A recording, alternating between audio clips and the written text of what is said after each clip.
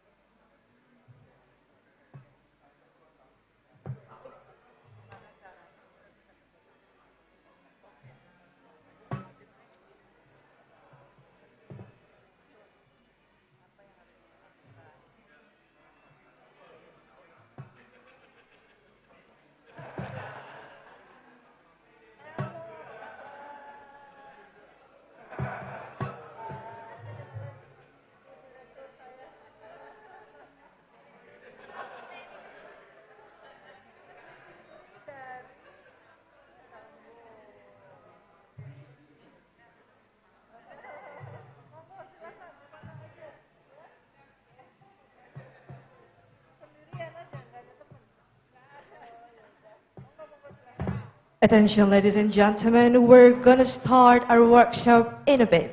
Thank you.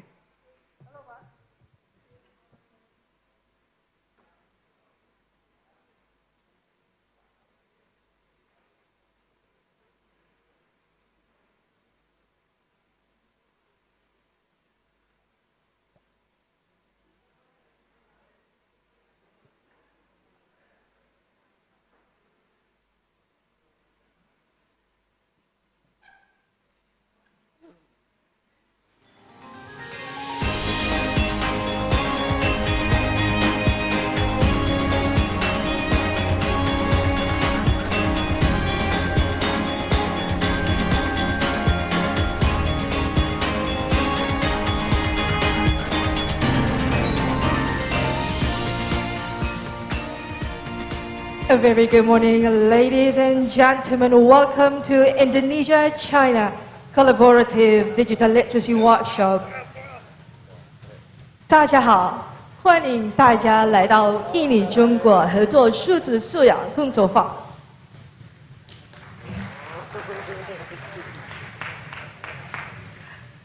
Again, it's me, Ayubi Chakradyawati, and it's a great pleasure for me to be along with you all here until the end of the workshop today. Ladies and gentlemen, our workshop today is coming under the theme, the application and innovation of GenAI in teaching. But first of all, our greatest, warmest welcome to the distinguished Director of Online Education Center from Tsinghua University, Mr. Wang Shuikuo, and the Chairman of the Board of Trustees from Universitas Terbuka, Professor Ainun Naim, the Vice Rector for Research, Innovation, Partnership and Business, Bapak Dr. Rahmat Budiman, the founder of ICE Institute, Professor Paulina Panin, the Principal Social Sector Specialist from ADB, Mr. Chong Fukien, the Head of ICE Institute, Ibu Rahayu Dwi Arianti, and of course all the invited speakers, academicians, and participants. Good morning. Okay, ladies and gentlemen, today's workshop is another joint initiative that is organized by ICE Institute in collaboration with Universitas Terbuka, Tsinghua University, and of course, generous support from XuetangX. And as you know, yesterday we have learned a lot about how we can shift to the utilization of GenAI in teaching in our educational context. And today we focus on the application, integration, and innovation of GenAI in empowering teaching in higher education level between leading universities, particularly in Indonesia and China. And this will be benefited mostly through the case studies that will be shared by the invited speakers and also participants. And next to our agenda, I would like to request you all to raise up from your seat as we're going to sing Indonesian national anthem, Indonesia Raya.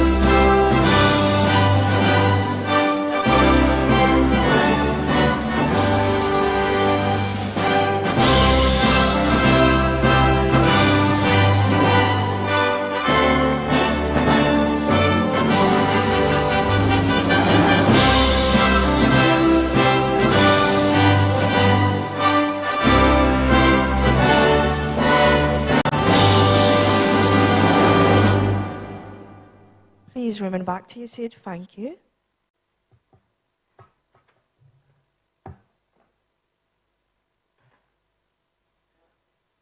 As we proceed to the next agenda, I would like to invite the Vice Rector for Research, Innovation, Partnership and Business of Universitas Terbuka, Bapak Dr. Rahmat Budiman, to deliver the welcome remark.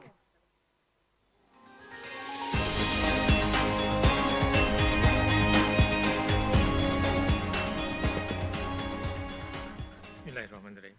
Assalamualaikum warahmatullahi wabarakatuh. Selamat pagi, good morning.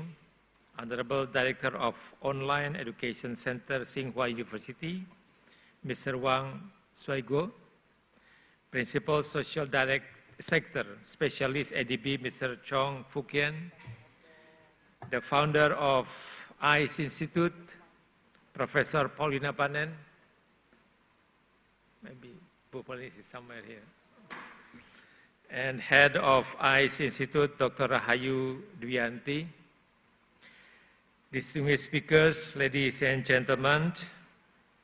First of all, I would like to welcome you to the International Seminar and Collaborative Digital Literacy Workshop. The topic of this seminar, the application and innovation of generative AI in teaching, is strongly relevant to the current situation. I believe there will be some new answers to the issues that we discussed yesterday, as we will dive deeper into the bottom of AI.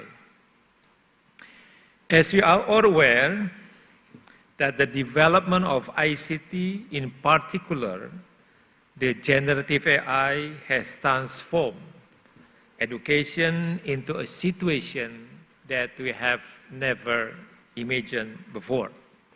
Therefore, we must explore more the use of generative AI in education, as it offers abundant opportunities, yet also bring challenges. Ladies and gentlemen, the beauty of seminar and conferences is when we arrive home in our respective institution, we share our new ideas, and they support us. Furthermore, hand in hand, we formulate the ideas into more realistic action. I hope there will be more seminars on this matter so that we will be able to share new ideas, knowledge, and good practices to foster education in our own institution. Once again, thank you very much, and please enjoy the seminar. Thank you. Assalamualaikum warahmatullahi wabarakatuh. Waalaikumsalam warahmatullahi wabarakatuh. Thank you very much, Bapak Dr. Rahmat Budiman, for the welcome remark. And next, we would like to invite the Director of Online Education Center from Tsinghua University, Mr. Wang Shuaigo.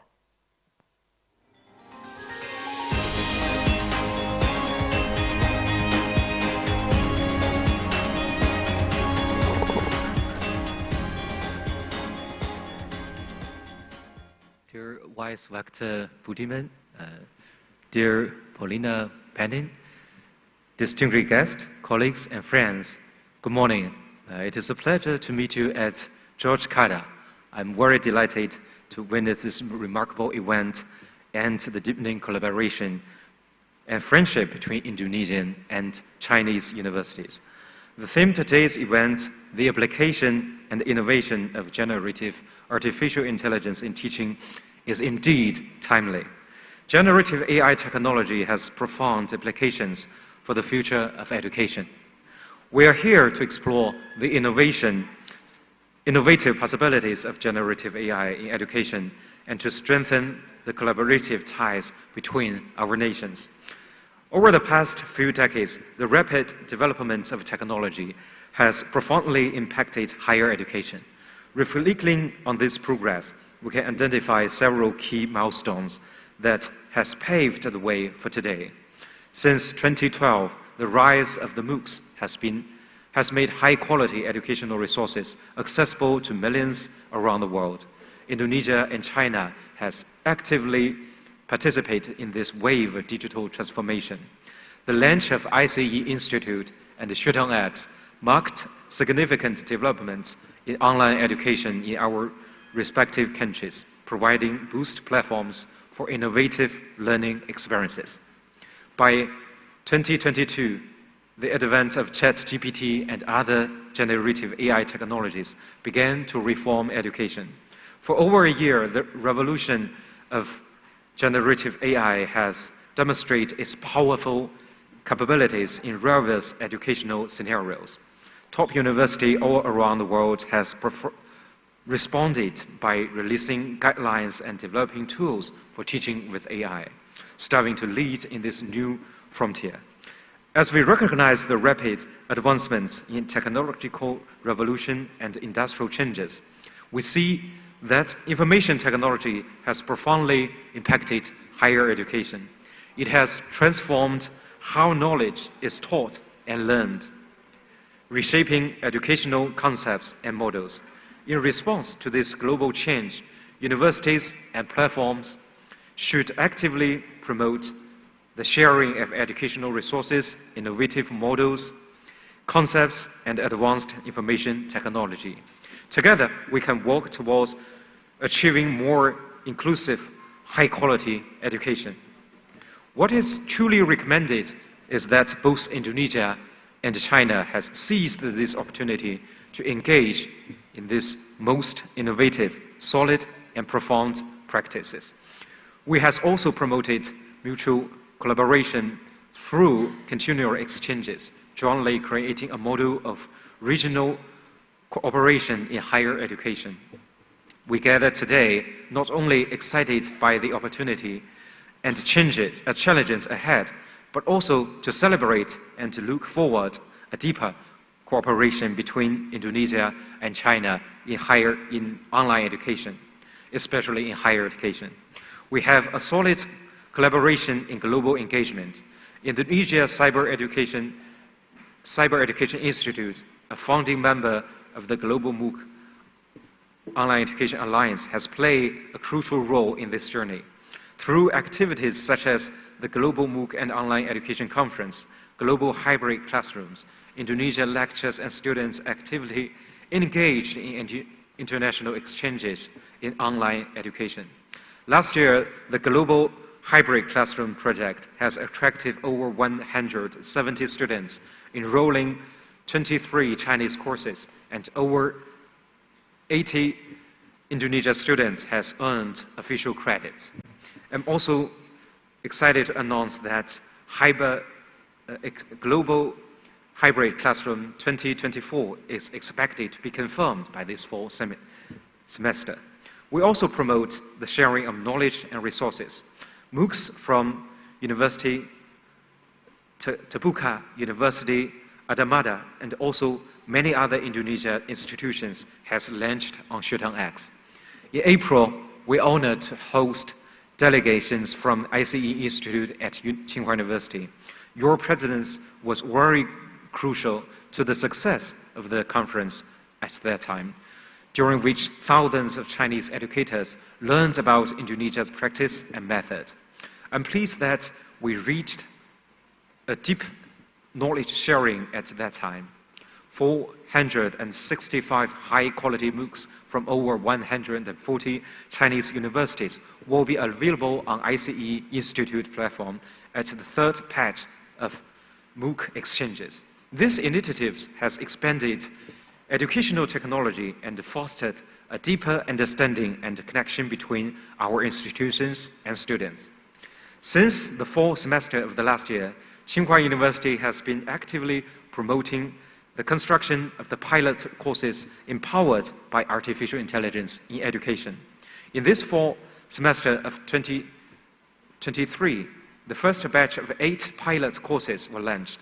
These courses developed vertical applications of large language model based on the features of different disciplines, creating diverse teaching scenarios such as intelligent teaching assistant and knowledge graphs to enhance the efficient and quality of teaching and learning. In our university-wide call for pilot courses, we have achieved a total of 369 courses submissions. Currently, the university is coordinating the strength of different stakeholders to continue our in-depth exploration. We are very excited to collaborate with you all in the quest on teaching of AI. Yesterday's celebration marked the 3rd anniversary of this establishment of ICE Institute, and through these years, we have built a wonderful partnership. As we look for the future, our collaboration will focus on maybe the following several key areas. The first one, deepen credit recognitions. Given the work we have done on MOOC exchanges, we look forward to a credit transfer system by integrating these educational resources, recognizing the achievement of students across borders. Second, enhance digital literacy for faculty members. We are committed to equipping our educators with digital skills, indeed, to effectively integrate AI and other technologies into our teaching practice. Third, promote technical exchanges. Will facilitate technical exchanges between our institutes, promoting the sharing of knowledge and in generative AI and beyond. I'm confident that our discussion today will be both enriching and inspiring. Let's take this opportunity to learn from each other to shape an innovative future where technology and education work together for a brighter and more inclusive world. Thank you very much, and I wish all a productive and inspiring environment. Thank you. Thank you very much, Mr. Wang, for the welcome remark.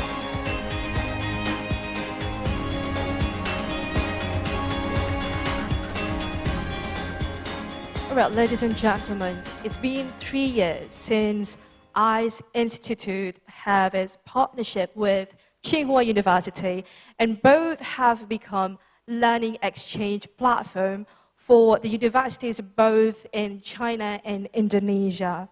And on this occasion, we're going to launch 2024 for China-Indonesia Hybrid Classroom Program. Therefore, I would like to invite Dr. Randa Rahayu Dwi Arianti and also Mr. Wang Shuaiko to come up to the front to officially launch this program.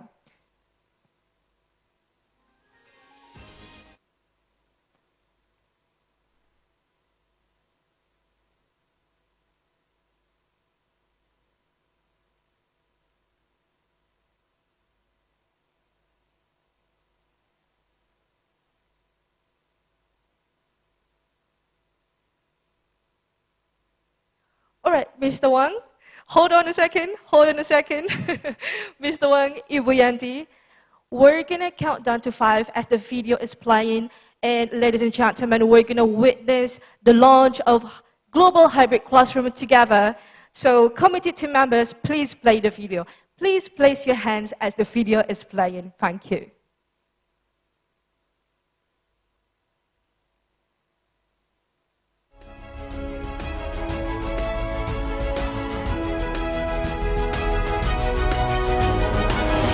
Ladies and gentlemen, we are witnessing the official launch of Global Hybrid Classroom in 3, 2, 1.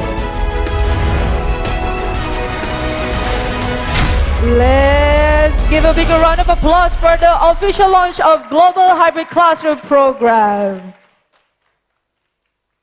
Could you please move forward to take a pictures together? Yes, over there.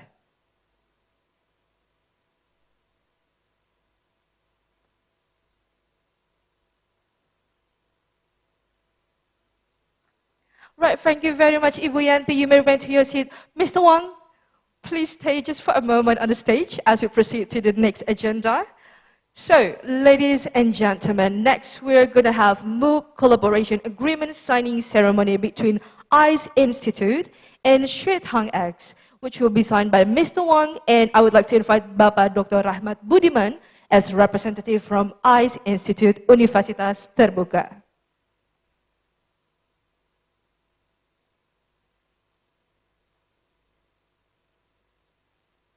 Right, Bapak Dr. Rahmat and Mr. Wang, please sign the agreement there and take your time.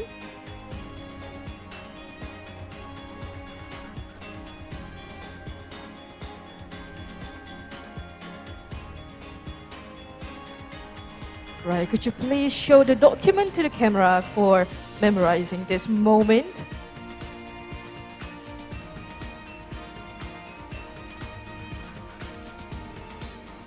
Right, ladies and gentlemen, give a big round of applause for both XuetangX and ICE Institute.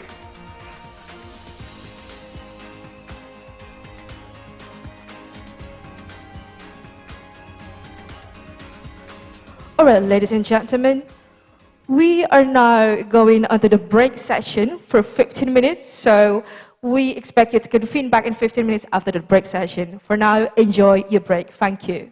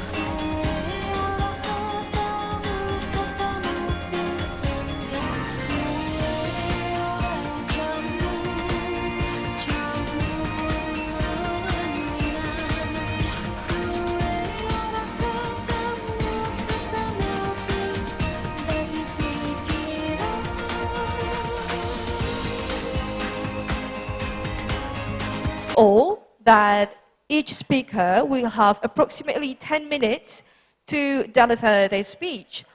And the first keynote speech session is about introduction to digital literacy.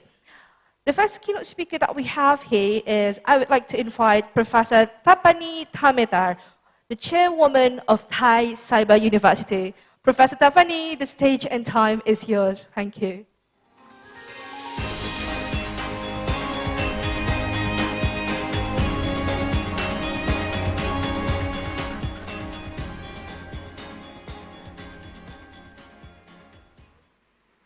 Good morning, everyone. We have the limited time for 10 minutes. I think that not enough for me, but also I would be love to do in a 10 minutes for sure. Promise that. Let me start first. Actually, I would say with Selamat pagi.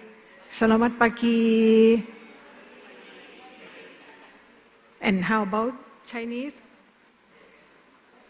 Chinese word? One. Morning.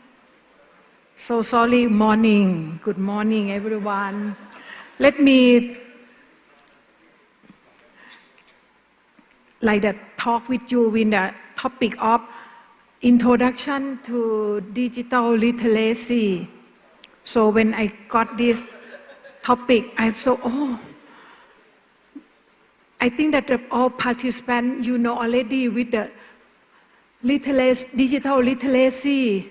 So I could not describe again, but actually as an instructor, as a teacher, I should post it first. So let me divide into three topics. The first one is what should we know well in the digital literacy. After we use ChatGPT, we can get this answer very easy. If we explore from Google Scholar or everywhere, we know this definition with this digital literacy. But that thing I would love to show you in the Thailand case that we also propose of digital literacy. And the second that we should to think about it that we do or we have done already with the digital literacy for our university students, for our students, our teacher and our officer and our people in our country. And that is important topic that we should to think about the next step of we should be do for our people in our world for the digital literacy, because the digital enhance a lot of the area. Not only we should use the same thing, because this is conference we also propose with artificial intelligence, generative artificial intelligence, generative AI. So we should to enhance our digital to the AI also. For the three topic, let's start for the first one is, what is the digital? I think that we know already. I also search it. That is like the critically navigate, evaluate, create information using a length of digital technology. That's one. We come together in this topic. And involve the skill of the people to using digital device, communication. We use the digital for communication is number one right now. Every morning that we also communicate to people, like the messenger, like the other application, depend on our family. We also use the digital for knowing how to use digital to achieve specific goal. The photo that show you that I customize, I think that this is very good definition with the digital literacy, because they also start from the critical thinking. People have to think about everything that you digital to support for our critical thinking. And searching, we have already do everything for searching, where we know everything by searching. And we do the online education, we do the online learning, so that digital can support online definitely management. And when we use digital already, we have to think about safety, internet safety, and the important thing for the all country. I think that digital plagiarism is important. We have to teach our students to know that plagiarism. This one is this is like the frame of digital literacy. In my country, the Thailand, we enhance the digital thing to be the digital citizenship of the country. We also set for digital identity, digital use digital security, digital communication, and the important thing we also think about digital literacy. We also focus on searching, analyzing, evaluating online content, and creating content production. It's in the university. All Thai university also set this one. Some university have set for the student. What is the digital literacy for our university student? And some university do more than that. They do the exam for the student. They do the courseware. They teach them how to use the digital device. But this is 2024 already. We don't need to use the student. We think about it, how to use the elder people, like the instructor in the university or the teacher in school, or everyone that can in the like the digital era. Because of the university student, they have the Gen Z, Gen Y. They have learned a lot how to use a digital device, so that in the university, I think the less number of the students that they don't know the digital literacy. So that after that we should think about it. We do something already. We have done something already. In the 5 areas that Thailand also proposed for the curriculum: digital use, digital communication, digital security, digital identity, and digital literacy. We have the Ministry of Digital Economy that support everything in the digital area, so that in other organizations under the Ministry of Digital Economy and other under the digital economy, they also have done in the digital curriculum. Example like the Thailand Digital Government Agency, we call in short it TDGA. They also produce the courseware, provide for the all Thai people, or provide for the specific group of the participants can access this courseware. They do not only the courseware, they also do like the in-house training, public training, and also set the skill, digital skill for Thai people in many levels that they set. They also keep the knowledge sharing in the portal of this one. This is example of that courseware that provide. So sorry, let me go back.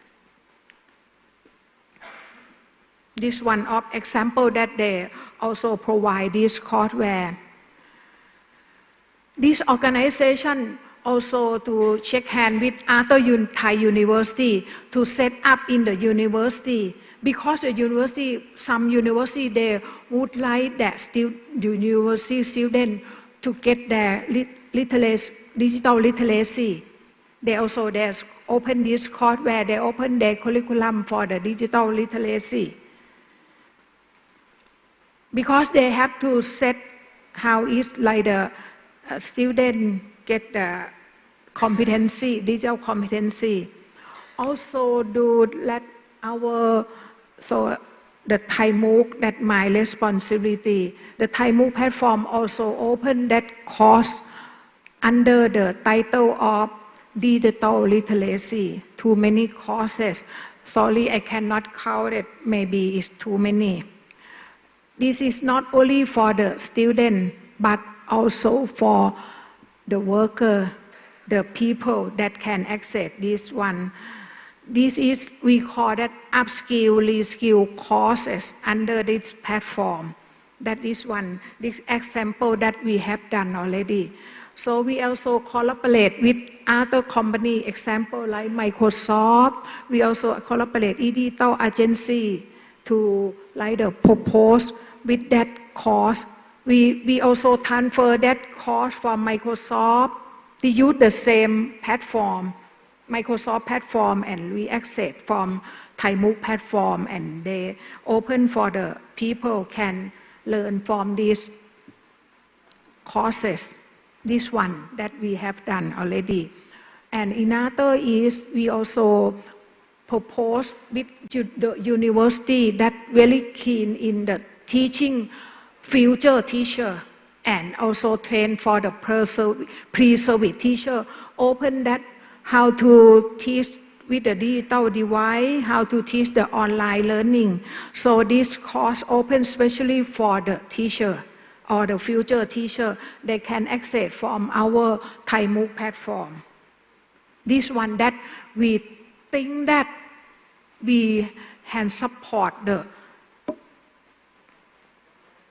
participants to access this one.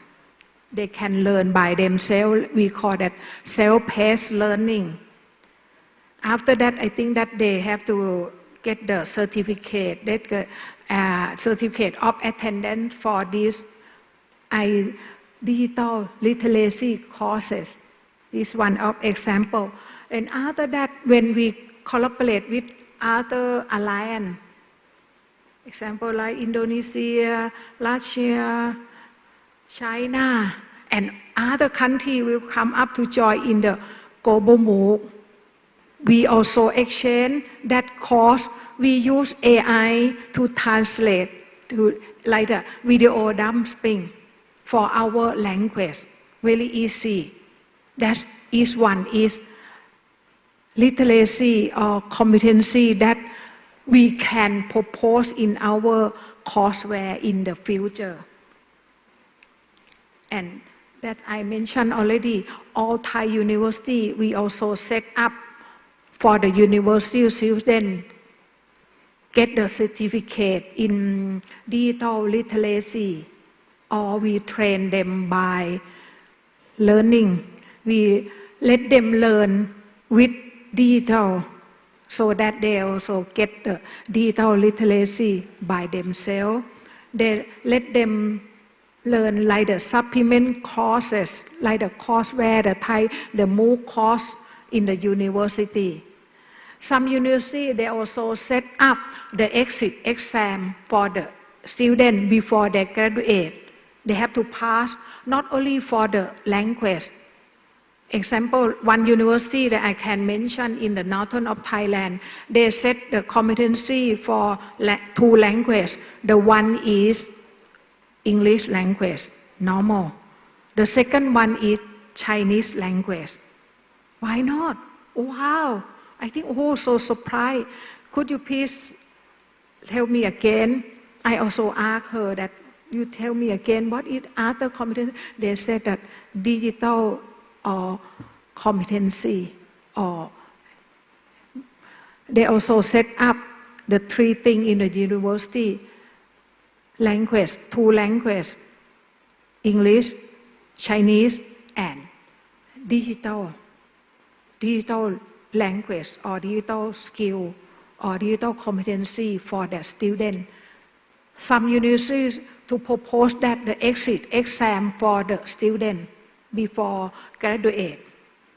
When they graduate already, if they go to work, they go to work for example like the photo that they have the government officer service, work in the ministry or any place that under the government, they have to learn courses under the government. The government office have to train them in-house, but in-house is not quite good. Sometimes they also open for the online courses. They also use MOOC courses. They use their own platform or something like that. Also, under the Thai MOOC platform, we also provide these courses for the government officer to learn for the digital literacy. That's it that we have done already. So please think of the next step. What should we do? What will we can do together in the digital literacy for our people. Right now, we have to think about the future job. In 2020, they post a lot. This year is 2024, almost 25. What should we do next step? Yes, we set our workshop. We set to many meetings to set up the competency. I think the important thing, we have to think about the digital quotient. And the last one, we have to think of AI literacy, enhance for the digital literacy for our people in the world. UNESCO also proposed this one already. This is more detail for that one.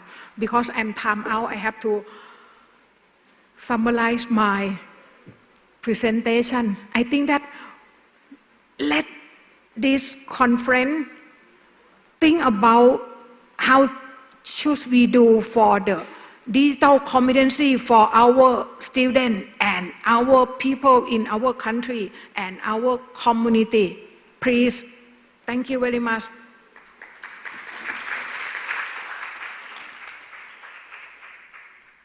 Thank you very much, Professor. And ladies and gentlemen, next, the keynote speech is coming from Professor Wening Udasmoro, the Vice Rector for Academic Affairs, Universitas Gadjah Mada. Professor Wening, the stage is yours.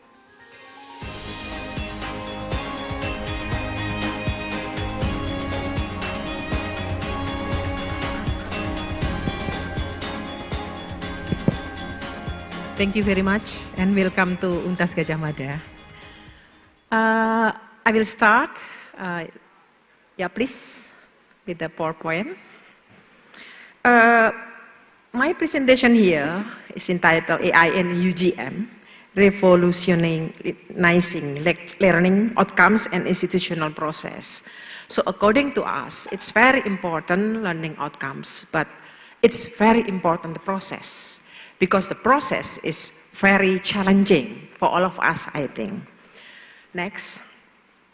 So before going to the digital literacy, let me start with the comprehensive background of why UGM creates this project of AI. So this is the map of what we call as Intelligent University as an AI adoption roadmap in Universitas Gadjah Mada.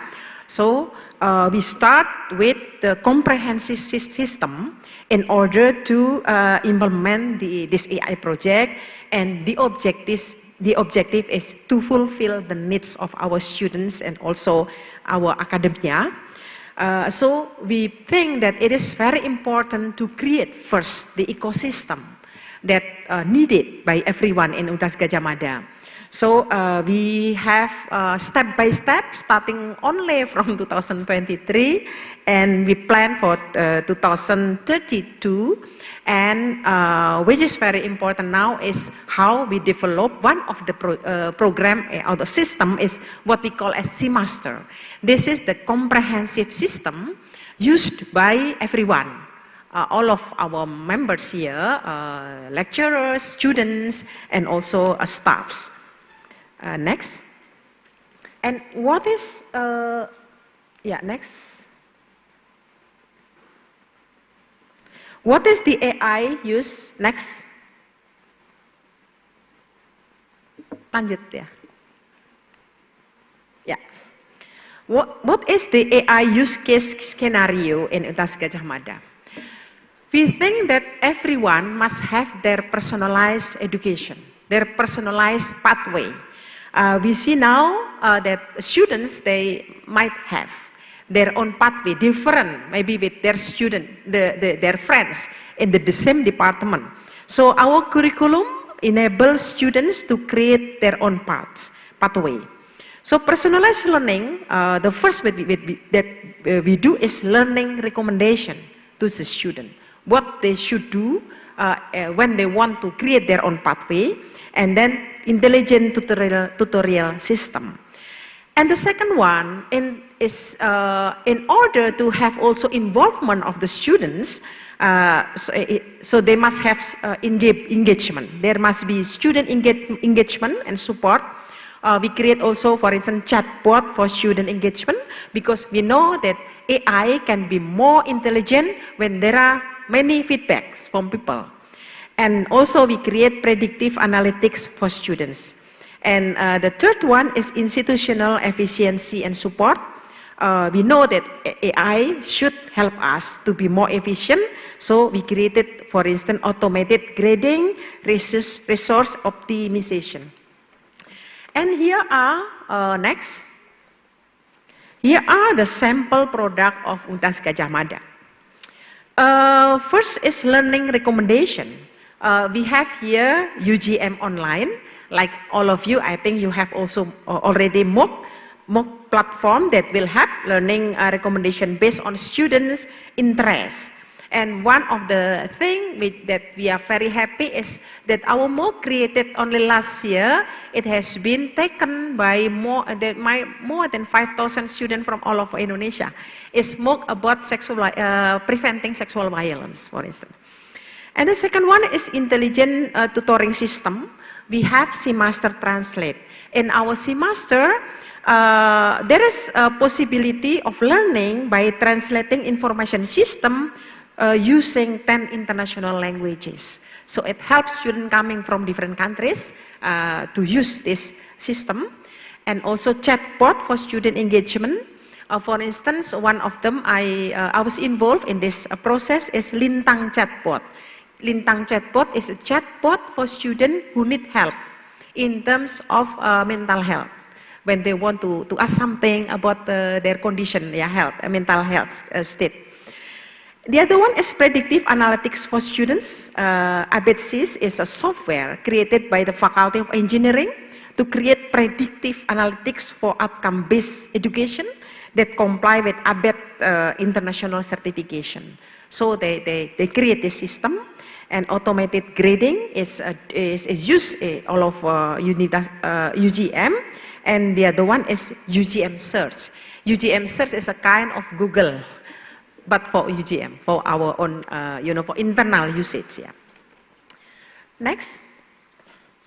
And what are the other products of AI that we have? I think AI is one of the programs taken by a lot of students now. They are very interested in these study programs.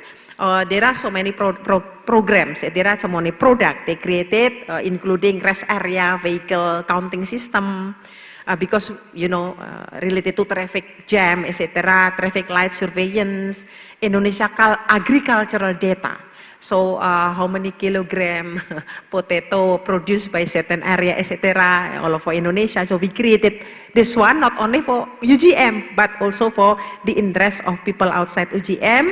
Automated visual inspection for Chamsha, automatic timetabling for teacher and class, mood detection based on song. This is for the question of well-being of people, of course. Cat mood based on cat sound classification.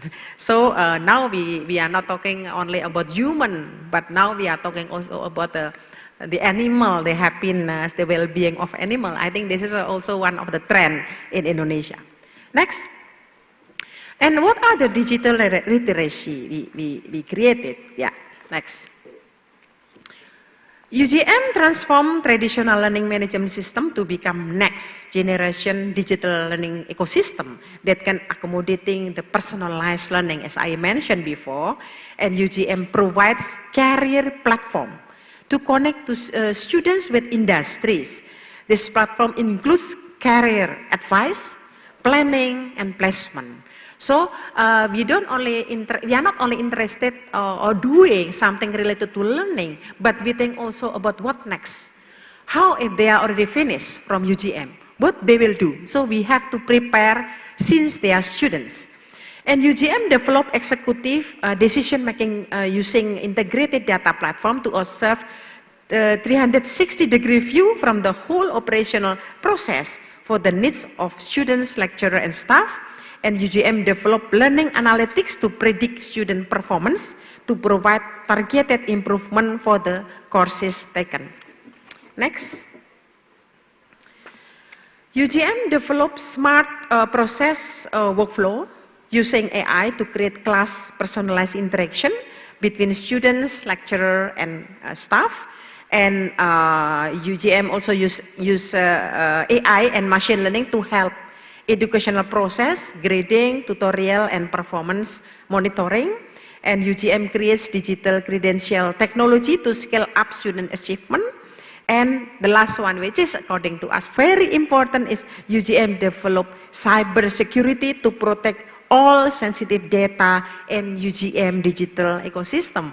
As you know, maybe last month we have a problem with the cyber security in Indonesia, involving not only the university but also the state.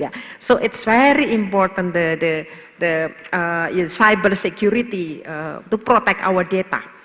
And the implementation, I think I have now here. The implementation in UGM, this is next generation digital learning ecosystem, is UGM Online. It is open for public.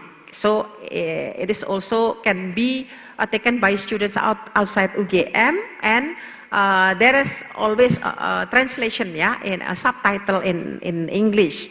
So this is to generate content courses, syllabus, quiz, PowerPoint, video, and question and answer between lecturer and students.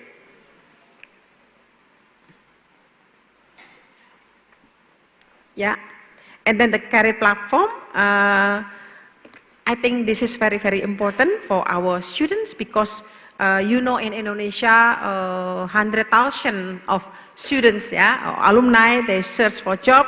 So our AI is to analyze, for instance, job matching, profiling, recommendation, and also data analytic employability. So this is very important for our students to make them easier to find job, etc. And the last one, this is the UGM search, is AI generated content of UGM. This search, UGM search help our students, lecturer, to, for instance, to look for information about lecturers, for instance, research or publications, because now we live in a world where a lot of information are there in the virtual. But now, then what we see, our students sometimes they just take anything from Google, but it's not yet really targeted into certain objective, that maybe it's not, they just take anything and it's not really connected with their study. So we try also to promote the product, the publication, the research of our lecturer during this UGM search. And this is this UGM search we have. They can have the information through website or through WhatsApp. And these are the things that we have done so far since last year, because AI is quite a new thing in Indonesia, and we don't know in the next 10 years what will be, whether we will still have AI or maybe we will have something else, because the technology really runs very fast. Thank you very much. Thank you very much, Professor Wen-Ning, for sharing your experience from your institution. All right, next we're having Professor Tsinghua from Beijing University.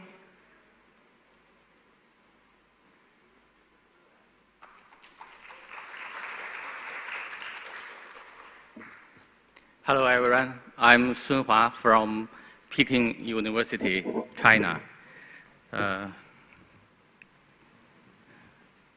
It's my great pleasure to be here today to share with you what our team have done. Before that, I'd like to show you a video clip first. No voice. Excuse me.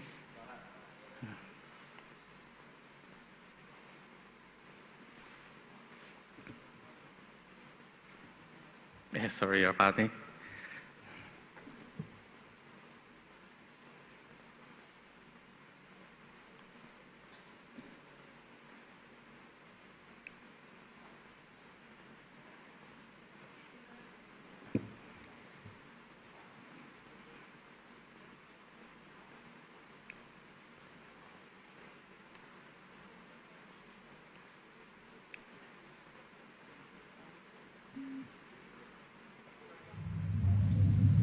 Aristotle.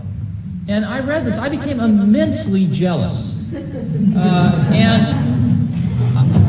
I think I would have enjoyed that a great deal. And through the miracle of the printed page, I can at least read what Aristotle wrote without an intermediary. And maybe if there's a professor, they can add to that, but at least I can go directly to the source material. And that is, of course, the foundation upon which our Western civilization is built. But I can't ask Aristotle a question. I mean, I can, but I won't get an answer. And so my hope is that in our lifetimes, we can make a tool of a new kind, of an interactive kind. Who is the young man? Who knows the young man? Yeah. This video was shot in 1985 when Steve Jobs expressed his dream to have a dialogue with Aristotle. 40 years have passed. We have realized part of his dream with a set-up language model in context learning and word knowledge. I'd like to give you two examples of what we have tried to do in our university. One in social science and the other in science. Here is a paragraph of one Chinese classic piece without any periods or commas in it, which made it very difficult to read. With the support of an AI platform, the paragraph can be easily put into sentences and phrases to help the readers understand it. And it can highlight the contents in different colors to show the names of persons or kingdoms or places and their relationship. It can also set up a knowledge graph of the main characters in the paragraph. Besides, it can demonstrate the historical background of the peoples and kingdoms in the paragraph. By now, 7 million Chinese classics have been digitalized, which helps the readers with a much better and quicker understanding of them.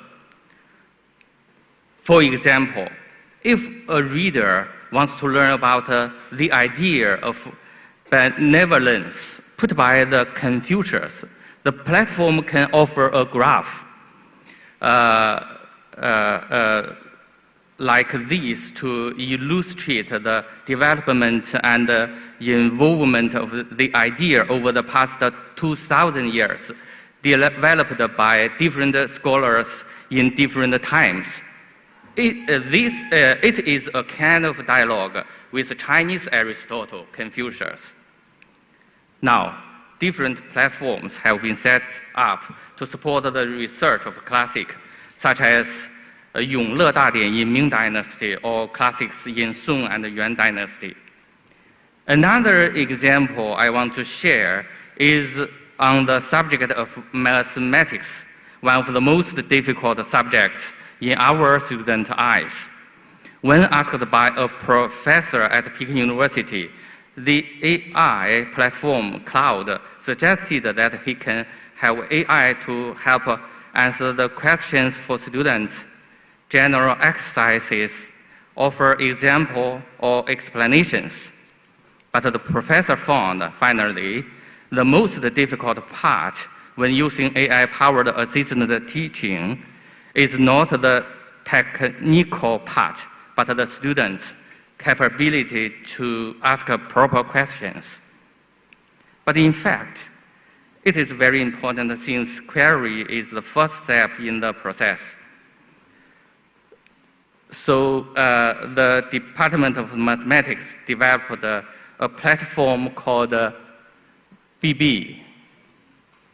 These two examples are part of what we have supported to department and faculties on AI-powered teaching assistant.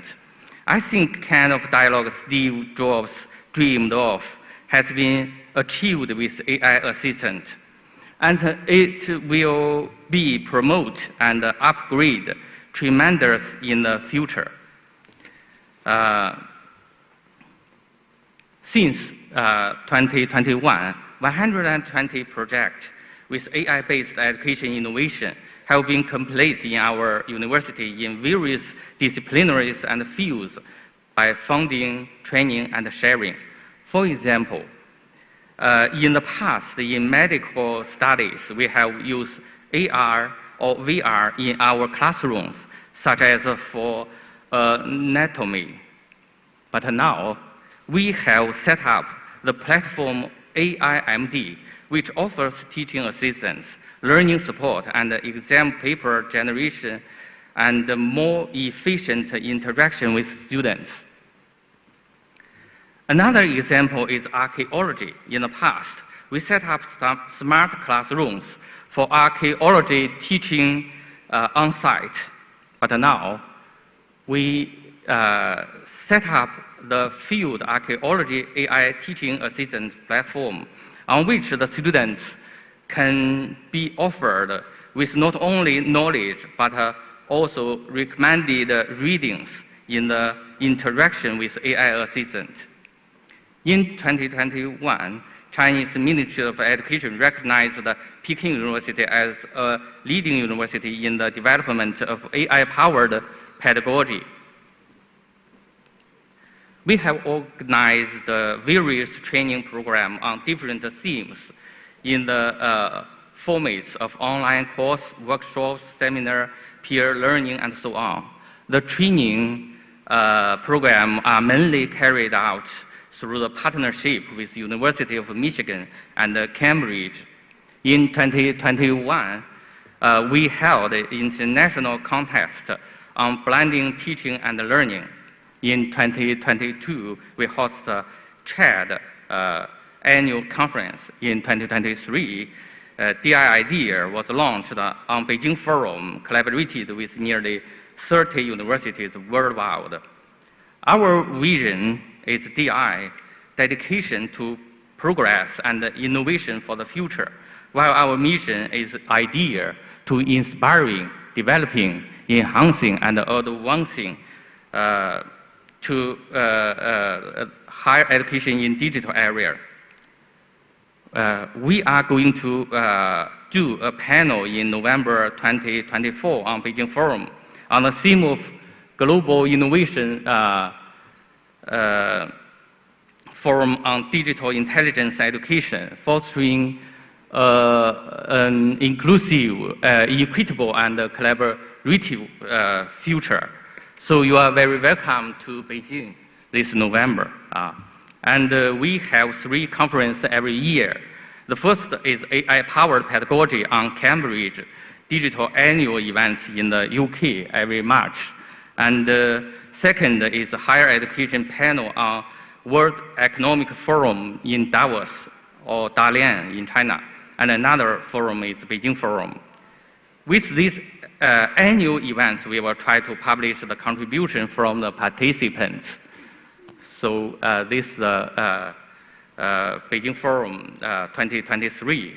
The yearbook will be by Rupert from Cambridge, and the white paper of digital and intelligence will publish in the future.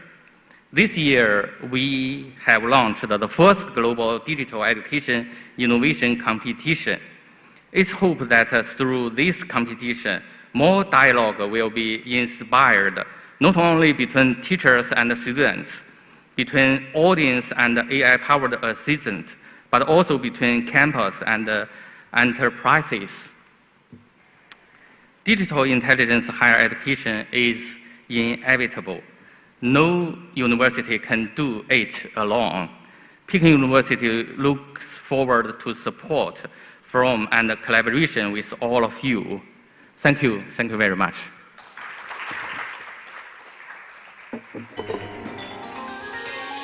Thank you very much, Professor Sun.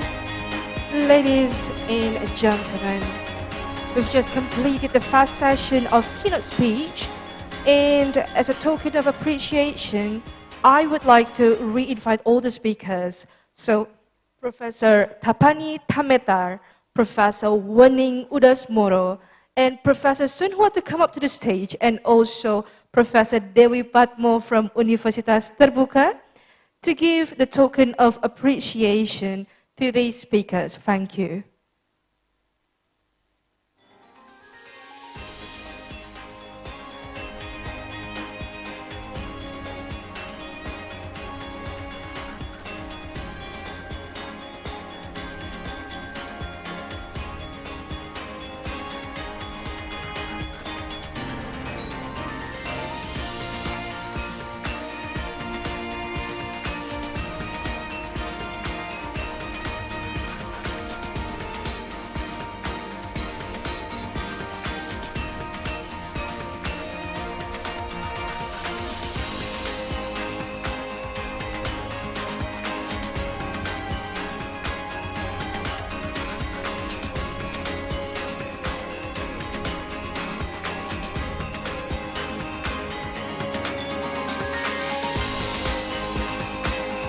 Right, thank you very much, everyone. Okay, ladies and gentlemen, we're moving on to the second keynote speech session. The second keynote speech session will be talking about exploring innovative applications of generative AI in teaching, theories, trends, and case studies. The first speaker for this session is Dr. Nur Afni Chatur Andriani from Binus University.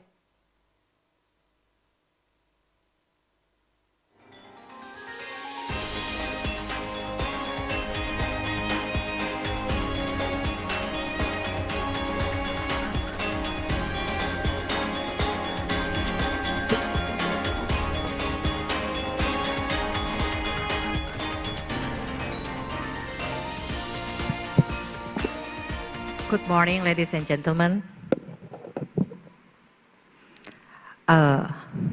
Yes, please, my presentation slide. Okay. Good morning, ladies and gentlemen, and all the honorable guests today. So hopefully you don't get bored with me, because I have to deliver another one talk yesterday. So today, after yesterday, we have been talking a lot about online learning and its advancement by using artificial intelligence. And today we will be more exploring about generative AI into higher education. So I think yesterday some of the speakers already addressed about our concern, which talking about along with the huge potential of generative AI to advance our higher education learning process, they're also coming with also huge potential threat that we need also to address to make sure that the advancement of generative AI into our learning process will not make our thinking skill being declining. So my talks today actually is just sharing about small idea how we do co-designing generative AI as balanced action on generative AI utilization for teaching and learning in the boundary of knowledge acquisition acceleration and the thinking skill preservation. So here is the outline of my talks today. It will be started with generative AI at glance, but I will move fast because some of the speakers have discussed about it yesterday. And also we'll go to some landscape about education due to generative AI before and after ChatGPT launch. And also some potential of generative AI on knowledge acquisition acceleration, and behind that huge potential on knowledge acquisition acceleration, we also need to take care about the long-term implication of generative AI in education and also research, especially on the thinking skill issues, and how do we best to respond to this thinking skill erosion issue. And maybe I will close my talk with small idea about co-designing generative AI utilization recommendation that can be applied to each of subject in our university. So yeah, this is all about generative AI. Actually, it's a part of AI technology that can generate another AI product based on given prompts. So we know that currently that generative AI firstly launched at the text modality by OpenAI, launch of ChatGPT on that time. So maybe most of us are very familiar with ChatGPT, but outside ChatGPT, we have a lot of generative AI tools in another modality, signal, images, and also videos. And in the left-hand side here is just talking about the AI algorithm behind how this generative AI produced and developed. So why do we have the name of ChatGPT? Because those generative AI tools is developed by using GPT algorithms or generative pre-trained transform GPT.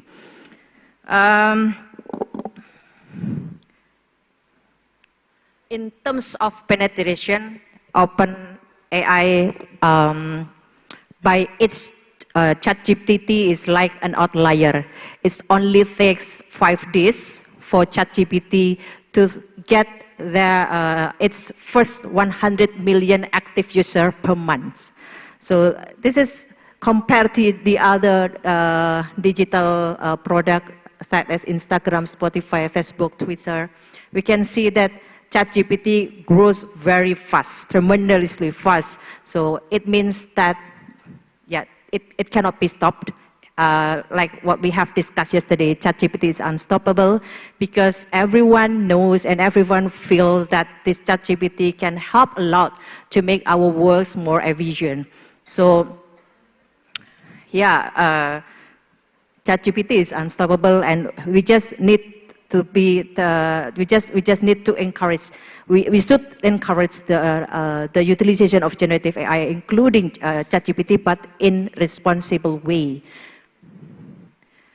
This is the landscape of education affected by generative AI. I guess Professor Wisnu also have discussed yesterday that before. Also, I think the director of our Ministry of Education also discussed about the landscape of education before and after ChatGPT launch. So before the generative AI launched by initial ChatGPT on early of 2022, AI technology is more on narrow AI, which only specifically developed to accomplish a certain specific task. But after ChatGPT launched at the earlier of 2022, AI become more general, can do multiple task accomplishment in one shot. And also we as educators see that generative AI, ChatGPT for example, can help us to to maintain the student engagement to the learning process. Maybe some of the learners, some of our students might have some difficulties on understanding certain knowledge. They can use generative AI, ChatGPT for example, to conduct to get more understanding on the corresponding knowledge in our class, for example, by conversational AI. So they might see that make conversational AI with ChatGPT that can help them to make a better understanding on the knowledge that they cannot get from the communication with the lecturer. So they enjoy the learning process. So yeah, we can still hope that this student can engage with the learning process. So yeah, generative AI will help the lecturer to try to maintain the student engagement to the learning process. And after the FOMO of generative AI, in current 2024 onwards, we are now very aware of the huge potential threat of generative AI. So we think how to design the responsible exploration and also experimentation of generative AI, especially in the learning, teaching, and also research in our higher education. We already aware about the over-reliance of AI, so thus responsible experimentation of generative AI need to be addressed as soon as possible.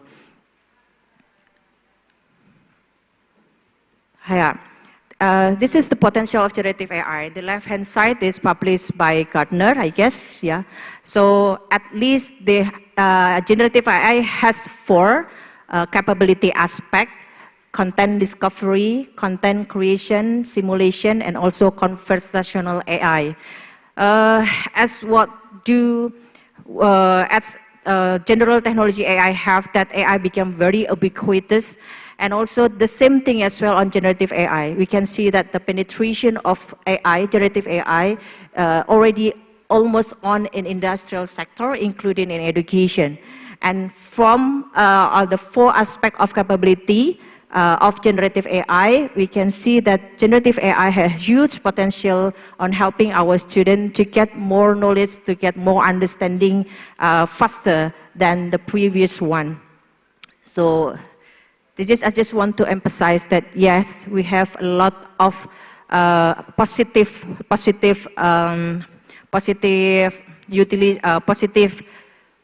utilization of generative AI, as long as we can use the generative AI appropriately. But along with that huge potential of generative AI, we also need to be aware with some long-term implication of generative AI. I'm taking this long-term implication of education and research of generative AI from UNESCO guidance of generative AI.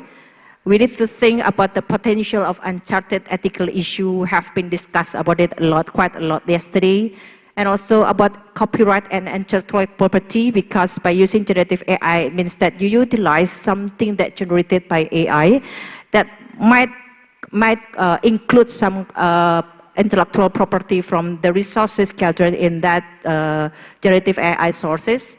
And then we also need to think about the source of content and learning. We need to think also about the homogeneous response. I think one of the speakers also discussed about it, about homogeneous response of generative AI yesterday.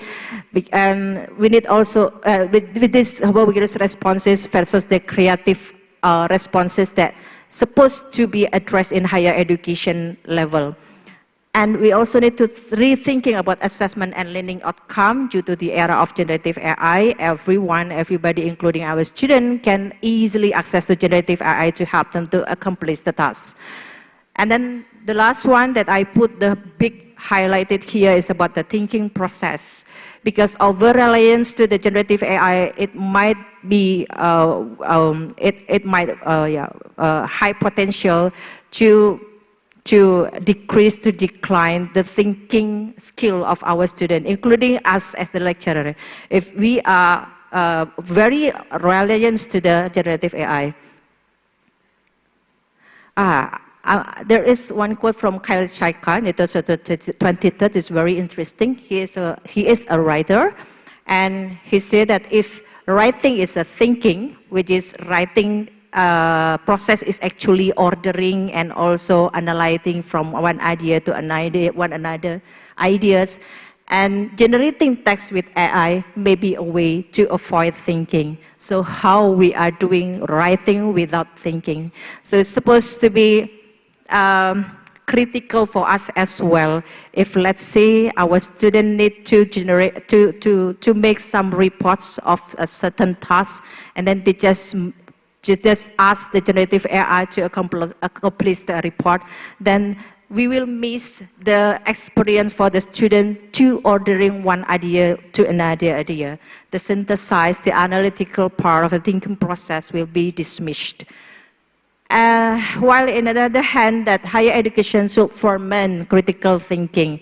So as institution of higher education, we really need to be a part of the learning process of our students to sharpen the way the skill of the thinking skill that need in the real industry. In addition, we can see here that in 2017, Professor Ayon from MIT launched the basic literacy in competitive human resource. If you can see, there are 3 components here. The first is data literacy, the second one is technology literacy, and the last one is the humanity literacy. It should be mastered by all the competitive human resources, regardless their academic background. It's not only for the computer science student, it's not only for engineering student, it is also applied for the social and humanities students. For sure with their corresponding expected learning outcomes. We can see he's not only talking about the technology literacy, but also we still need the humanity literacy, which cover the thinking skill, which cover the collaborative skill, and so forth. So instead of encourage the student with technology literacy only, we also need to encourage the student to give them experience, more experience to also sharpen their thinking skill. And this is some response of the university regarding generative AI. And most of them are giving encouragement on utilizing generative AI, but with concern. It means that responsible experimentation of generative AI. We'll move faster. It's just 5 minutes left. So how best to respond? In between, we tackle in between the huge potential of generative AI and also the potential threat of generative AI into the skill thinking. So the university should support responsible experimentation that I mentioned before. So technically, maybe we can see that we can put in 3 points of view here. We can do some control, we can do some encouragement, and we can do some experience and evolve to be a part of the generative AI evolvement. So this 3 part is how we represent, interpret the responsible experimentation of generative AI. We are in a higher education institution should have control to create the policy for the student and also all the faculty, how we utilize generative AI. But in another way, we also need to also encourage, because this technology is unstoppable, but the encouragement should be responsible encouragement. And experiment and evolve. Hopefully, we are not only to be the customer of generative AI, but we can also encourage our faculty and also students to be a part of generative AI involvement by having some community, research and development community, and so forth. All right. So smarter tool is smarter user. I go faster. So one of the ideas that I would like to propose today is small idea. How do we design, co-design generative AI utilization is one of the idea in that we can try to address the issue of thinking skill preservation while maintaining the responsible experimentation of generative AI in our classroom. So normally in BINUS we have, in one subject we have team of the lecturer, so we can do co-design of our generative AI utilization for each of the subject. So for example, I give example on machine learning. This machine learning is normally addressed to computer science students, so means that we know that some learning outcomes that from the comprehension up to application analysis, which for computer science for sure we need to maintain, to sharpen their coding ability on point of view of machine learning. So in this context, generative AI cannot be used to generate code. So we can also encourage students on the right hand side, hopefully you can see and read the writing. I put some code and conduct when they are utilizing ChatGPT, which one that should be done, which one should not be done. And if this one for computer science, yeah, the basic idea for computer science generative AI cannot be used to generate coding. But for example, data analytics for marketing, this is almost the same, I guess, the component of the subject. But due to this, data analytics for marketing is not for computer science student, so it is allowed for the student to use generative AI to lead them to construct the coding for implementing some machine learning model. So we can see the difference here, how we utilize generative AI. But yeah, this one is the agreement between humans, so means that yeah, we might have some violation on that agreement. So it means that we still need to mitigate. If there is violation on the agreement, we need to think about how do we assess the learning outcomes to the student. I think the project piece is more suitable of if you still need to assess the coding, motoric, cognitive skill, then we can do some exam by internet access, so the coding ability base can be examined. So yeah, this is a conclusion that it has huge potential, but yeah, we have a lot. We had also huge potential threat regarding thinking skill erosion. So we need to make sure that the encouragement of using generative AI in our university should be responsible encouragement, responsible experimentation of generative AI, and balanced action required to maintain the generative AI evolvement potential, while at the same time we'll try to refine the thinking skill. I will close my talk today with Kasparov Centaur story. Do you know about this story? Garry Kasparov is one of the best grandmaster in chess on that era, and in 1997, I guess, he had been beaten by computer chess named Deep Blue. But rather than abandon to that technology, he's creating a new concept of chess game by creating advanced chess with combined machine and human to play the chess. So the competition is not between human, or it's not between human and machine, but it's collaborative works between machine and human. So after viewers, there is a team called Centaur team. The Centaur team is consists of some amateur chess player and with mid-range of computer specification that can beat the best human grandmaster on that time, and also the top of line chess computer. So from this story, we can send the message to our students that responding to technology is not by exploiting and offer reliance to the technology, but make the technology advancement should be your virtual collaborator. That still needs your creative thinking, that still needs your critical thinking to make sure that we can gain the optimum objective of the technology advancement itself on our corresponding tasks. I guess thank you very much, everyone. Good morning. Thank you very much, Dr. Afni.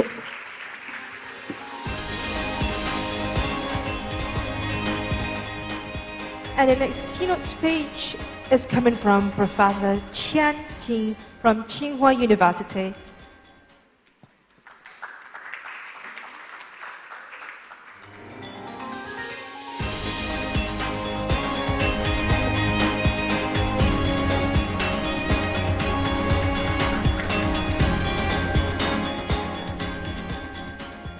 Good morning, everyone. Very glad to be here at UGI Jakarta, and it's my first time in Indonesia. Today I'd like to share with you a topic about exploring generative AI in teaching and learning in the digital age. I have two kind of main lines of my talk. You can see. First is about kind of the general trend we're in. And I want to draw all the way back into a long past, and I want to, from there, look all the way into the distant future about the human race. And then specifically, I'll give you an empirical study about how we in Tsinghua University have been using AI to help developing AI teaching assistant to help with a course in psychology. So I'm Jing Chen from Tsinghua University, Department of Psychological and Cognitive Sciences. So I want to first start with this picture here.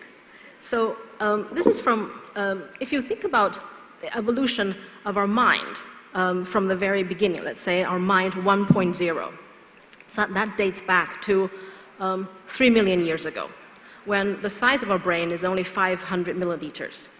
And then through the innovation or through the use of fire, we have greatly changed the human brain.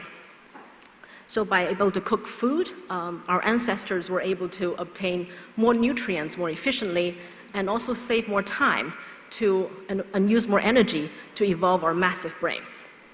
So our current brain is the size of our Homo sapien. So from 6 million years ago, we walk all the way to 300,000 years ago, when the mind of a human evolved from the first human that appeared as Lucy, all the way to Homo habilis, Homo erectus, and now Homo sapiens. So our brain is about the same size of a Homo sapien.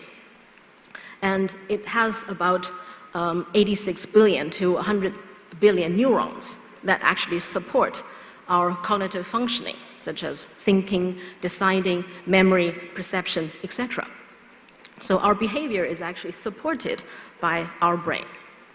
And if you compare the human brain to that of a large language model, so this is the evolution of the large language model since a few years ago, right? So the human evolution took millions of years to evolve to have such a size, whereas if you compare the ability, the emergent ability of large language models from 8 billion parameters all the way to up to 540 billion parameters, it seems that the ability of the large language model is actually probably more intimidating or more fascinating than that of a human. But also we know that Rome is not built in one day, that humans actually learn their knowledge bit by bit. And we as developmental psychologists, we can actually study how a human acquire their knowledge and how they get used to their knowledge. However, when we're faced with a different mind, the mind of a machine, let's say LLM, then we know that the logic of their thinking is by prediction, is by the structure of transformer and self-attentive mechanism. So it's a very different mechanism. But then because the model has so many parameters, the mind, in a way, the hardware of the mind is large enough. So we cannot really try to fully understand how the mind of LLM really works. But we do know that with this expansion of this multiplication of parameters, then new abilities may emerge from a larger scale. And that is the mind that we are actually dealing with. So if you think about the pre-modern human as the 500 millimeter mind to the modern human, 1,500 millimeter mind, to probably the future of human, maybe a combination of carbon-based and silicon-based life form, then we're actually trying to deal with a very different future than what we're living now. And this is the introduction from a very distant past to a very kind of immensely promising future or immensely intimidating future. But it seems, actually I need to go one way back here. Seems so the human race have been dealing with a lot of innovation, right? And all of this new technology has been both challenging and promising at the same time. So just as the speaker from yesterday have mentioned that technology is always a double-edged sword. If we use fire well enough, we improve our hardware. And also when we face the era of steam engine, electricity, and so on, we somehow have managed to change our way of life immensely to suit that future. And it seems also that the human race always respond to technological and social changes by improving education. And it's now in modern education that we actually are kind of benefiting from the innovation from university advancement. So with that in mind, our General Secretary have pointed out that the digitalization of education is an important breakthrough for China to open up new tracks and share new advantages in educational development. And with that kind of endeavor, that we've seen that how our education has actually evolved throughout these years. And if you think about the pace or the speed of this involvement, it also seems exponential, right? 2002, 2003 is the MOOC era. And after 10 years, we have Rain Classroom, we have all the smart teaching tools. And in 2020, after 7 years, we are doing massive online teaching and hybrid teaching and learning. And then only 3 to 4 years later, we are doing AI-empowered teaching and learning. So you see, the trend is going faster and faster, and we need to embrace that with a more open mind. But before we actually embrace all the possible technological advances, we also need to think the core questions about why do we have universities, and what our students come to university to teach. What do we still keep as the core values of education? So then, what is AI in terms of this particular background? And how can we then design curriculums and teaching methods to suit the new needs of the future students? And also, more importantly, how do we assess their learning outcome and achievement? And how do we match their capabilities to the needs of their future market? So all of that are the emergent questions, or the very critical questions that we as educators need to think about. So to start thinking about all of these kind of things that we need to do, Tsinghua University has started from last fall actually, about a year ago, 8 pilot courses. And then all of these 8 courses, coming from a different range of background, but then none of these courses have a very clear goal when they start this innovation. But the idea is use AI properly to aid your education. So then each one of our 8 courses kind of have our own specific agenda and question. And my course called Exploring Psychology's Core Concepts, this is a MOOC course, but then in the actual university course it's a course that's related to understanding how the human mind works. It's called Mind, Individual, and Culture.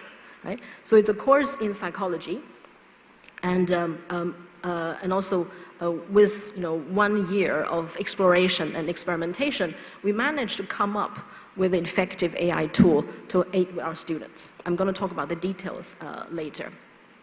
So the idea of a university agenda is that we first start with 8 pilot courses, and then we come up with our experiences in some ways, and also pitfalls that we need to avoid. And then we open up more calls for courses to join this whole AI-empowered education. And then within 1 semester, it spanned from 8 to 369 courses.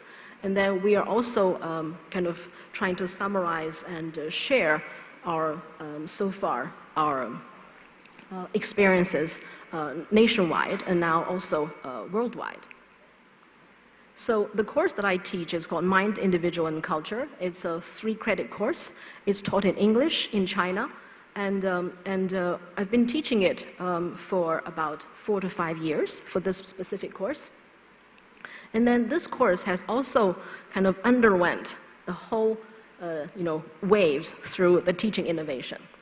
So the idea of this course is to lead students to the fascinating world of psychology, to explore how the mind works, how can we understand ourselves better, understand our society better, and also find, improving the students' well-being and so on. And then this course kind of has the goal of trying to help students find engagement, enlightenment, and enjoyment from this classroom.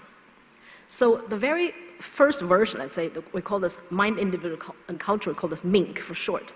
So MINC 1.0 is a fully online course. So this online course was put out in 2017 by XuetangX, and recently has also been adapted by ICE. I'm also lucky to see also by Thai MOOC. So Thapani has shown in her slide, my course was listed in one of them. So then this, I don't have all the statistics for this course, but worldwide. But for China, currently we have over 14,000 students enrolled in this course. So this is what the course was like in 1.0 form. Let's take a look. Let's see if can I play the video? Oh, I can't play the video.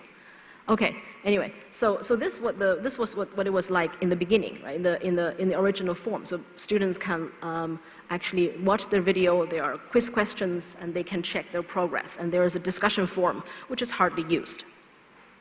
And then we have the 2.0 version, which is the global hybrid classroom, where this course is being used in the blended form. We use the online material beforehand, and then we also provide students with textbooks with pre-class questions, and then we give them discussion topics, and also we have a kind of forum at the end of the class for people to discuss, have further, deeper discussion. So, and then this is one of the photos from previous classes as a hybrid global classroom. There are over 100 students enrolled in this class and spanning from 18 different countries and regions, speaking over a dozen languages over this course. And then we try to kind of cultivate people's cognitive skills, interpersonal skill, and intrapersonal skills from this course. And here are some of the interesting kind of word cloud that we ask students from all over the culture, different cultures, to trace the origin of psychology and what psychology actually start from their culture, from their country of origin. And we have these East and West kind of contrast here. And this is actually now the MINC 3.0, and this will be launched this semester.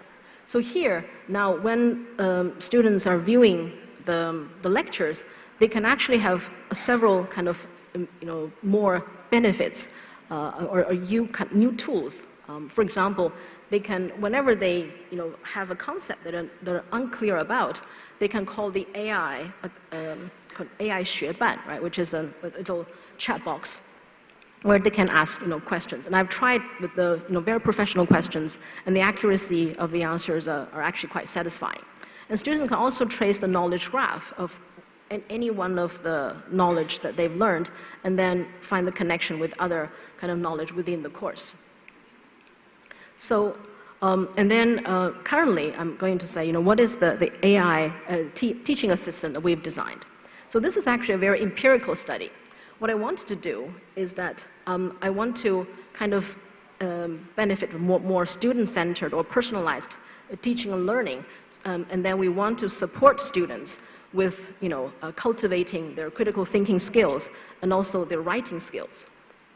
So according to Francis Bacon, a reading makes a full man, conference a ready man, and writing an exact man. So we thought that the writing is the highest form of thinking. So if you want to really motivate students to think well, then they need to write well, and that is the output that we can assess and we can help them improve on. So, but then that's always a very labor-intensive task. Usually, in order to achieve that, we need to have a very kind of small class and also have high frequency of this kind of tutoring. And that's almost impossible in any university. So to solve that problem, if we can have an AI tool that can do this part of supervision, that can help the students to do deliberate practice on writing. So writing can be improved by repeated practice. And usually what student gets is just an assessment, a final assessment. So they get a mark, they get a grade, and they have a few comments. And students usually stop there. And they don't know how to improve, what is a better version. So we want to kind of increase the frequency of their practices and also give them the right supervision for them to improve on their existing writing. And that is the goal we have in designing our tool. So this is how we design our tool. Our tool is based on ChatGLM, which is a Tsinghua kind of developed kind of large language model. And because this is something we can actually collaborate with the computer science department to help build our vertical tool for the psychology course. And then what we did, we provided a lot of materials for the language model. We did calibration and model training for about 5 to 6 rounds in order to achieve what we need as an AI TA. So most of the work was done from about prompt engineering. And then we have a vertical model available. And then what we did, instead of just use this model directly, we want to test the model to see how effective it can be. And we test it in a very rigorous psychology research way. So because we were not sure, what we designed is really suitable for the students, so we designed different versions for the student. So we designed at least 2 versions from the GLM, one with grading, one without grading. And then we also did several rounds to make sure that our output for evaluating the content are very helpful. And then we also compared different versions. For example, we compared that with a human TA. We also compared that with the most powerful version at the time, which is GPT-4, because we know a lot of students are using AI for their writing anyway. So we want to see if they use the best model available, what would their writing outcome be. So we compare that with GPT-4. We also have a GPT-4 Gamma, which is adapted from GPT-4 with a very minimum training. So let's go and, this is what they look like as the feedback for the students. And then what we did is a very rigorous interview with all the students facing all of these 5 different models. And it's a single blind test. So the student don't know which version comes from which assistant. And then they have to rate their effectiveness. So this is the overall outcome. So our GLM alpha and GLM beta actually wins. That's the top 2. And then human teaching assistant only comes number 4. And GPT, without any calibration, GPT-4 comes the last, right? So that's a very promising result. And we also have done, this is a general result, we also have done several more detailed analysis about whether a student find it helpful, in which way, and constructive, and so on. And then the next semester what we did is we use the best model, which is GLM alpha, for our students to see whether if we, without any human intervention, would students really benefit from the help of our AITA. And this is the result here. So we can see, so students were given the same topic and they have to write 3 times the same topic, and the improvement were provided by AI. And we can see this is the rating by AI and also from a third-party human. And you can see that their writing improved greatly. And especially the greater improvement come from the second version to the third version, compared with the first to the second version. So every version is improved. And this is a fairly significant empirical result. So then we also conduct interview for the second group of students, and the outcome are very similar, very positive. And we also got feedback from our students saying that, with AI TA, I know that where my deficiencies are, and they give me suggestions for improvement. Somehow, my deficiency still remains. It cannot just be eliminated after 1 or 2 revisions. So would there be a good example based on this article? So if you're given this topic, what would be a good way of writing? So then we also provided what's called a sample version. A sample version of our topic, and then we provide that for our student as well, right? So that's pretty much what I want to present with you today. That's a very empirical test we've done on our development of AITA on a very small step, on a very specific topic. And overall, we have way more avenues to explore in terms of AI-empowered teaching. And this is from our Vice Chancellor. The future universities will be more open, more integrative, and more resilient, and hope that we will have more opportunities to communicate and collaborate on the future of learning. Thank you very much. Thank you very much, Professor Chen, for sharing your case from Tsinghua University. All right, ladies and gentlemen, next keynote speech that we're having is coming from Mr. Vladimir Starostenko from St. Petersburg University.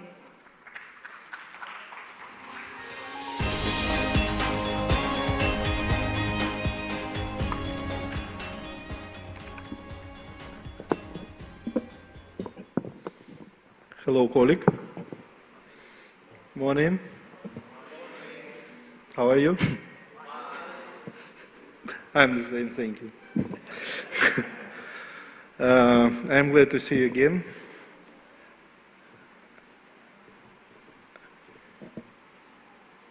Can we play presentation? Okay.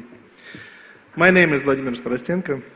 I'm the Vice Rector for Digital Transformation and Information Security at St. Petersburg University. In this my report, I would like to share our experience of using AI and other modern digital tools in our work. To begin with, St. Petersburg University has established the Center for Artificial Intelligence and Data Science to improve the system of human researchers, training, research and development in artificial intelligence and data science. The center's main areas of focus are artificial intelligence and the Internet of Things. The center plans to create a modular digital IoT platform, develop scientific research, devise solutions for industry, provide training specialists, and collect industry-specific data. Another project that we have that show the wide range of AI research in St. Petersburg University is the SPBU 30th anniversary online lectures. This is a popular science project that's shared to latest university research in different areas in a way that is easy to understand for non-specialists. There are a lot of lectures on the subject of AI. Topics of the lectures range from technology to legal aspects, international relations and linguistics. Those discussions are not just theoretical. They are structured and refined by practicing professionals. They reflect the actual content of the educational process. Our students learn to apply AI in their studies and understand how AI technology can be used. Artificial intelligence brings new tools and new opportunities that are changing the way higher education is managed. One of the most important things we can do with AI in higher education is to manage the educational process, to make prediction and assist in decision making. One example of this use of AI is the Digital Student Profile project, which aims to enhance the quality of education. From a data perspective, the digital profile is a collect of information about student. It contains data such as grades and the number and types of courses that student is enrolling. It also includes information from students who are on the quality of education. From a technological perspective, the Digital Student Profile is a system that collects and processes data from various sources. It includes AI models that analyze survey responses, tools for visualization and navigating data, and access control mechanisms. End users, including program directors, chairs of academic committees, heads of departments, and professors can get access to the information according to their rules. AI tools help analyze student feedback, highlighting the most negative responses, and another one. This helps to react quickly if something needs to be changed. In the near future, the Digital Student Profile will contain more information from educational and methodological documentation. This information will help ensure that the goals, tasks, lessons, and skills align with feedback from both final assessment and students' opinions. With more detailed data, we can see how good the education is. For example, with online courses, we can also see how often students use the content and how it is connected to different groups of students. There are many practical tasks that we can do with AI. We can translate online courses into any languages. In our courses, we use initial machine translation followed by proofreading. This allows us to create versions of online courses in English, Chinese, and other languages. Now I would like say that St. Petersburg University is co-founder of the national education platform Open Education and is a leader in the number of online courses and programs presented on it, as well as in the number of students. Now we have more than 4 million students which enrolled in our online education resources. Machine translation technology provides us with an opportunity to reach a wider audience and introduce more people to the courses offered by St. Petersburg University. AI also helped the course team a lot at the production stage. For example, in 2023, we launched online courses Machine Learning Based Econometrics. There was no video lectures for this course. The course experts worked on the content from different parts of the world and could not meet in the studio. As a result, we came up with an elegant solution. We created a digital avatar to record video with. AI also helps to customize the course. For instance, in the online course competitive programming, we decided to introduce a mentor character who was generated based on the movements of the author. On the one hand, AI is a modern tool to make learning more efficient. On the other hand, there is a big risk that students and young researchers might fall into the trap of academic dishonesty. It's still unclear whether the use of neural networks is appropriate. Is it appropriate for writing a thesis? The answer to it, of course, may depend on the field, but at the same time, the problem is that our progress cannot be stopped or balanced by any verification tools. A text generated by a neural network does not have any metadata that could allow us to know for sure who wrote it.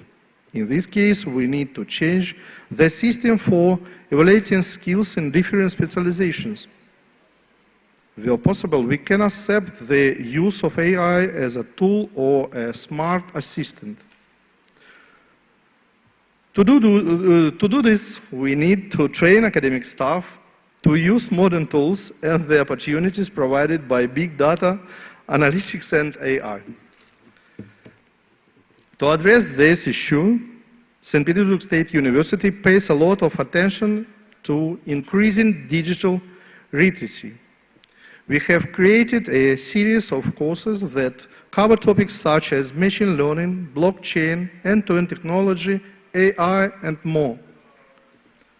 Those courses will become mandatory for our academic and administrative staff.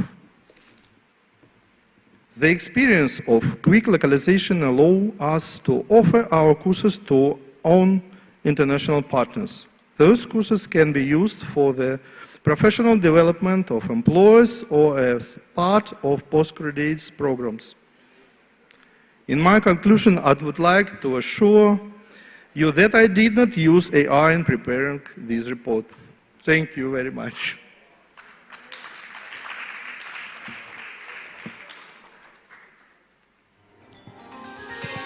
Thank you very much, Mr. Vladimir. And ladies and gentlemen, that is the end of the second keynote speaker session.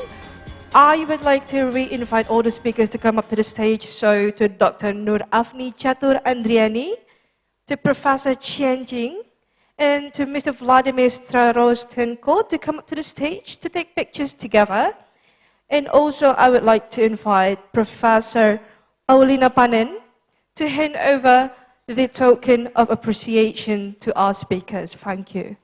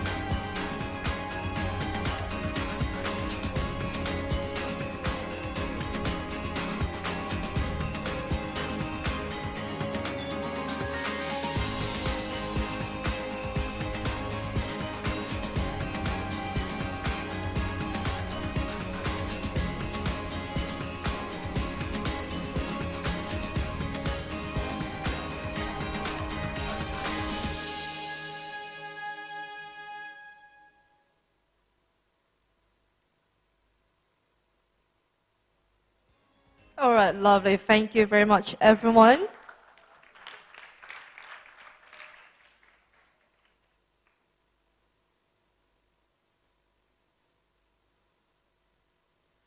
Ladies and gentlemen, next to our agenda, we will have presentation on industry perspective from the Asia Pacific Regional Director for Amazon Web Services Global Education.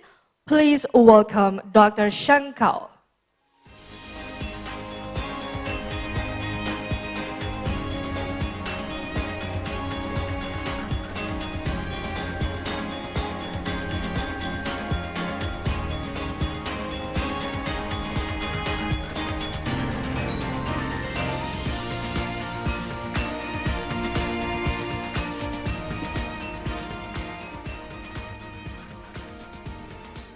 Hello, good morning, everyone.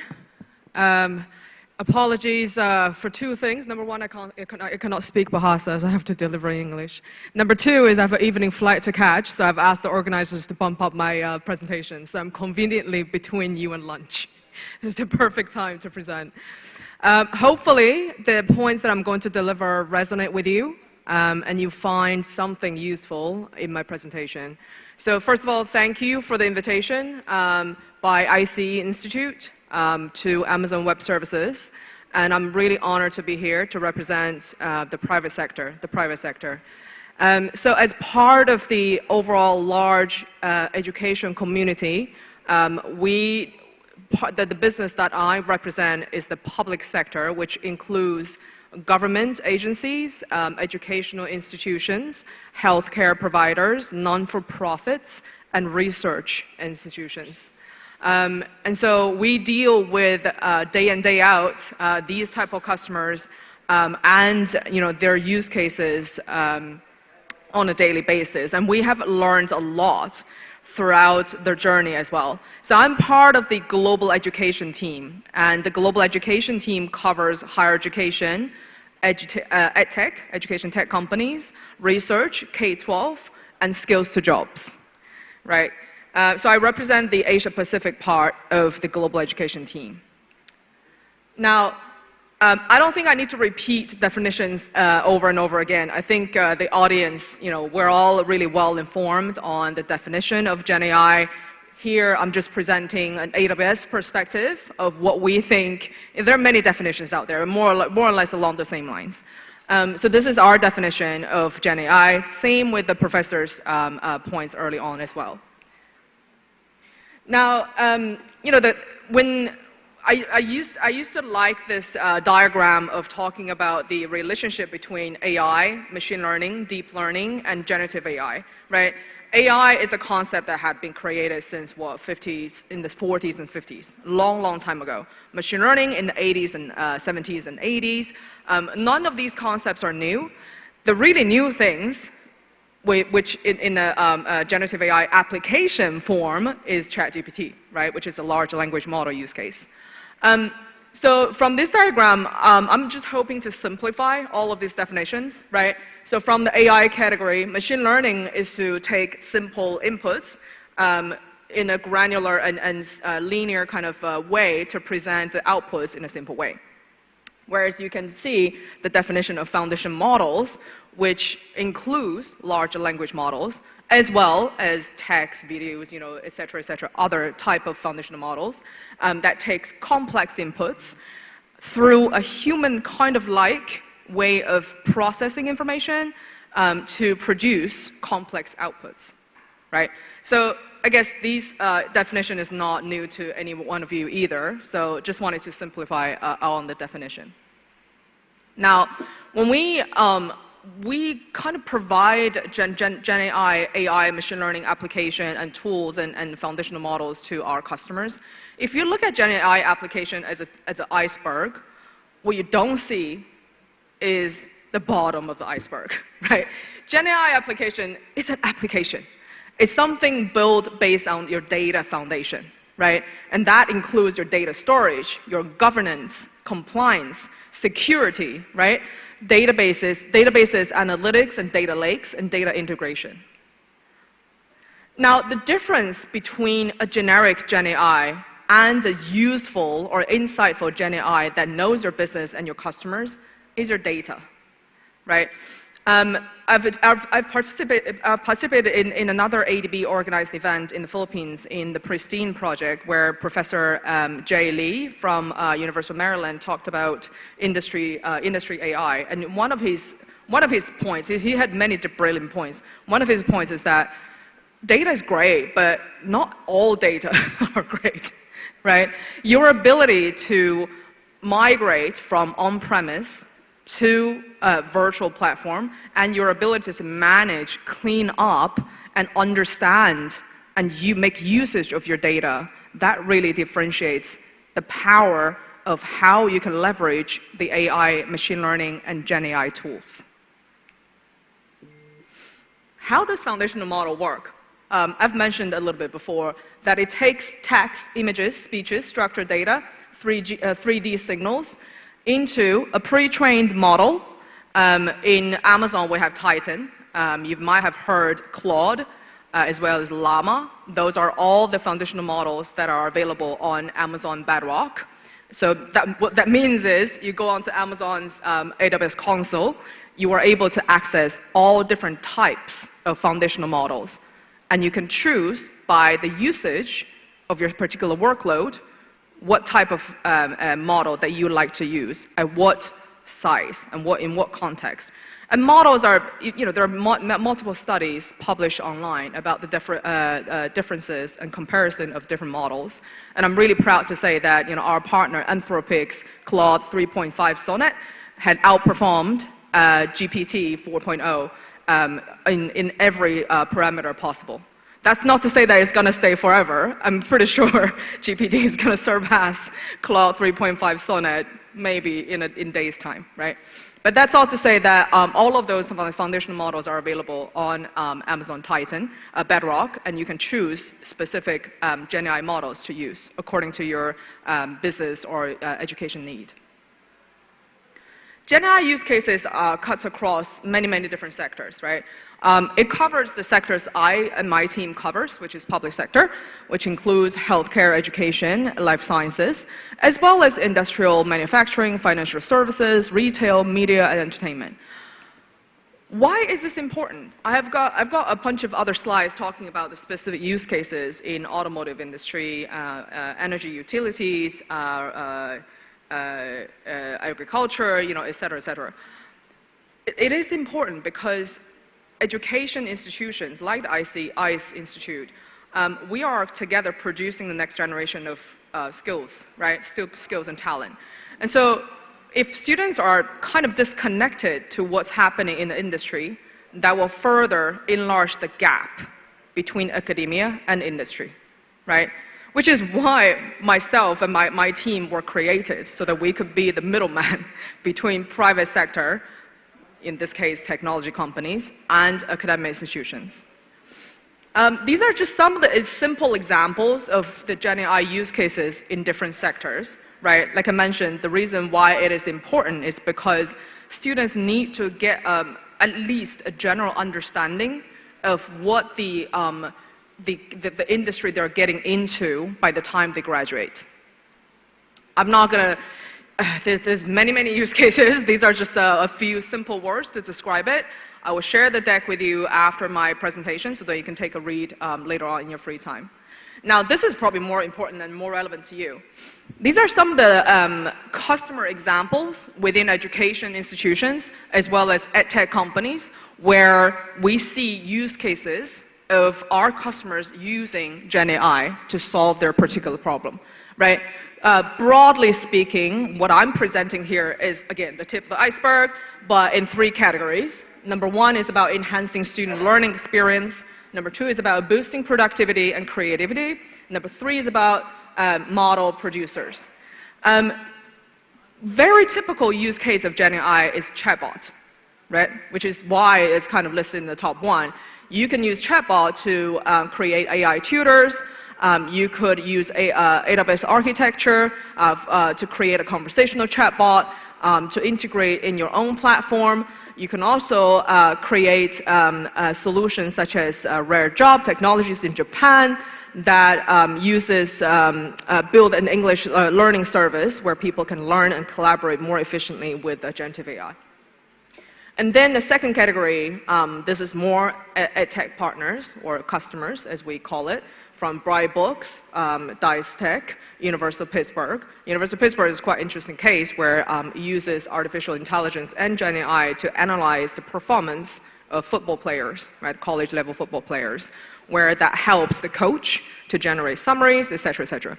So if you kind of look across different GenAI use cases within education, it's quite similar to healthcare, to government, to even retail, to energy and renewable energy sector, because it kind of does the same thing, right?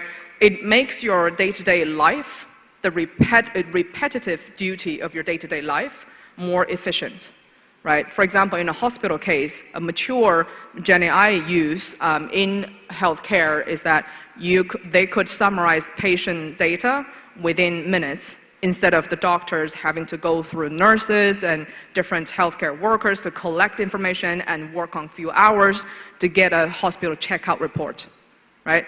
Another use case would be, for example, you can use GenAI chatbot to read your X-ray results, right? Obviously, these are not open to general patients yet because it requires certain medical training to be able to get the results, and you can challenge the results as well. It's kind of like you're having a conversation with a chatbot that, oh, I don't agree with your reading with this X-ray results. Here's why, and then it'll adjust the reading eventually. But I think overall, across different industries, across different sectors, people kind of benefit from the same things using GenAI, which is increasing efficiency, increasing productivity, reduce routinized, repetitive workloads, as well as creating room for more creative work. This is a snapshot of what currently AWS provides for GenAI. So check it out. We've got GenAI Incubator, GenAI Launchpad, GenAI Innovation Centers, et cetera, et cetera. I'm not going to go into details. This information are available online. These are the slides I'm talking about, the example use cases across different industries, such as healthcare, and energy, utilities, automotive, and manufacturing. So I'm not going to go into details because that's not what our focus is today. But I think for educators, all of us in the audience, we're educators, it's quite important to get the general foundation knowledge built for our students so that for people majoring in different disciplines, they're able to be prepared before entering the workforce. Now, this is the more important piece. I'm really glad, and this is part of my job in AWS, which is work with Asian Development Bank, ICE Institute, across multinational, organizations as well as academic institutions, to be part of this overall effort to upskill and reskill our talent pipeline to enter to the workforce. Now, what does AWS has to offer? These are our independent research. You can read it later on. Everything is to tell you that it's important to skill up on GenAI and AI skills. Now, I want to show you the slide on what we offer in AWS Skill Builder. So I've been with AWS for 7 years now, right? I've joined AWS from the World Bank Group and ADB. That was a previous background, and I'm an education economist by training. So I've seen, since over this past 7 years, I've seen great progress in the content and curriculum and the capacity building tools that this company is able to provide, as well as all the other companies, of course. And it is a kind of a learning journey as well. It takes two to tango, right? We cannot, it'll be so arrogant and wrong of us if we tell you, oh, these are the skills, these are the certifications you need to pursue in your university before you graduate. We can't do that.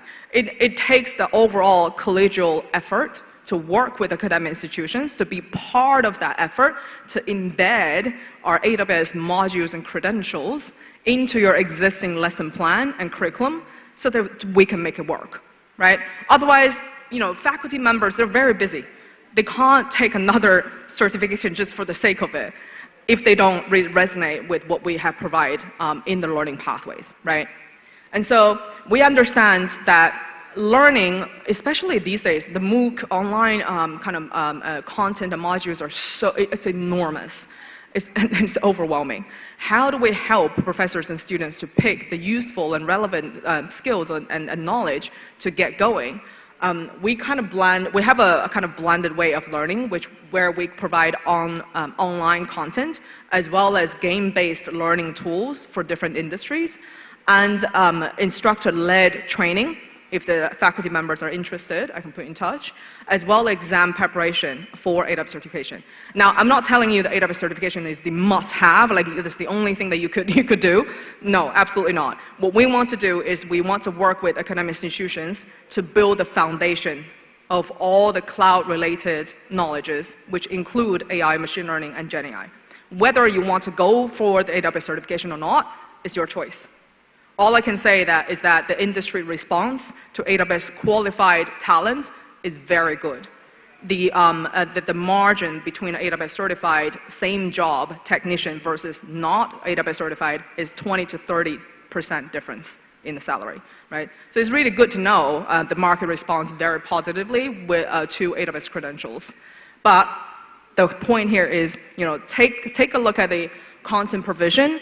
And take a look at what we have on our platform and embed it into your teaching and learning lesson plans, lab preparations, and practicum or co-ops, whatever capstone projects, right? These are the things that we provide within Skill Builder. So we've just announced 2 additional certification in addition to these many credentials. Now, don't get overwhelmed. Please don't get overwhelmed. You can pick and choose the ones that are relevant to you. I'm not suggesting everyone should test all of those certifications. All I'm saying is we have those ready for people who are interested in different fields if you want to work in the tech role in any kind of business, right? So let's go back. These are the 2 newly announced certification. Number 1 is AI practitioner. This is really for layman. This is for everybody. So I'm an economist by training. I'm not a technical person. I joined AWS. I took stuff like this, right? And I have to learn and be curious every day. And that's one of our leadership principles. And so, business owners, decision makers, policy makers, take the AI practitioner certification or learning pathway. If you don't want to certify, that's fine too.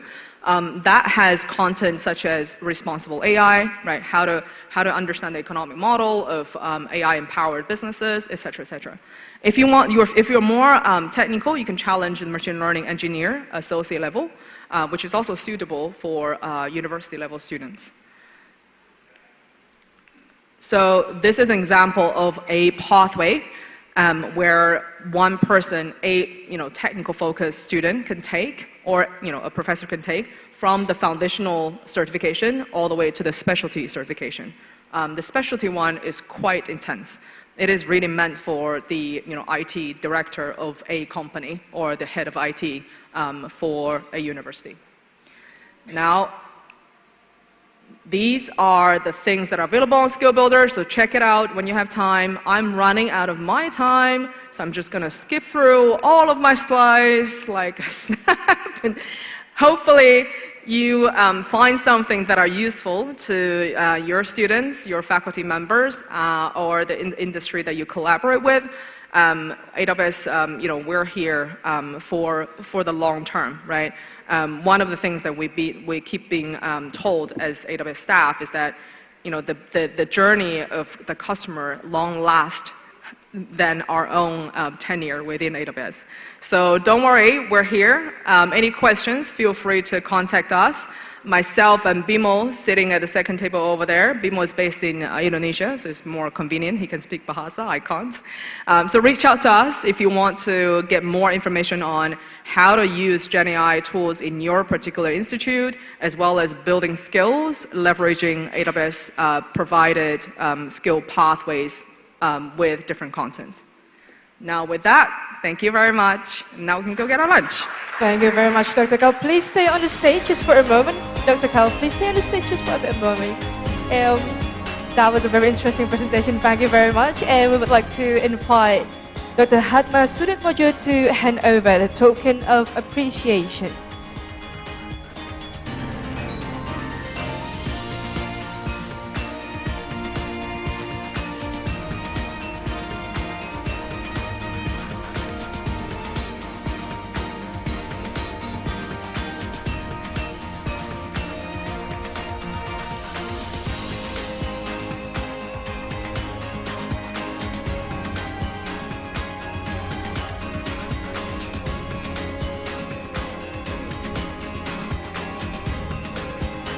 Thank you very much, everyone. That was lovely. Ladies and gentlemen, this is the time for your lunch break, and we'll be back in 2 hours. In half one. So we'll get back to you together again. And for now, enjoy your lunch. Thank you.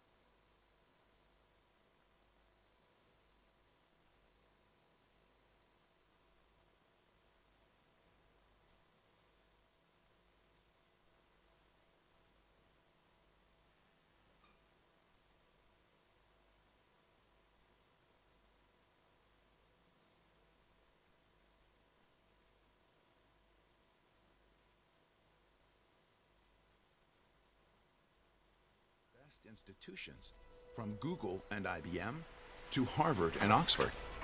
Get skills-based training that fuels career mobility.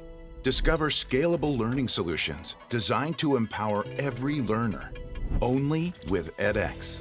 edX is the learning content platform that hundreds of organizations trust to attract, retain, and develop talent, close critical skill gaps, and maximize productivity, and drive learning outcomes that support their goals. Here's how we do it.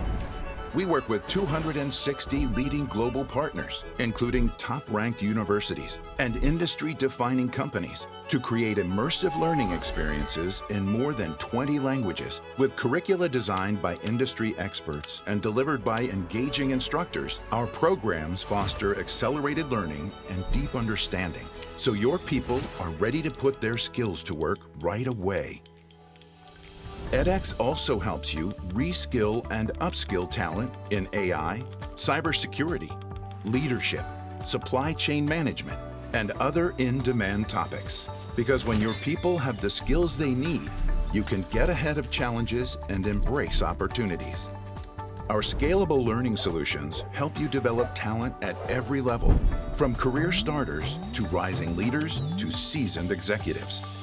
We'll also customize your solution based on your goal, whether it's driving business performance, expanding educational access, improving workforce mobility, or preparing students for the jobs of tomorrow. Employees from more than 60% of the Fortune 500 are learning and advancing their careers with edX. Ready to join them? Contact our team to discover how edX can help you achieve your most ambitious goals. Get started at business.edx.org.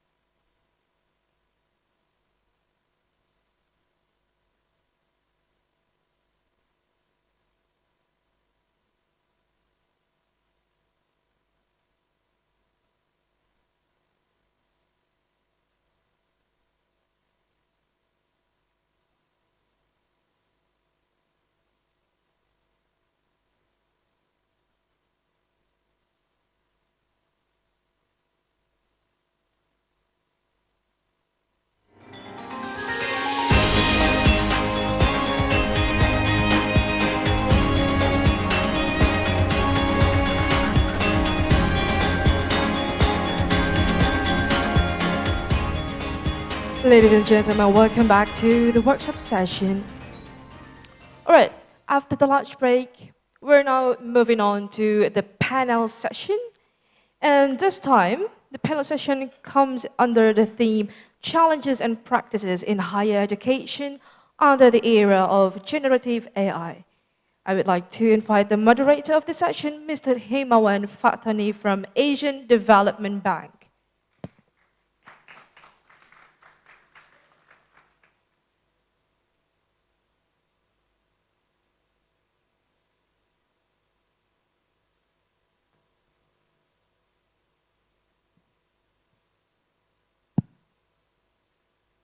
Good afternoon, everyone. Hopefully, you are still awake, because usually afternoon session is always very challenging. We will have 3 prominent speakers to talk about the challenges and practices in implementing generative AI in teaching and learning environment. Probably we should call it the experience from north to south, because we will have experience from China and also from Indonesia. Without further ado, I would like to invite the speakers, Mr. Brian Lee from Tsinghua, Ms. Zhang from, okay, and then Mr. Kartono from Universitas Terbuka. Please kindly take your seat here.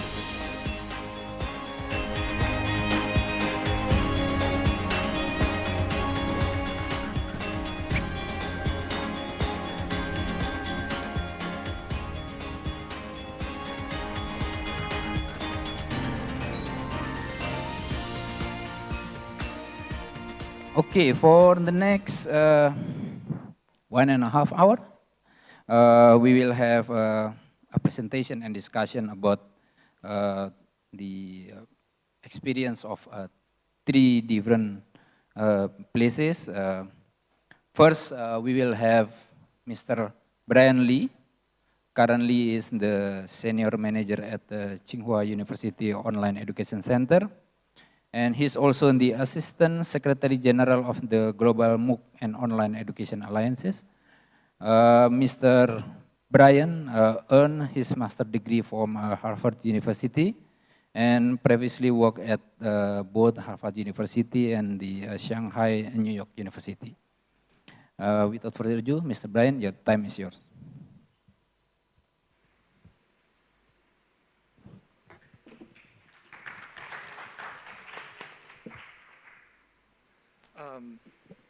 All right.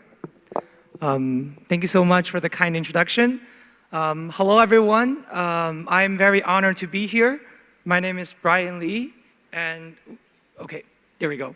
Once again, we would like to thank the ICE Institute for giving us this precious opportunity, and for everyone who's joining us today, to our esteemed speakers, dear participants, and most importantly, all the kind volunteers who made this event possible. So thank you so much. It is truly our honor to be here. My name is Brian Lee. I serve as the Senior Manager for Tsinghua University Online Education Center and as the Assistant Secretary General for the Global MOOC and Online Education Alliance.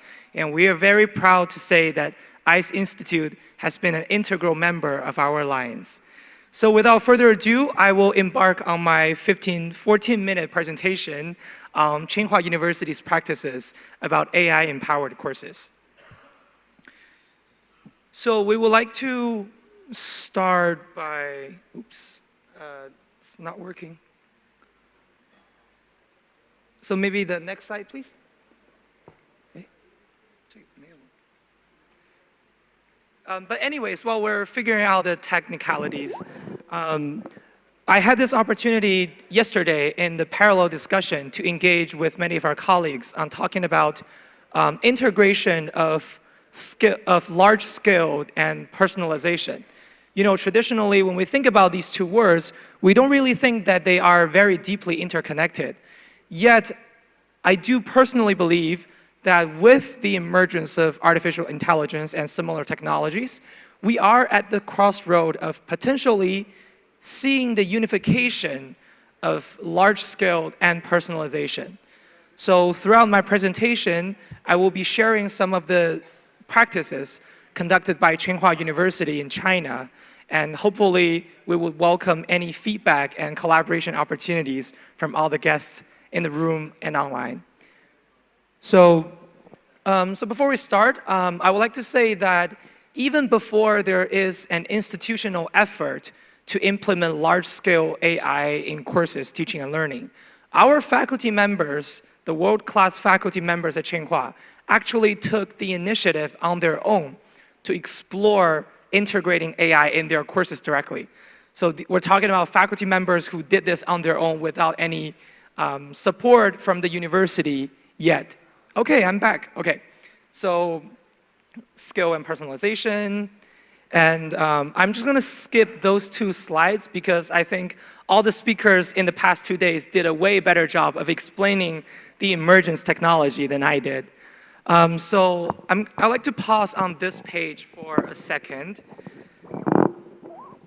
to share our Tsinghua University's understanding of how the rapid development of AI is aiding this realization of the 3-in-1 education concept. So the first one is knowledge impartation.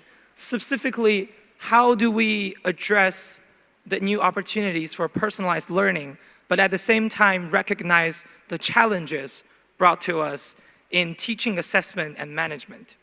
Second one is capability cultivation. How do we ensure we cultivate students' autonomous learning ability, innovative ability, and higher order thinking? The third one is value shaping. We talked about ethics quite a lot in the past 2 days. How do we ensure that this aligns with the morality aspect of the regulation of any technology or anything in general? So let's start with the faculty's self-initiated efforts way before our university began embarking on this. I put a very interesting concept over here about the human versus machine. In Chinese, it's called 人机大战, so the battle between humans and machines, right? This is something that we watched in sci-fi, we've read in sci-fi novels, we've seen in movies. How do we encourage students to predict the properties of unknown molecules and compare with the predictions of machine learning models to deepen students' understanding of organic chemistry concepts? So these are from courses regarding organic chemistry. And in addition to that, our professor, Professor Luo, also encouraged students to develop their own course-related chatbots. Looking forward, he proposed that the role of large language models will be partially, note the word partially, replacing the faculty's role, as well as integrating the cross-disciplinary educational innovation, especially when it came to large language models. And here is another very cool effort by our university professor, Professor Li Ning. He experimented with the digital humans or the digital avatars that were integrated into the automatic course generation as well as automatic translation. Let's see if I can play a very short clip. Proposed framework is a solid starting point. The audio might not carry over. The elements of a prompt into two main functions: directing the AI's attention to the relevant knowledge base and specifying the nature of the response. Okay, in the interest of time, I'm going to stop here. So this is a digital avatar generated by our faculty on their own. And as you can see, it already has a very high degree of assemblance to human features, such as eye contact, lip sync, and hand movements. Although there are still lots of areas we can continue working on. Your proposed so this is also in this course, where if you look at the graphs on the right, and I again apologize for the density of the words. So this was used to work with consulting companies, for example, McKinsey's. And we categorize this into 3 stages, so before teaching, during teaching, and after teaching. Before teaching, you have course materials preparation, teaching materials preparation. During teaching, you have the opportunity to deepen students' understanding through hands-on interactive exercises.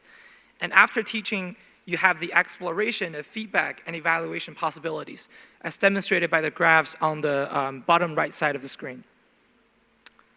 So this is a pretty good kind of like summary of our faculty efforts in the past semester, fall 2023, to how to develop our knowledge base.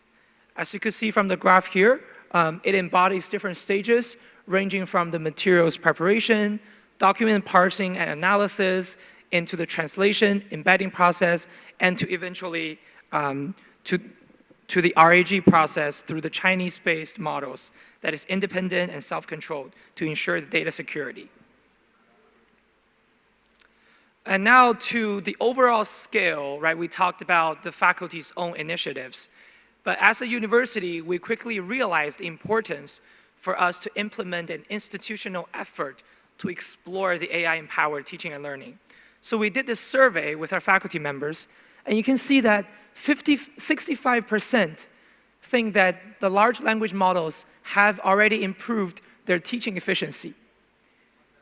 45% believe that students' learning efficiency has been improved. And in terms of the overall understanding, about 90% already have a certain understanding of this model. On the right side, you have the 8 courses that were selected to be the pilot in 2023.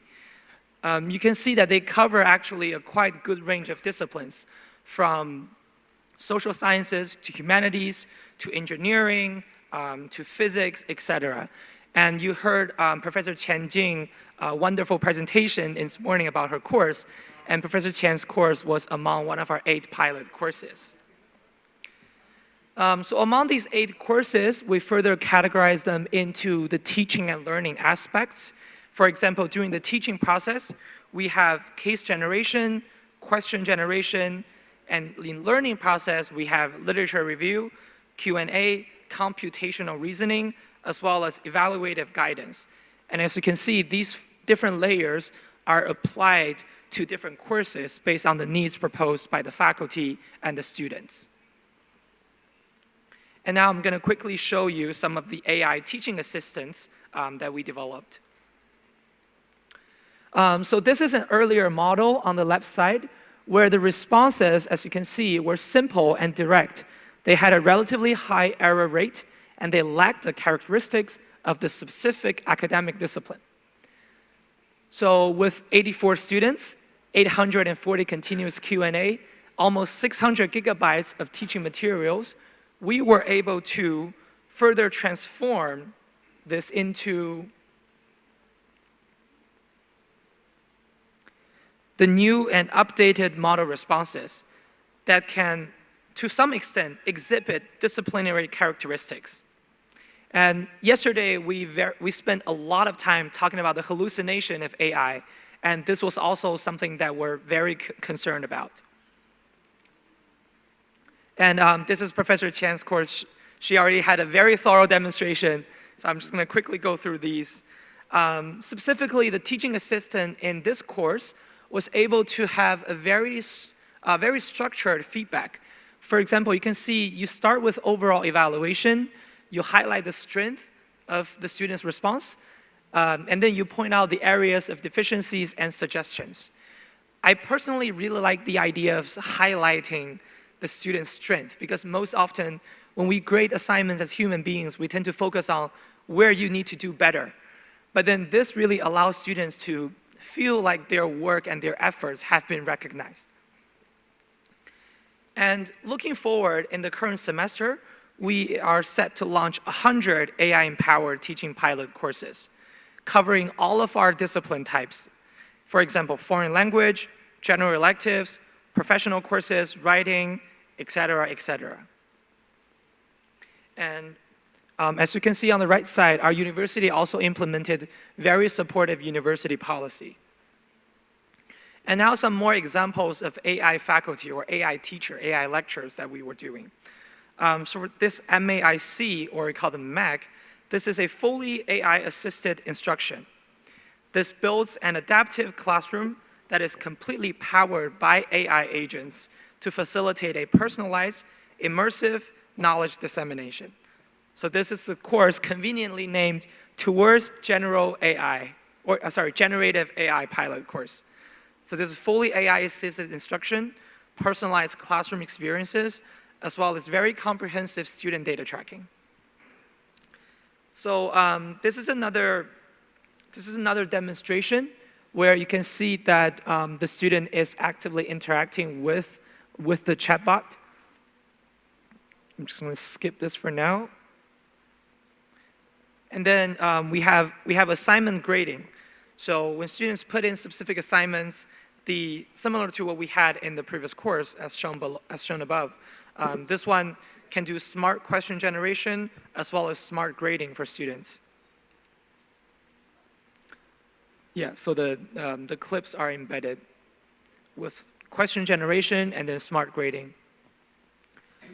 So these are 4 pieces of quotes by our faculty members. So for example, Professor Zheng Quanshui, academician from the School of Aerospace Engineering, he said the transmission and shaping of ways of thinking is very important.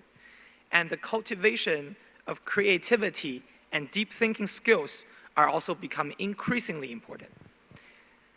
Another quote says, it helps struggling students pass the class. Having a super TA providing tutoring for students who are falling behind the scheduled pace, such as helping students understand which knowledge points are they struggling specifically, which knowledge point is being tested. And then from Professor Luo, transforming the faculty's role from a pure knowledge importer to a leader in research and teaching. Professor Wang Hong, to guide the students step by step through dialogue, through which they can experience the joy of acquiring knowledge. So these are the 5 quote-unquote AI faculty or AI lectures that we're doing in the current semester.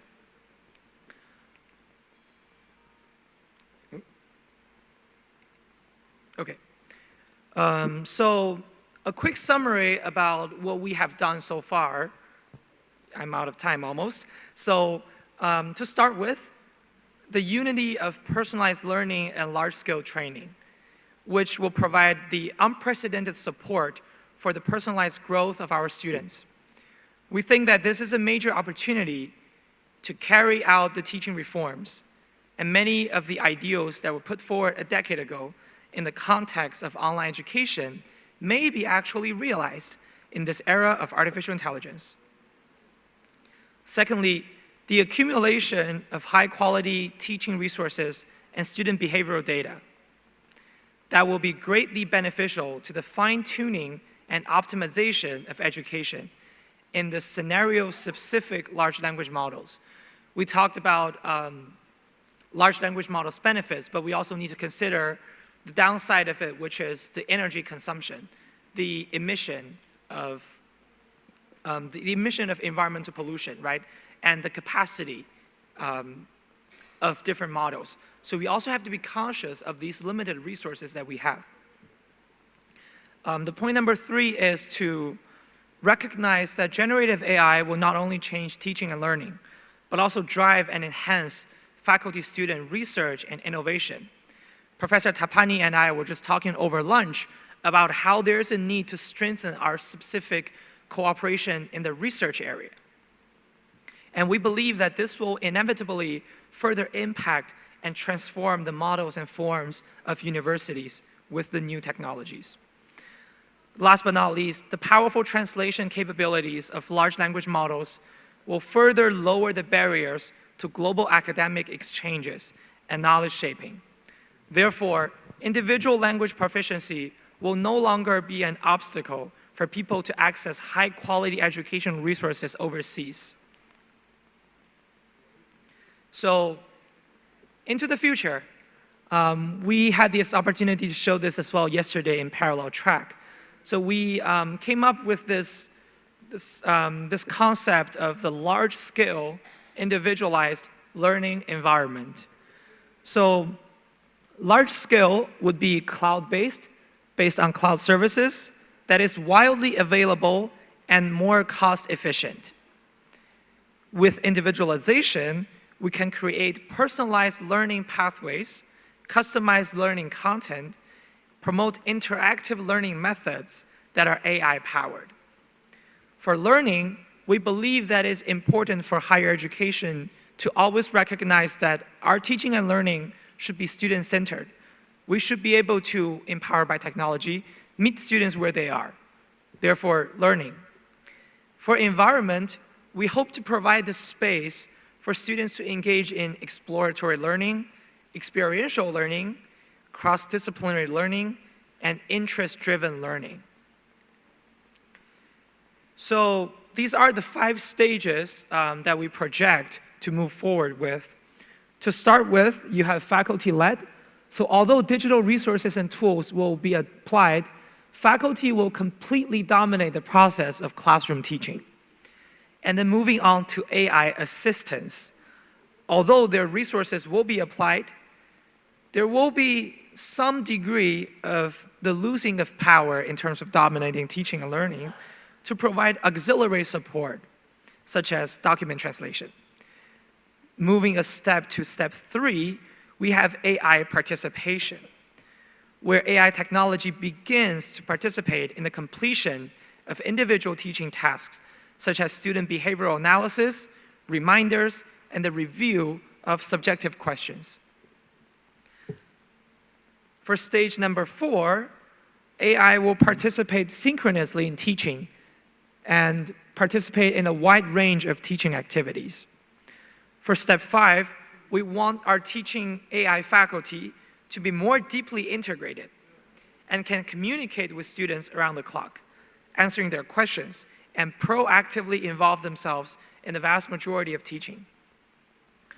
Last but not least, we envision that there will be a stage where there's AI-led instruction. Faculty will deeply participate in the productization of teaching and promotes the output to more countries and schools, becoming a better MOOC in the new era. And this will be supported by the large amount of teaching data and resources. And AI with this support can realize the automation of teaching process. With what pace we move forward and where we'll eventually end at is still a question we would love to know more.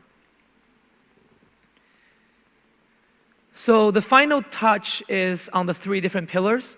So AI empowering teaching and learning, AI assisting research and innovation, and AI transforming the forms of universities.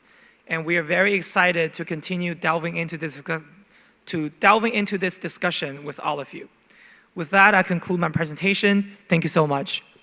Please give a big applause to Mr. Brian Lee.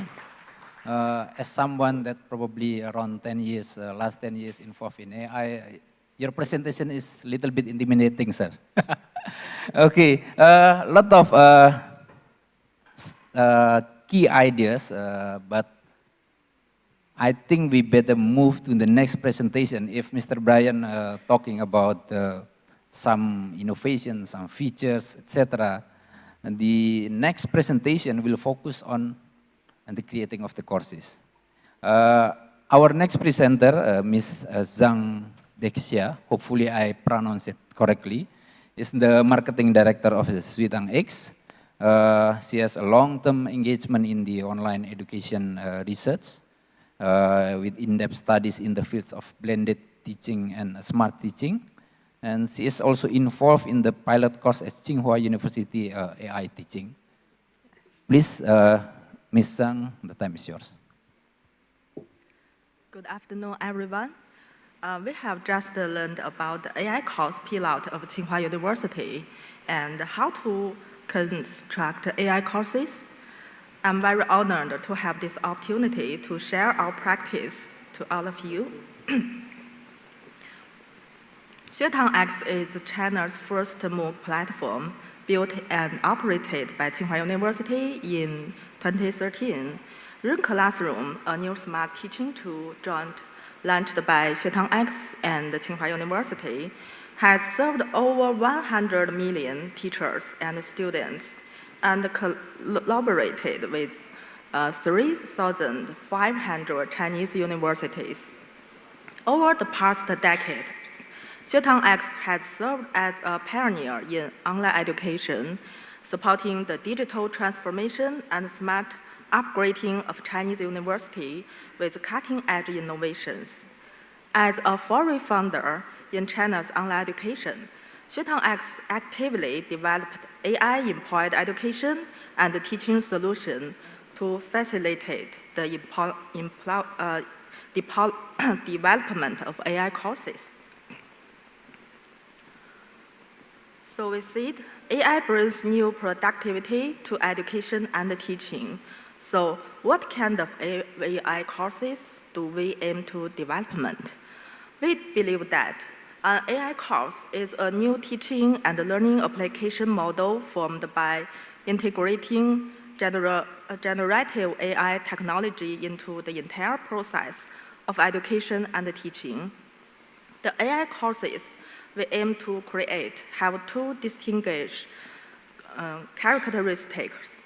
First, we will create personalized vertical course model tailored to the characteristic of different disciplines and courses. This means each course will have its own unique model, and we will optimize it for each course based on teachers' needs.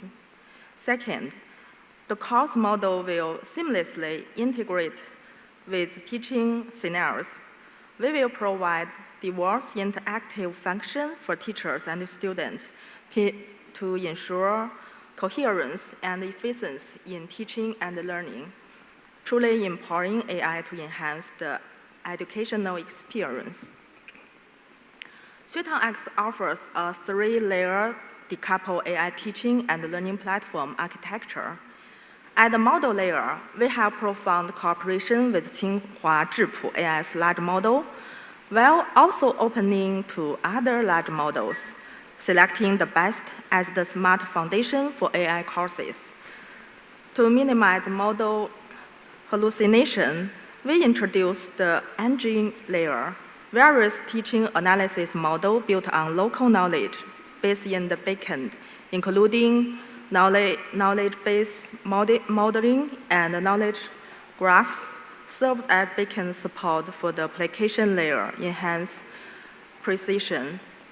The application layer preserves teachers' past teaching habits, leveraging the strengths of existing online education platform and integrating generative AI capability into the entire teaching process.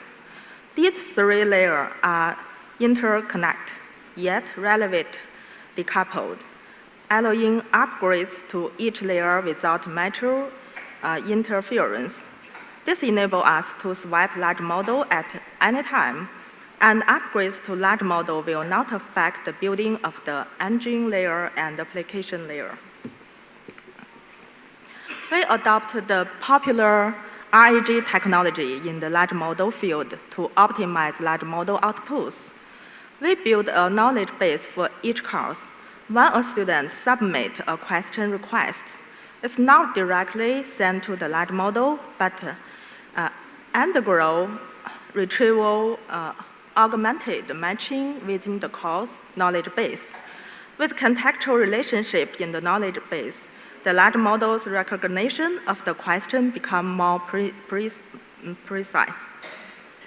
This approach addresses model hallucination, improving response accuracy about 20% compared to direct communication with general large models.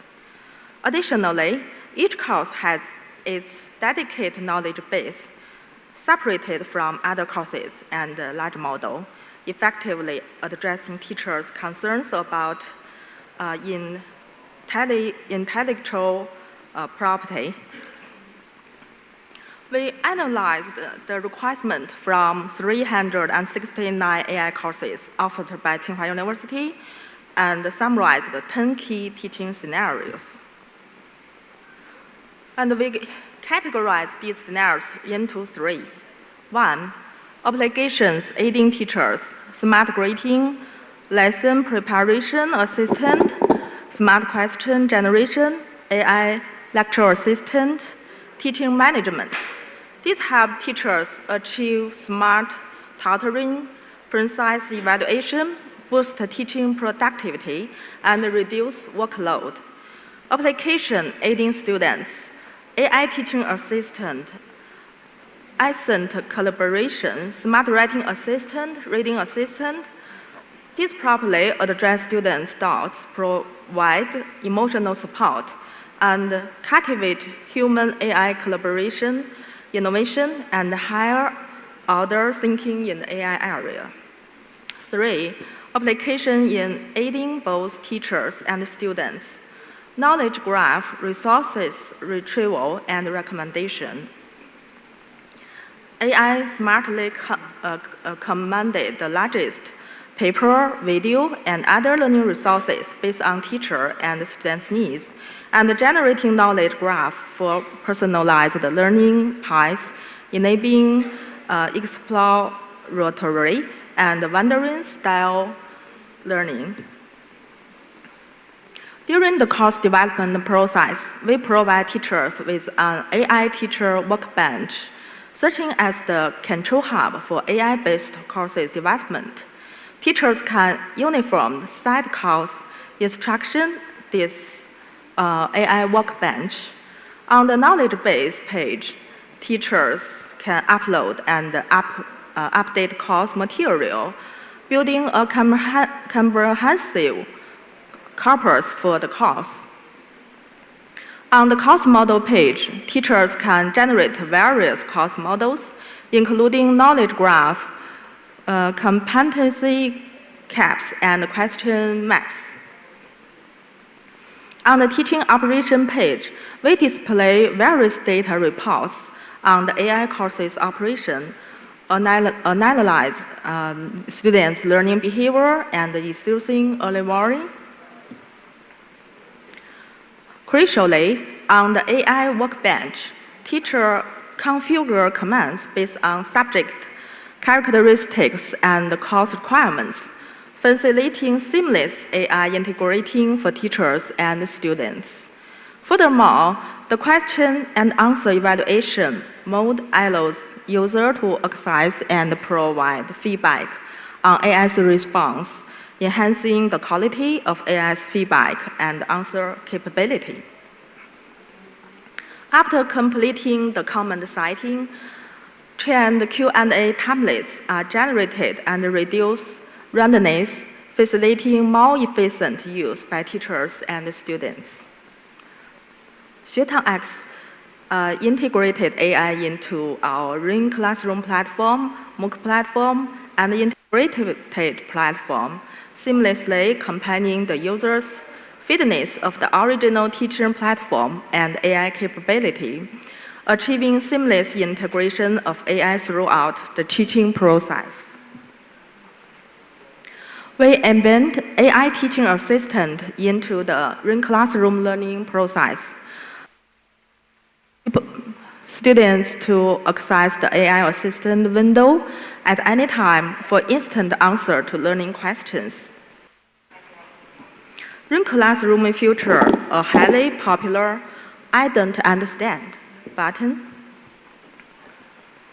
viewed by both teachers and students. When students encounter difficulties while reviewing slides after class and click this button, an AI assistant pop up, leveraging of teacher's voice. Different slides during class, the AI assistant provides an explanation tailored to that specific slide.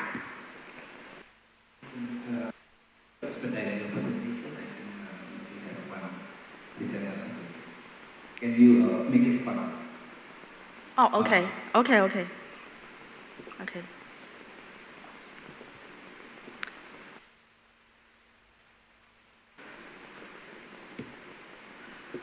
Okay, I will quick.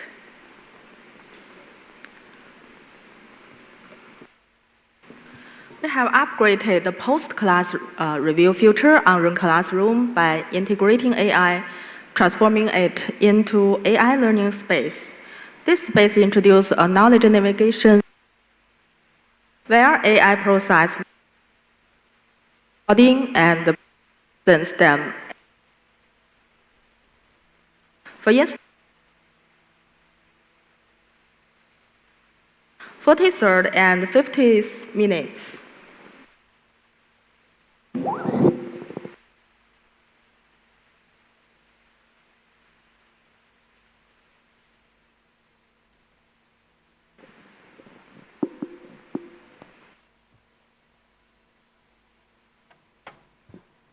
Let's take a look at smart grading.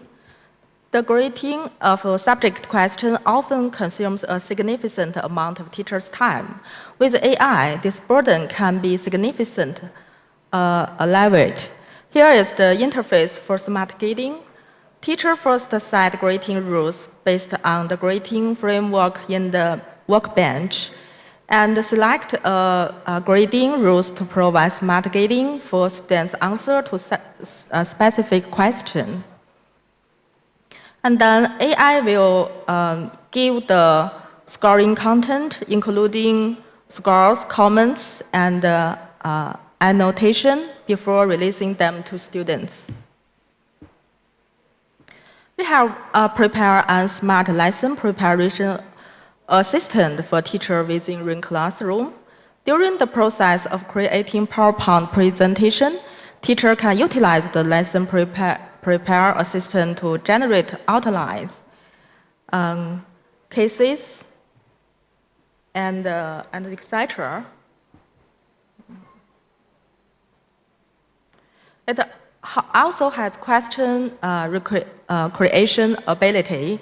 AI can analyze slide content and generate various types of exercise questions.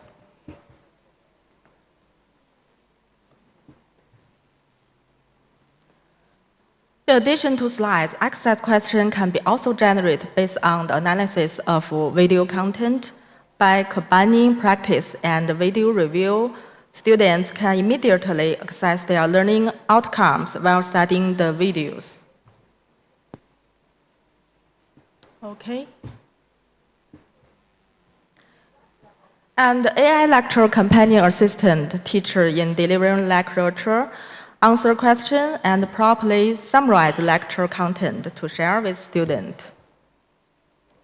And the knowledge graph, we have discovered that when AI cannot fully comprehend knowledge graph enables strong alignment. Many knowledge recommendation and personalized learning path guides can be integrated with expert-generated knowledge graphs.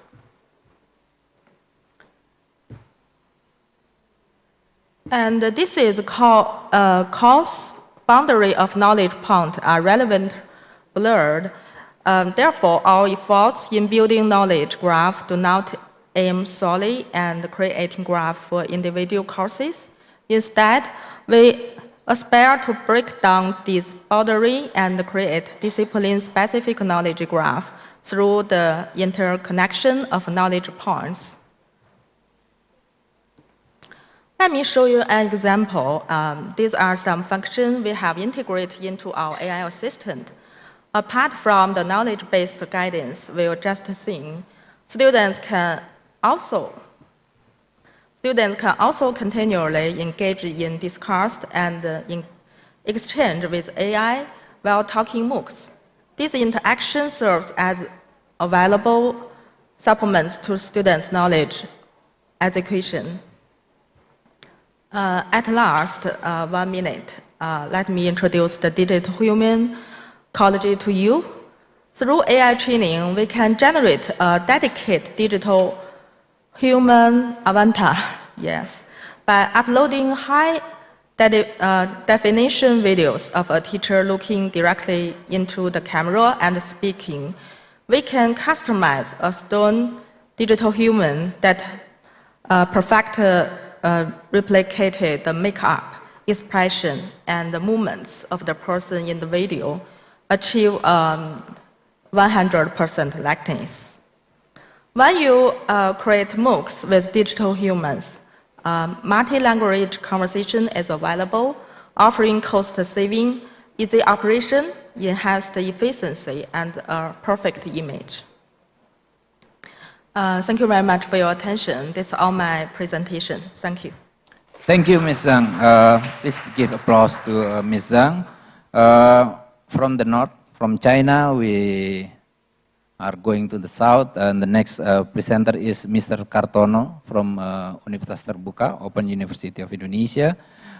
He is the faculty member of the Mathematics Education Study Program of the Open University, and he's a mathematician and statistician by training, finishing the PhD in mathematics education, and now being a lecturer, I think, since 2006. Currently, he is the head of the Learning Management Center at Universitas Terbuka.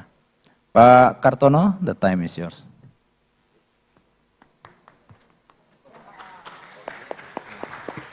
Itu dari bawah kan? Bapak udah di bawah kan? Bapak udah di bawah itu kan? Dari bawah ya. Langsung next saja.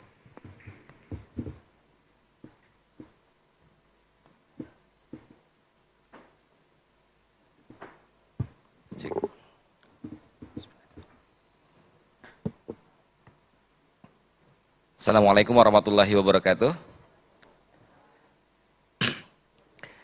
Distinguished Bapak Ibu, ladies and gentlemen, participant of the International Seminar and Collaborative Digital Literacy Workshop. The first time I would like to say thank you for the ICE Institute that giving me the opportunity to discuss the utilization of artificial intelligence in Universitas Terbuka, UT Online. Okay, in the beginning of this presentation, next slide please. Okay, let me introduce a little information about the Universitas Terbuka and online tutorial Universitas Terbuka. Yeah. Universitas Terbuka is the 45th state university in Indonesia and the one and the only one open university in Indonesia that found by government in 1984 with mandate to expand access to higher education throughout the Indonesian area.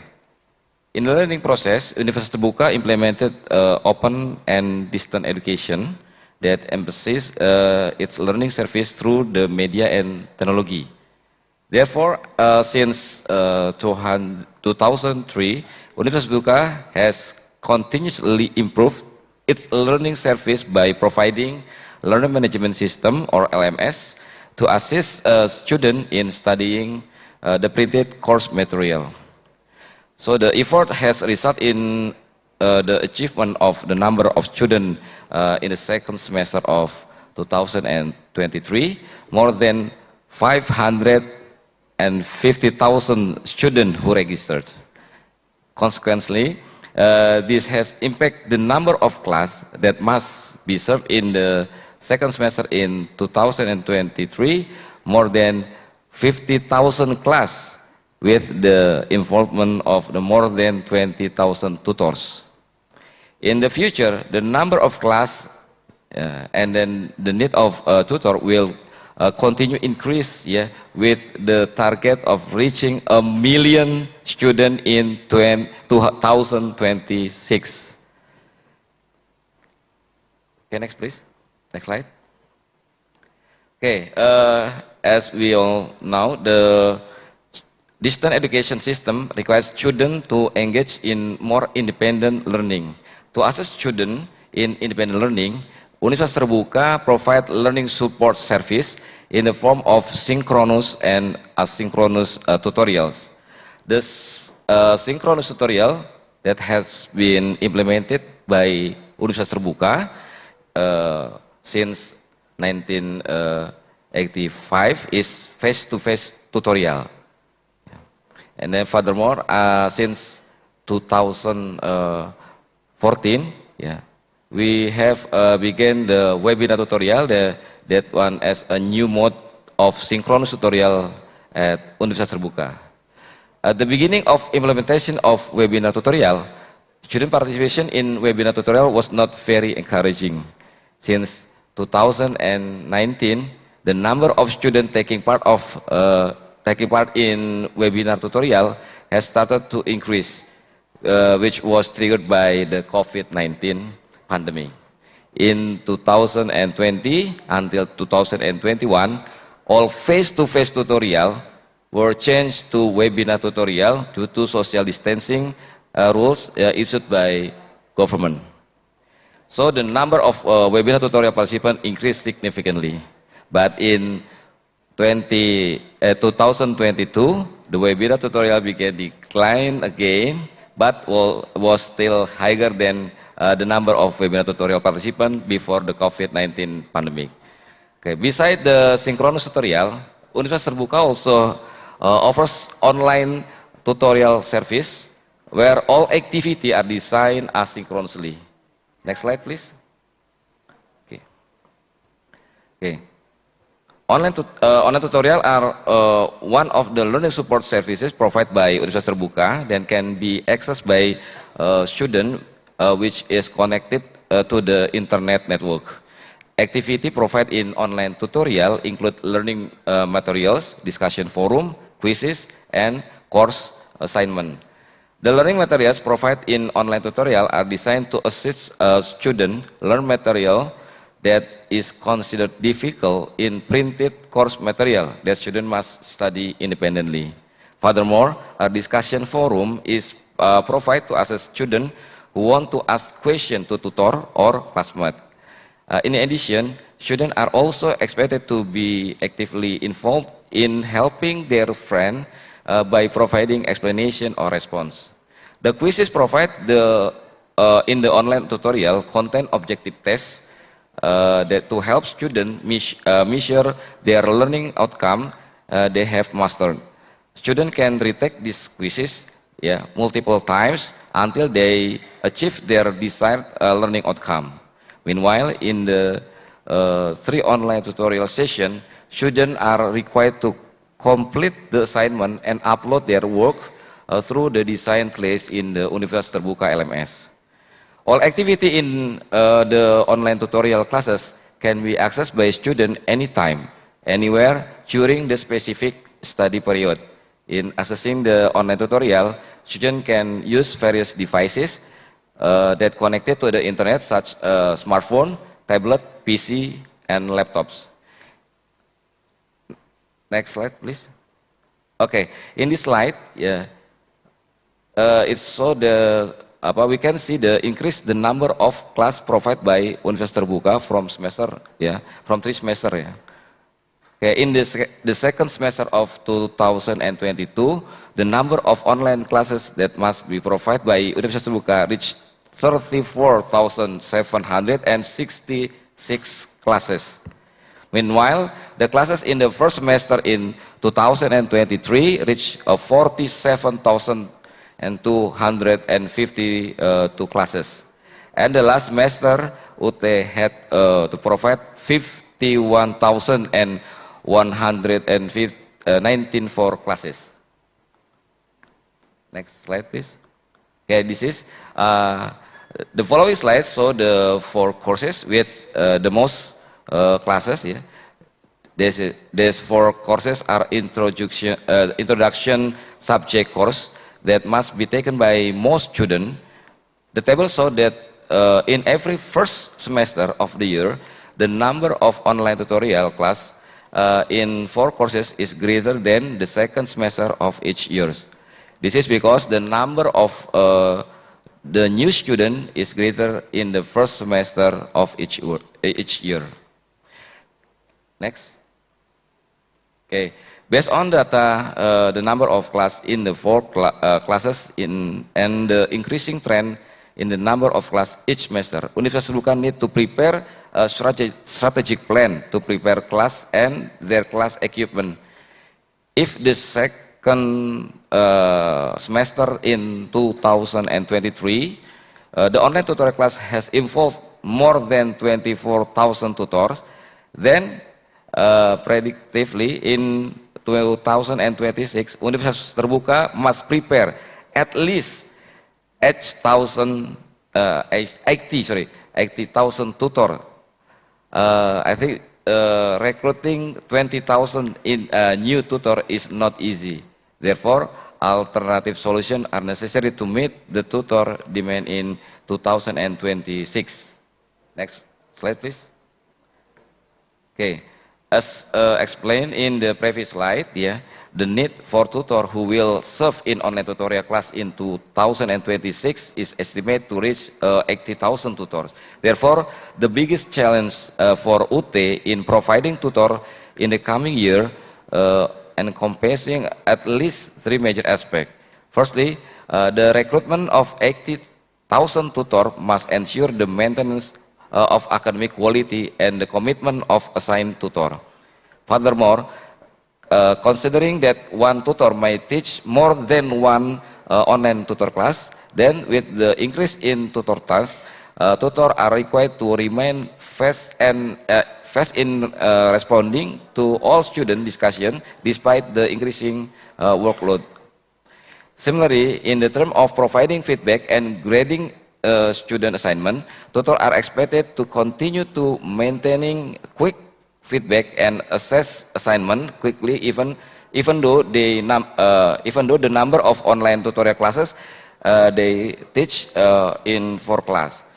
By considering these 3 factors, the strategic plan development by Universitas Terbuka is expected to enhance academic services and management of online tutorial and means the large number of classes. Next slide, please. Okay. Pak Kartono, you have 5 minutes more. Okay, sip. Okay, one of Universitas Terbuka efforts in preparing classes in the years 2026 is to implement generative artificial intelligence in the learning management system (LMS) class, yeah, that used for Universitas Terbuka online tutorial classes. The LMS platform that used by Universitas Terbuka is Moodle, which is an open source that is widely used by other universities and then educational institutions. This LMS has been developed by UT and has been refined periodically since the year 2003. Meanwhile, the AI platform used in effort to prepare tutor assistant like Azure Service, Azure Cognitive Service, Azure Cosmos DB, and Azure IaaS. Okay, next slide. The initial step taken by UT Information, yeah, the initial step taken by UT Information System Directorate team in integrating generative AI into the LMS UT was to develop the Moodle Web Service plugin and several plugins to aid the integration of integrate generative AI into the online tutorial classes. Furthermore, the team developed AI web apps that will be used to process the data drawn from discussion forum and student assignment result on the LMS UT. This data is then sent back to online tutorial classes after the generative AI process, the discussion response and assignment evaluation, as well as provide feedback and assess student work. Next slide, please. Okay, the data required before the start of generative AI integration on LMS UT is a discussion topic that will be discussed in discussion forum in each online tutorial class. This topic are not only input into the online tutorial class for each course, but also input into AI web apps which will be used in processing generative AI. Furthermore, the course instructors must create an assignment rubric on the AI web apps, which will be used as a reference by AI in providing response and grade of discussion that have been posed by students. The step in preparing the implementation of generating AI in the discussion were also carried out in preparing the implementation of generative AI in assignment in online tutorial class. Once the class is ready, the administrator will enroll student, AI tutor assistant, and tutors in the online tutorial class. Student can then respond to the discussion topic, provide in each session or reply to other student response or question in the online tutorial class. Each student response will be sent in less than 1 minute to the AI web apps. The student response is processed by the AI web apps to create feedback and student discussion assignment. Furthermore, according to the time set in the AI web apps, feedback on student response and student discussion assignment are sent back to the tutorial class in the appropriate session. This approach ensures that even with the increase in the number of students or online tutorial class, rapid and accurate discussion service can still be provided. The processing of assignment that have been completed by student is the same as the processing of student discussion. Thus, the student who submit their assignment early than the other are expected to receive immediately feedback and have the opportunity to revise their answer. This is an effort to improve the process of providing feedback and grading assignment from tutor, which without the involvement of generative AI, feedback has been relatively slow and sometimes taking until the assignment submission deadline, sometimes until the provide feedback for the student.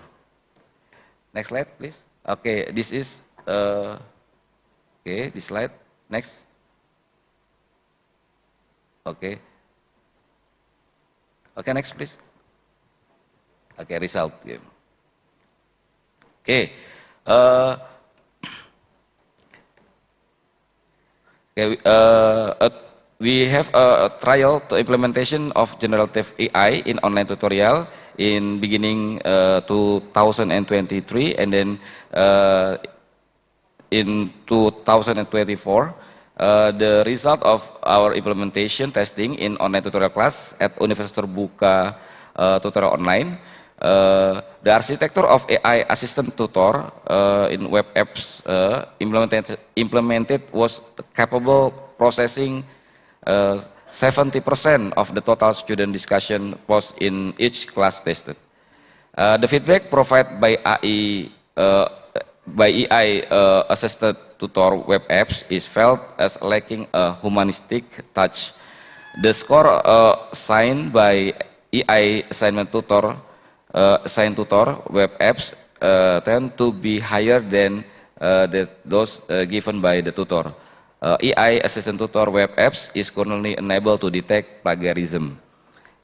Based on implementation, next. Okay, yeah. Based on the implementation testing result described early, several recommendations are made as follow. The architecture of AI assistant tutor web apps need to be refined so that it can process all student answer or respond in discussion forum and assignment. The feedback provided by AI assistant tutor web apps still require improvement to give a more humanistic impression. Improvements are necessary in developing scoring rubric to ensure the score assigned by AI assigned tutor web apps are more accurate. Plagiarism detection capabilities need to be added in AI assisted tutor web apps to reduce the level of cheating committed by students. Okay, next. Okay, that's all my presentation. Thank you very much. Thank you, Mr. Kartono. Please give applause. Ladies and gentlemen, probably most of us doesn't realize that between Beijing, where Tsinghua and XuetangX located, and Jakarta or Yogyakarta, is more than 5,000 kilometers apart. And despite of this distance, there is similarity in the approach of these two distant places, that both are student-centered actually. How we give a better experience to the student, and on specifically for Universitas Terbuka need to deal with a large amount of classes. And we saw from Tsinghua, the experience is not only student-centered, but aim to utilize the knowledge that already available. And I think a similar approach also implemented in XuetangX, whereby you try to implement the RAG, retrieval augmented generator, basically try to augment AI with the knowledge in your content, which is, I think, Mr. Kartono presentation, the last slide also recognize we need to make it more humanistic, reduce hallucination, etc. That basically usually can be resolved by complementing with the knowledge that we have. And I think we have something that quite advanced in Tsinghua and XuetangX, and something that just started at UT. So it is a good mix for all of us to learn. And I think from Ms. Zhang also, there are 10 teaching scenarios that you can look at too. So I think it is a good lesson for us, especially the universities that just want to start, because at least somebody has already clustered it into 10 scenarios. Let's see it.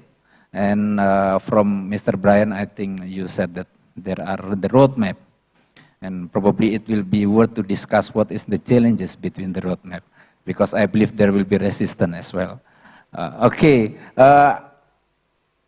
Please, if you have questions, I think we have around 20 to 20 plus minutes to discuss. Ladies and gentlemen, is there any question? One, let's limit to 3 first. Another? Okay, let's start with one question from the gentleman in the middle.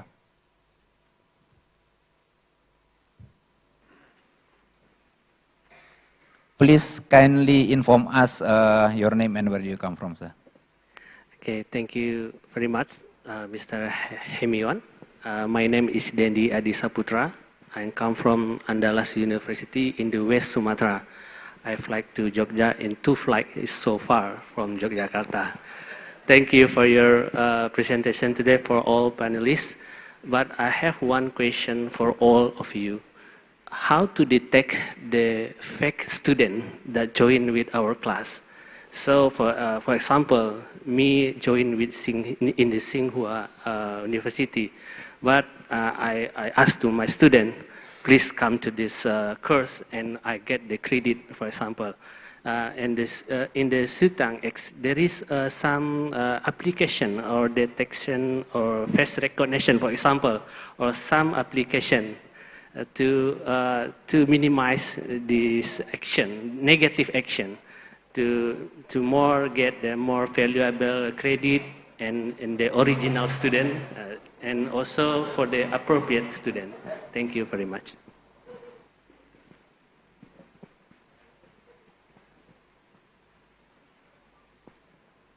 Okay, I think you can start first because you already hold the mic, Mr. Brian. Okay, thank you. I just wanted to I'll be the first one to go, so I'll humbly share my thoughts, and then my esteemed colleagues can build upon my rec. So I think that's an amazing question, Professor, you have just asked. If I understood correctly, the question is, how do you think such integration will impact students in the traditional classroom? Specifically on the negative side, how? All right, this is a great question. I think to start with, I think for students in the traditional classroom, I think one of my thoughts is how it's empowering students who are moving through curriculum with different pace. I'm borrowing this from Professor Qian's comment yesterday about learning climbing up the stairs. Some students move very fastly, some students take a slower pace. So with a traditional setup of curriculum, we may not have the time and space to address the needs, the learning pace of every student. But now with these supplementary materials provided by this technology, we are probably going to have more opportunities to tailor to the needs of these specific students. If they need more individualized support, the technology is probably going to be more accessible for them compared to a traditional faculty or teaching assistant type of learning support. So that's one of the impacts. I think it provides a more personalized path. I think another one is drawing upon the negative side. I think we will still need to explore students in inner motivation or supervision or I wouldn't say supervision, I guess guidance. How much, if AI is challenging the traditional teacher or faculty dominated classroom, does the power instead go to AI or go to the student? We talk a lot about AI governance and regulation, so we are talking about governing the power from AI, but if those power is instead delegated to the student side, for students who lack, say, self-motivation, for students who lack the interest to move forward, would AI still be as effective as to traditional human side of intervention? My professional background was in academic advising, so I used to work with students very closely by consultation. This is my observation that when you email students, when you send them electronic reminders, in my personal view, it is less effective as if you are able to actually sit down with them to understand what is happening. There is, a certain degree of trust and intimacy built between humans and humans versus, say, a student having an emotional struggle, say family issues, financial issues, something that's bothering their lives. Would they be as comfortable talking to AI, or would they be more comfortable talking to humans? So I think on the specificity of human emotions, if we are using AI to replace many of the roles of faculty, maybe this one is the role we should be a little bit more cautious about, potentially around how negative it might be. So these are my 2 cents. I just want to share before I forget. Thank you. Okay. Thank you, Mr. Brian.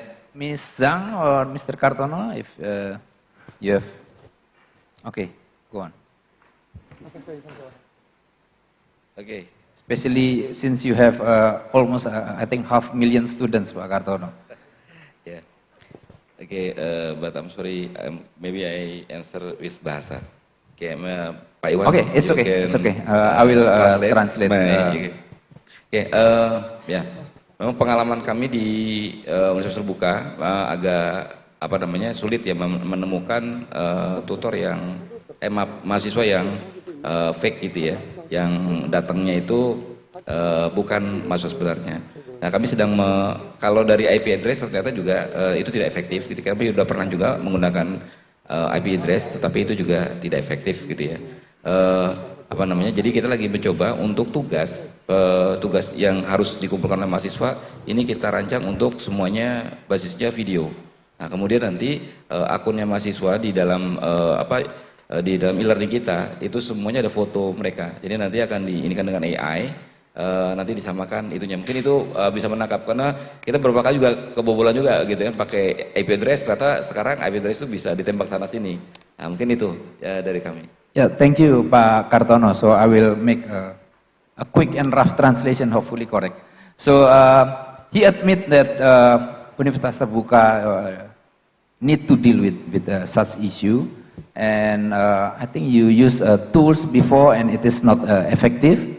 So now they are experimenting, developing the approach whereby basically adjusting also the assignment to include the video, and then the student need to show the faces, and AI will detect some kind of similarity.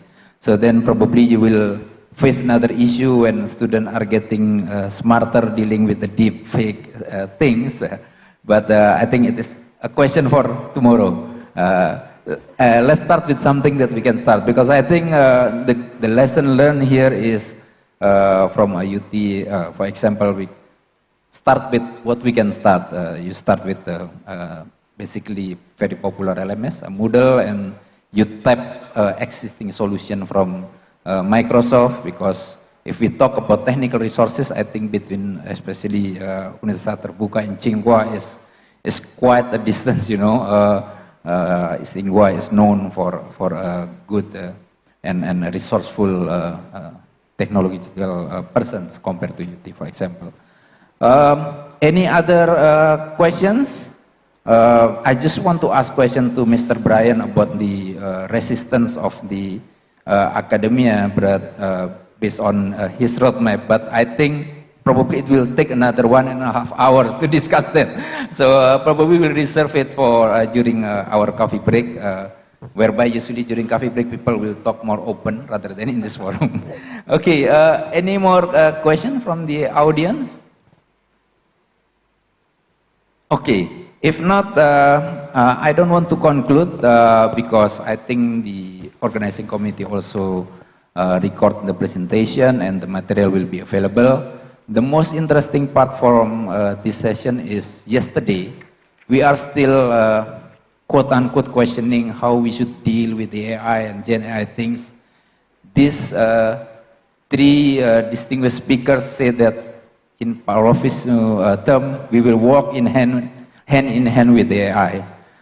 So with all of the journey, all of the challenges that we face, and I think Pak Kartono showed that no need to be afraid and discouraged to start with whatever limitation that you have.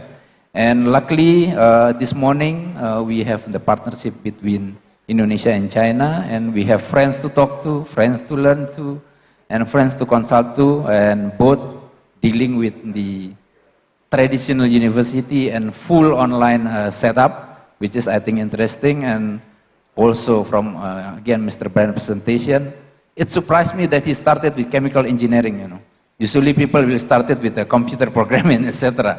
He started with the chemical engineering and then management, and eventually he closed with a student relationship, basically, right? So it's interesting. I think most of us in the university setup can relate the difficulties of dealing with our students. Okay, thank you very much, the speakers of this very event, and I would like to return back to the Masters of Ceremony. Thank you. Thank you very much, Mr. Hammerman. A very interactive session that you led. And I would like you all to please stay on the stage as I'm going to invite Dr. Irwan Indrayanto Aloysius to hand over the token of appreciation to the panelist speaker.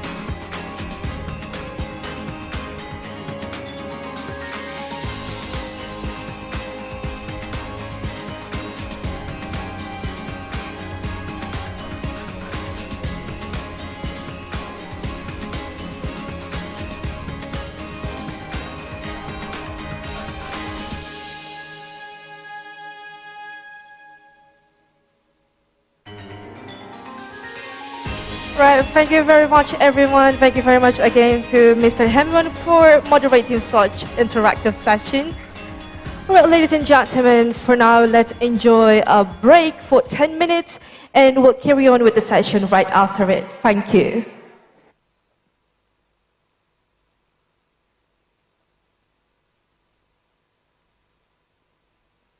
Welcome to the International Seminar and Collaborative Digital Literacy Workshop. PCMan is thrilled to participate in this event and are committed to advancing the world of education. Join us in the Industry Perspective Parallel Track. Mr. Pony Halim will present on 2 key topics in modern learning technology to help develop cutting-edge learning platforms. First topic, AI and analytics for educators. AI readiness for educators. Adopting AI in teaching. ChatGPT versus anti-plagiarism. Preventing plagiarism and misuse of ChatGPT in learning platforms. LMS content. Interoperability, integrating EDX with Moodle. AI knowledge base. Using Microsoft Copilot Studio to build an AI-powered knowledge base. Learning analytics. Leveraging Microsoft Power BI for learning analytics in Moodle. Second topic, building highly scalable and secure learning platforms. Building a highly scalable learning platform. Moodle on Cloud VM versus containerization. Cybersecurity. Advanced endpoint protection for educational platforms. Data protection. Advanced architecture of backup and disaster recovery strategy. Join us after lunch for our Industry Perspective track sessions. Don't miss this opportunity to enhance your knowledge in digital learning. See you there. Let's shape the future of education together with PCMan. How can you learn from the world's best institutions, from Google and IBM to Harvard and Oxford? Get skills-based training that fuels career mobility. Discover scalable learning solutions designed to empower every learner, only with edX. edX is the learning content platform that hundreds of organizations trust to attract, retain, and develop talent. Close critical skill gaps and maximize productivity and drive learning outcomes that support their goals. Here's how we do it. We work with 260 leading global partners, including top-ranked universities and industry-defining companies, to create immersive learning experiences in more than 20 languages, with curricula designed by industry experts and delivered by engaging instructors. Our programs foster accelerated learning and deep understanding, so your people are ready to put their skills to work right away. edX also helps you reskill and upskill talent in AI, cybersecurity, leadership, supply chain management, and other in-demand topics. Because when your people have the skills they need, you can get ahead of challenges and embrace opportunities. Our scalable learning solutions help you develop talent at every level, from career starters to rising leaders to seasoned executives. We'll also customize your solution based on your goal, whether it's driving business performance, expanding educational access, improving workforce mobility, or preparing students for the jobs of tomorrow. Employees from more than 60% of the Fortune 500 are learning and advancing their careers with edX. Ready to join them? Contact our team to discover how edX can help you achieve your most ambitious goals. Get started at business.edx.org.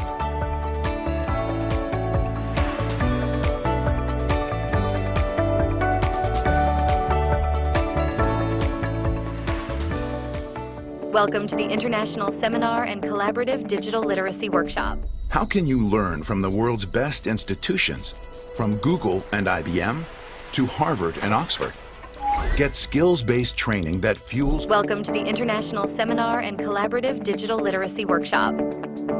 PC Man is thrilled to participate in this event and are committed to advancing the world of education. Join us in the Industry Perspective Parallel Track. Mr. Pony Halim will present on 2 key topics in modern learning technology to help develop cutting-edge learning platforms. First topic, AI and analytics for educators. AI readiness for educators. Adopting AI in teaching. ChatGPT versus anti-plagiarism. Preventing plagiarism and misuse of ChatGPT in learning platforms. LMS content. Interoperability. Integrating EDX with Moodle. AI knowledge base. Using Microsoft Copilot Studio to build an AI-powered knowledge base. Learning analytics. Leveraging Microsoft Power BI for learning analytics in Moodle. Second topic, building highly scalable and secure learning platforms. Building a highly scalable learning platform. Moodle on Cloud VM versus containerization. Cybersecurity. Advanced endpoint protection for educational platforms. Data protection. Advanced architecture of backup and disaster recovery strategy. Join us after lunch for our Industry Perspective track sessions. Don't miss this opportunity to enhance your knowledge in digital learning. See you there. Let's shape the future of education together with PC Man. How can you learn from the world's best institutions, from Google and IBM to Harvard and Oxford? Get skills-based training that fuels career mobility. Discover scalable learning solutions designed to empower every learner, only with edX. edX is the learning content platform that hundreds of organizations trust to attract, retain, and develop talent, close critical skill gaps and maximize productivity, and drive learning outcomes that support their goals. Here's how we do it. We work with 260 leading global partners, including top-ranked universities and industry-defining companies, to create immersive learning experiences in more than 20 languages, with curricula designed by industry experts and delivered by engaging instructors. Our programs foster accelerated learning and deep understanding, so your people are ready to put their skills to work right away. edX also helps you reskill and upskill talent in AI, cybersecurity, leadership, supply chain management, and other in-demand topics. Because when your people have the skills they need, you can get ahead of challenges and embrace opportunities. Our scalable learning solutions help you develop talent at every level, from career starters to rising leaders to seasoned executives. We'll also customize your solution based on your goal, whether it's driving business performance, expanding educational access, improving workforce mobility, or preparing students for the jobs of tomorrow. Employees from more than 60% of the Fortune 500 are learning and advancing their careers with edX. Ready to join them? Contact our team to discover how edX can help you achieve your most ambitious goals. Get started at business.edx.org.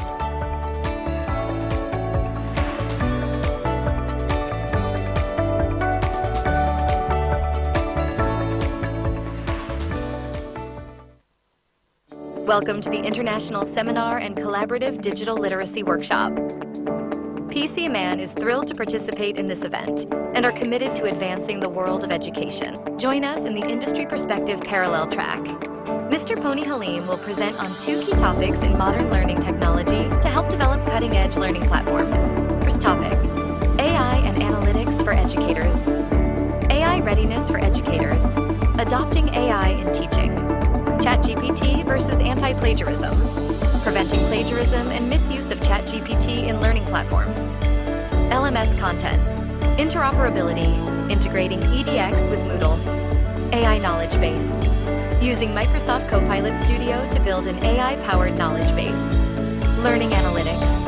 Leveraging Microsoft Power BI for learning analytics in Moodle. Second topic.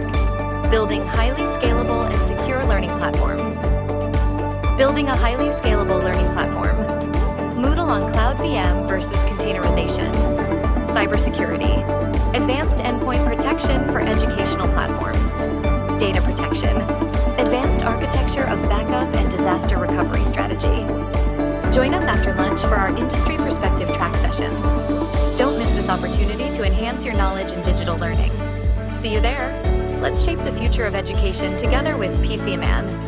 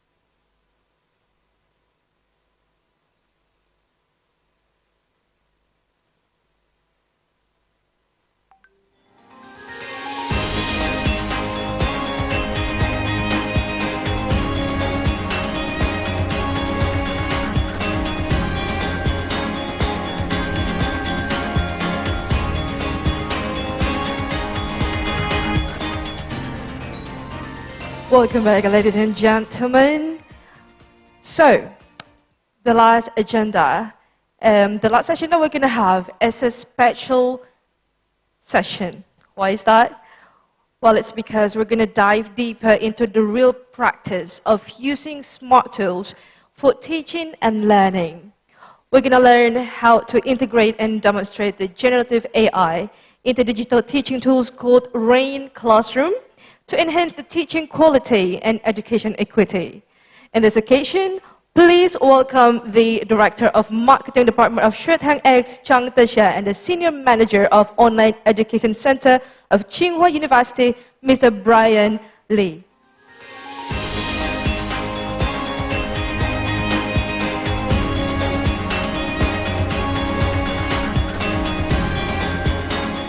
Hi everyone. Hi everyone. Good afternoon. I'm very glad and honored to be here to share with you the story of Rain Classroom. Next, I will hand it over to my colleague, Brian. Brian, please.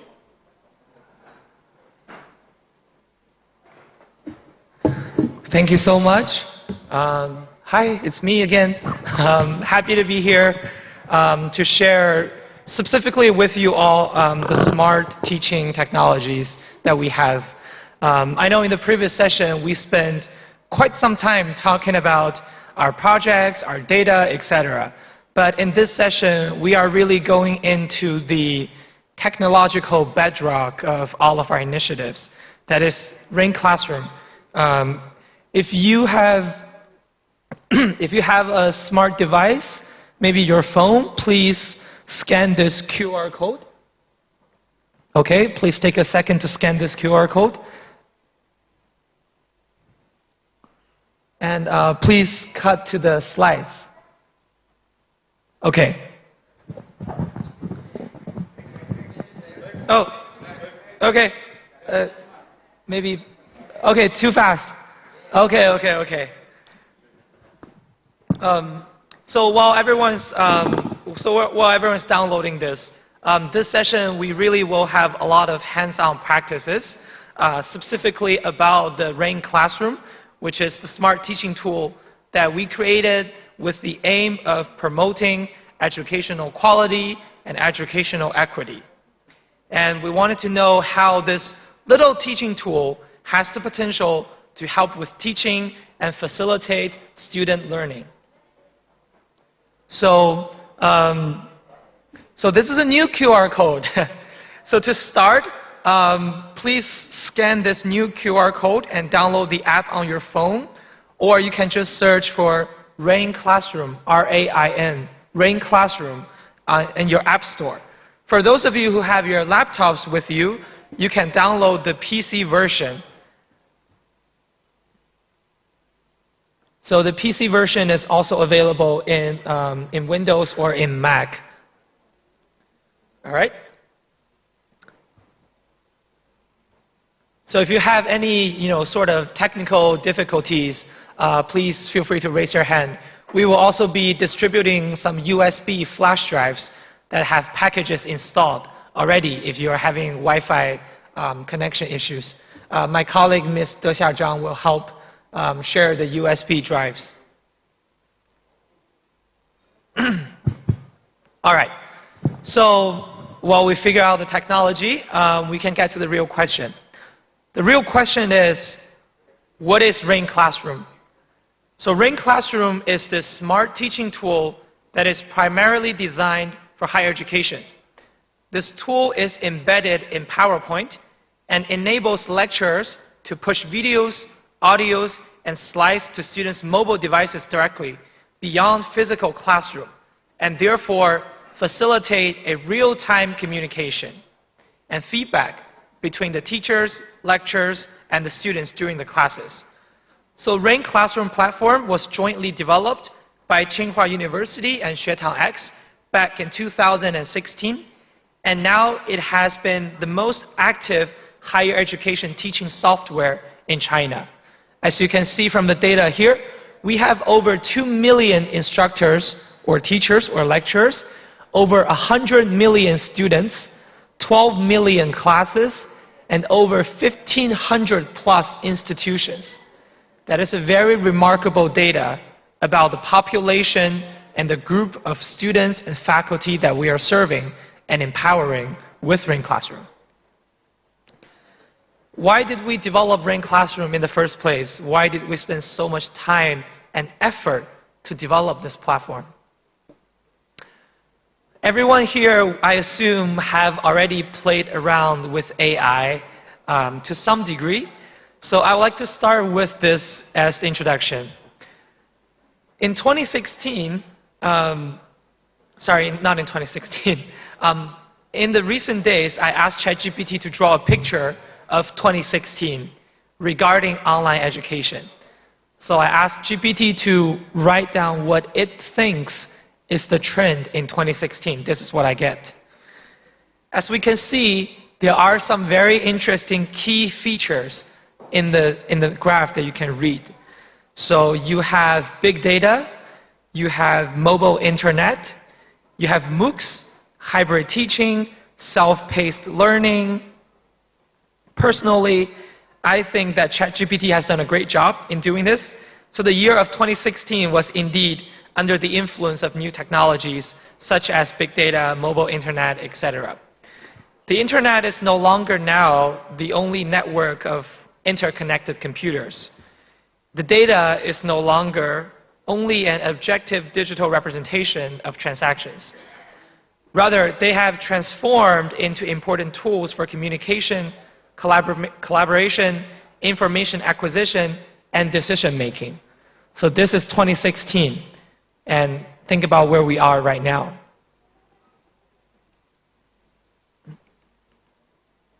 Okay, so under this background, how to leverage the cutting-edge information technology and to expand the reach of hybrid learning concepts and methodologies, this question has emerged as a new frontier for academic research and practitioners.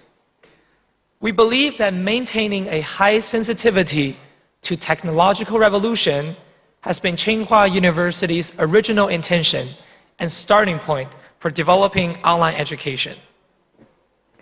As to the MOOCs, the MOOC-based hybrid learning has experienced rapid development in China since 2013.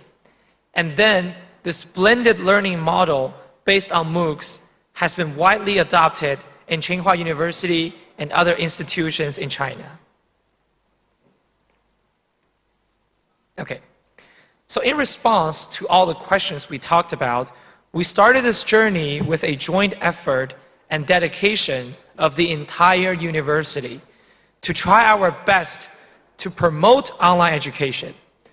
So you can see that in April of 2014, at the bottom of our screen, the Ministry of Education of the People's Republic of China established the Research Center for Online Education based on Tsinghua University, and Rain Classroom was one of our proud achievements.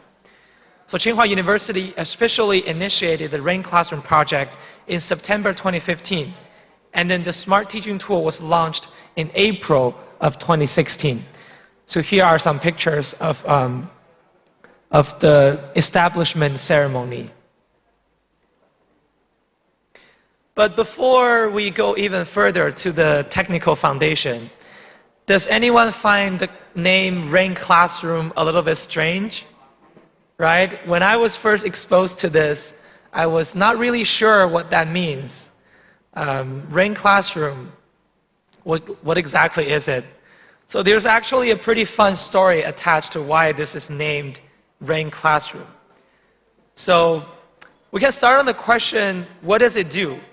So Rain Classroom, or this product before it's being named, has the aim to integrate information technologies such as cloud computing, mobile internet, and data mining into specific teaching scenarios, therefore providing data-driven and smart, intentional informational support for all teaching processes.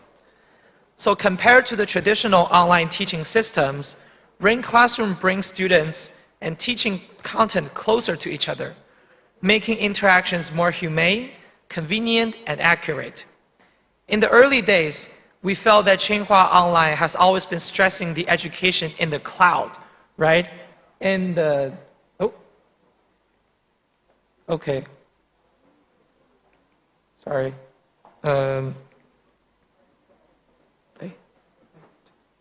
So when we started, we feel like Tsinghua has been putting too much effort on the cloud.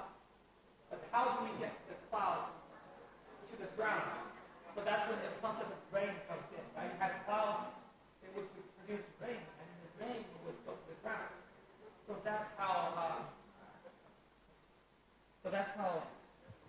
So that's how we decided to name Rain Classroom.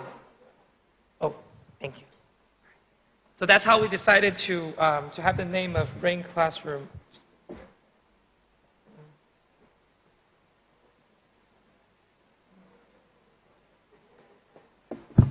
Okay, so, all right, going back.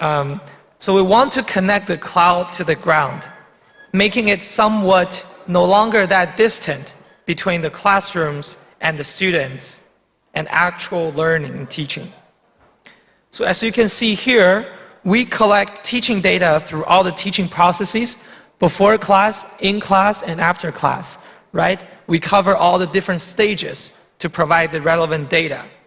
And afterwards, we start with the analytics, evaluation through information technology, and influence the cloud-based educational resources. Then, by using these resources, we continue to make changes. As you can see over here, this is a continuous self-evolving process. By doing this, we continue to make changes in our activities. Does this whole process remind you of the water cycle? If it does, then it means we've done a good job of explaining why this is what it is. The water goes up in the clouds, and then the clouds go really heavy and it turns to rain. So in Chinese, this process is called 化云为雨,润物无声. In English, it translates into turning clouds into rain, nourishing the ground silently, which is what we hope the Rain Classroom could do, to nourish the grounds of not only an institution, of not only China, but throughout the world. Thank you. So another fun fact is all the iterations of Rain Classroom is named after a kind of fish. All iterations are named after a kind of fish. So our latest version is called Lu Yu, so the Lu, the fish. And the previous one is called Wu Chang Yu, also a kind of fish. So this tradition originated from a theory of following, brought up by the former president of Tsinghua University, Professor Mr. Mei Yiqi.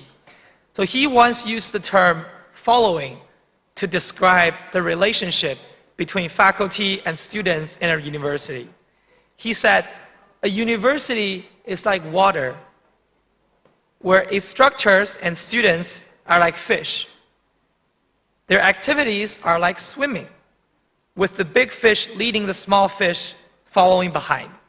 So this is what we meant by following. Over time, the following naturally results in a subtle and profound influence between the lecturers and the students, an effect that comes about without deliberate effort and forms naturally. So we since then have followed that tradition to honor him and also keep us in mind that Rain Classroom should respect pedagogy and promote better education. Now, we look at the screen, you see the LU, the letter LU. So that's another kind of fish, the newest iteration. So once again, I would like to ask you, if you haven't already, to see if you can download Rain Classroom either on your phone or on the PC. And we will have some mysterious prizes for participants who are successful with this activity.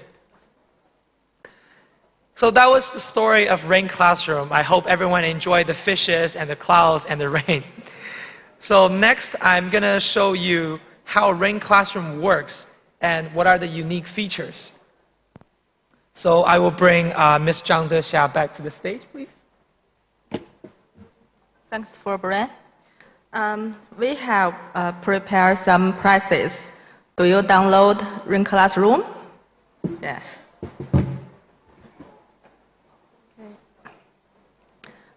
Okay.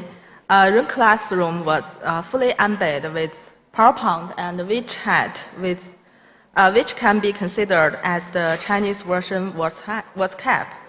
Yes, let's scan the QR code and enter our class.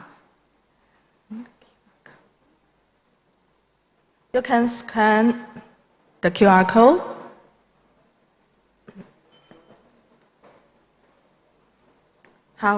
Let's continue. Now I will show you 7 features of Ring Classroom. Number 1, setting your slides and gather the I don't understand feedback.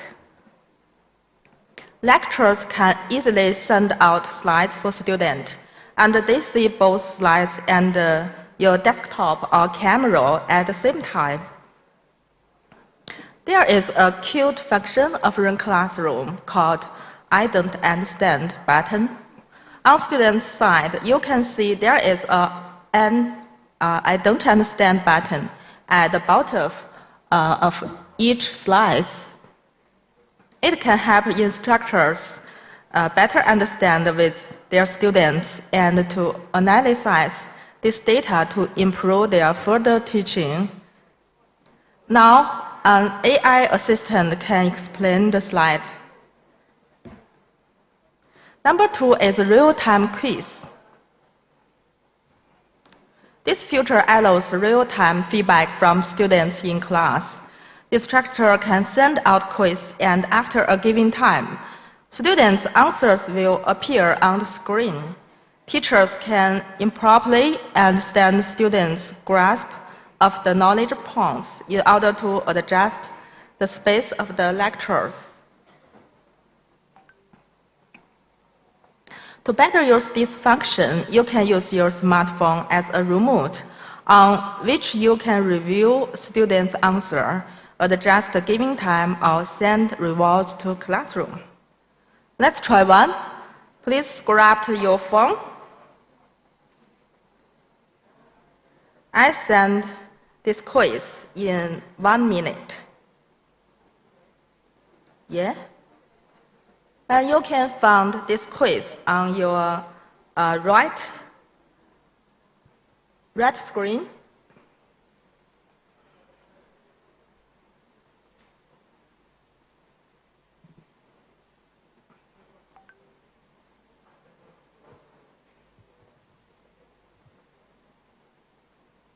Yeah, there is one correct. Yeah.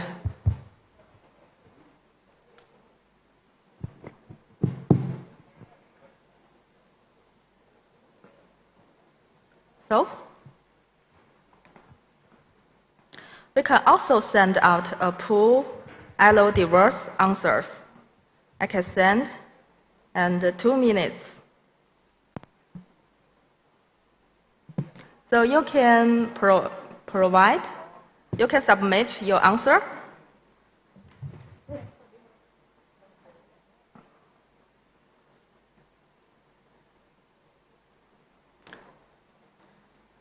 I have some prizes who submit.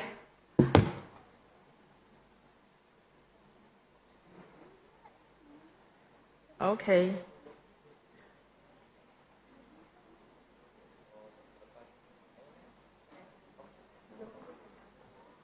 Okay. Number 3 is when you are off class, you can create extra learning material for students. These features can enhance classroom interaction and help teachers implement blended teaching. Number 4 is for interactive activities. Ring Classroom has integrated 弹幕. I will open it.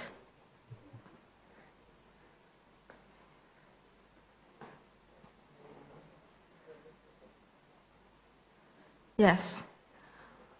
Which is the real-time scoring comments. This feature was very popular among young audience on video platform, and now Ring Classroom introduced it into teaching scenarios.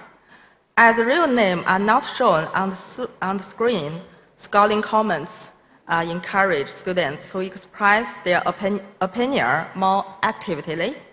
I think it looks really cool and can easily attract students at a younger age. You can chip up the whole room immediately. Now, please try it out. Click the plus sign in the upper right corner, select the bullet screen function, and tell me how you are feeling right now. 可以发一下弹幕。Yeah, it's cool. Yeah. Another interaction function is called post. This one is private. Only instructor can see your post, and it also allows students to post in various formats, and the teacher can selectively display them to their classmates. Another one is random call. This function can make your classroom more exciting than ever. Let's try it and see who is the lucky guy today.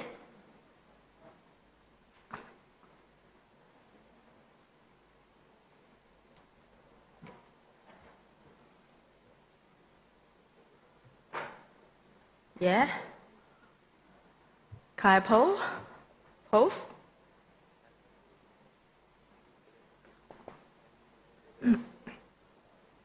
Yeah, Professor Qian, please give a prize. Let's continue again.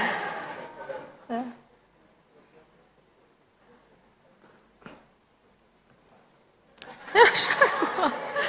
No. Yeah.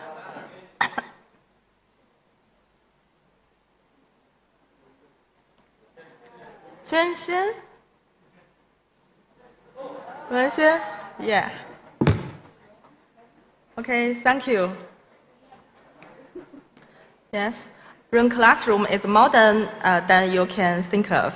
You can even use it to start a living streaming. Start a living stream is not as hard as you think. In Ring Classroom, even instructor can easily start with. This function greatly helps during COVID-19, when lots of people can't go to classroom. Number 6 is data collection and analysis. All the feature I just showed is in Ring Classroom, such as real-time quiz and I don't understand button, throwing comments, discussion.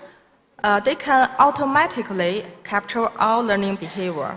This data can assist the instructor in quantified students' learning outcomes, enabling them to better evaluate their teaching process and subsequently adjust their teaching strategy.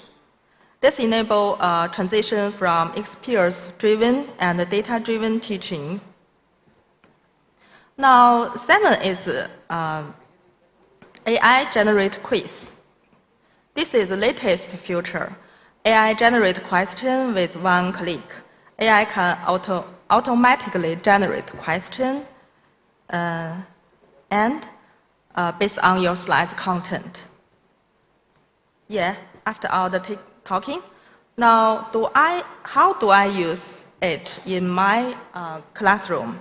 Next, I will hand it over to Brian. Yes.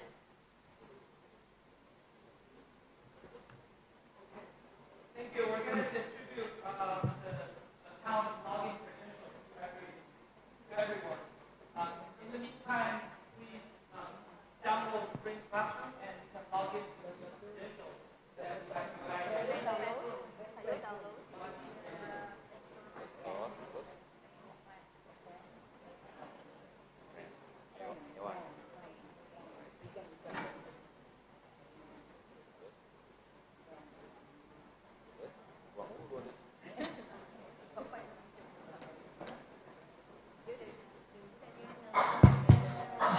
Actually, I think many people are already in this room, so you can still try and see if this barcode works.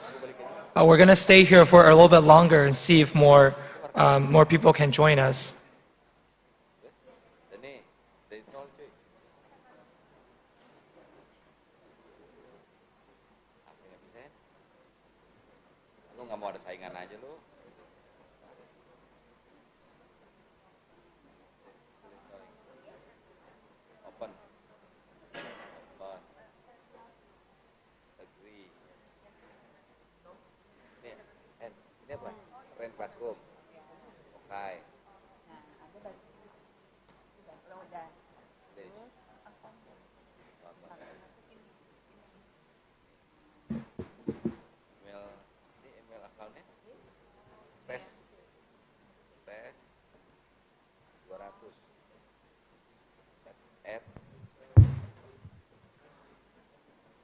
I think with any sort of technology, there is a little bit of uncertainty and adjustments being made.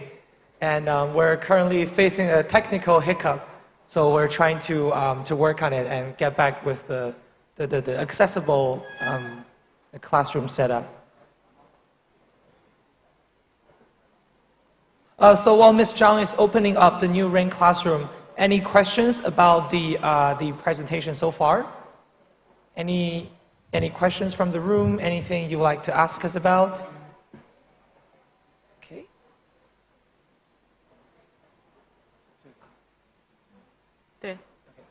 Okay, so this new class is being opened up. Let's try if we can join this class. Yes, scan this QR code, please.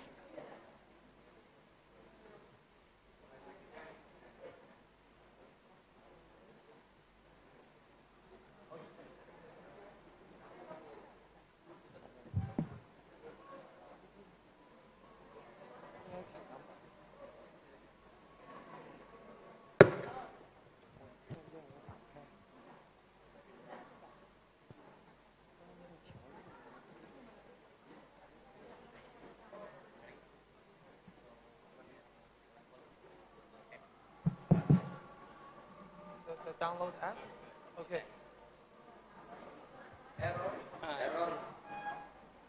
Error. Oh.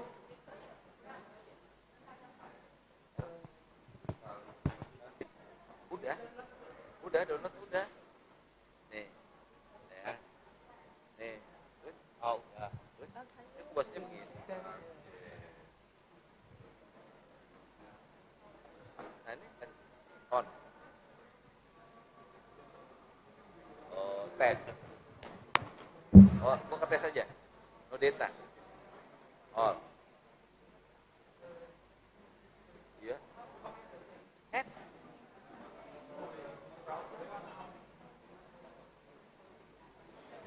Oh, damu kali ya? Enggak. Bukan apa?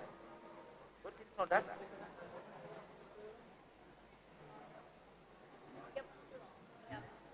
Terus, udah download.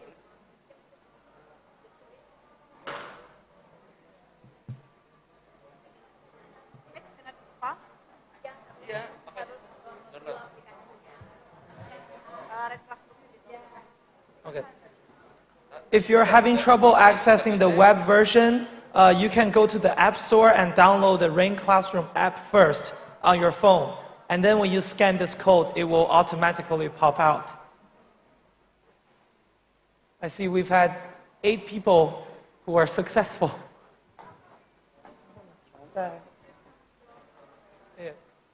It takes a little bit of time. It's okay. Empty class. This way. 条，然后后边有穿蓝衣服。Oh, dong.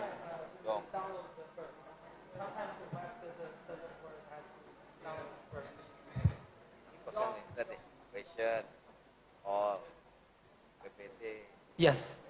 It's Rain Classroom from the App Store. You can download the app first and then see if the link will go through. If you need a slip of paper for the account to log in, please raise your hand and let us know. Sorry? Yes?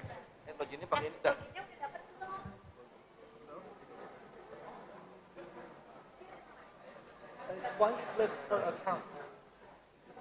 Wow. Was it one for you? Okay.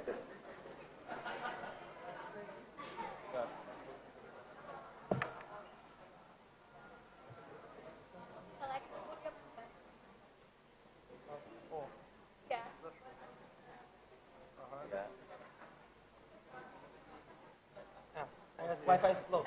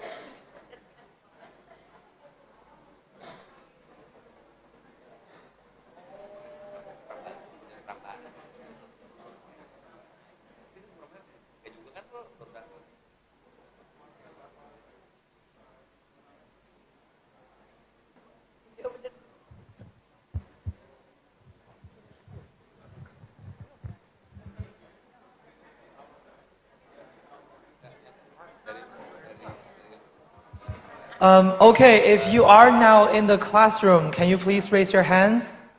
If you are successful with the classroom, can you please raise your hands? Okay, so given the time limit, we will have to do a little bit of more shuffling. Can we make sure every table has one person who is successful with the class? Maybe raise your hands again if you have it successfully.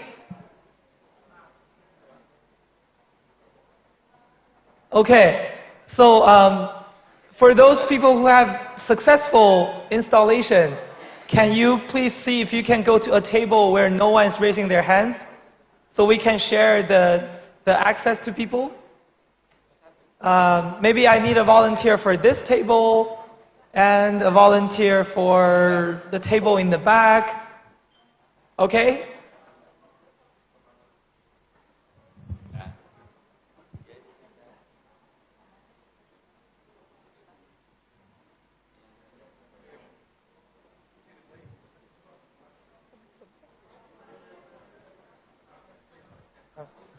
Okay, so if every table has one person already, we will start with the hands-on session.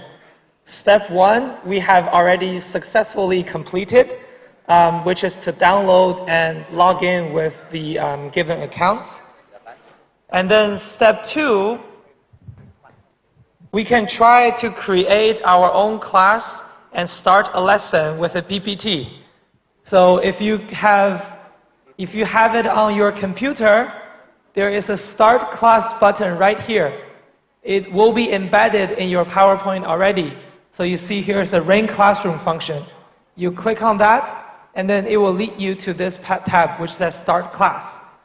Okay, I'm gonna walk around and see if everyone's working out. Yeah.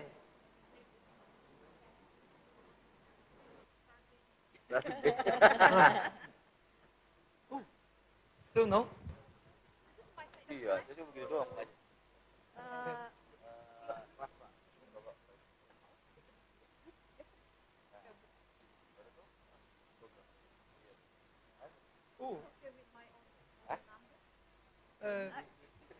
Probably sometimes the SIM will block the password login. Yes, it's okay. They use the paper slip. Okay. Yeah. They use the paper slip. Ini papernya nih, udah kepake. Hari aja kan nanti kan nama gue.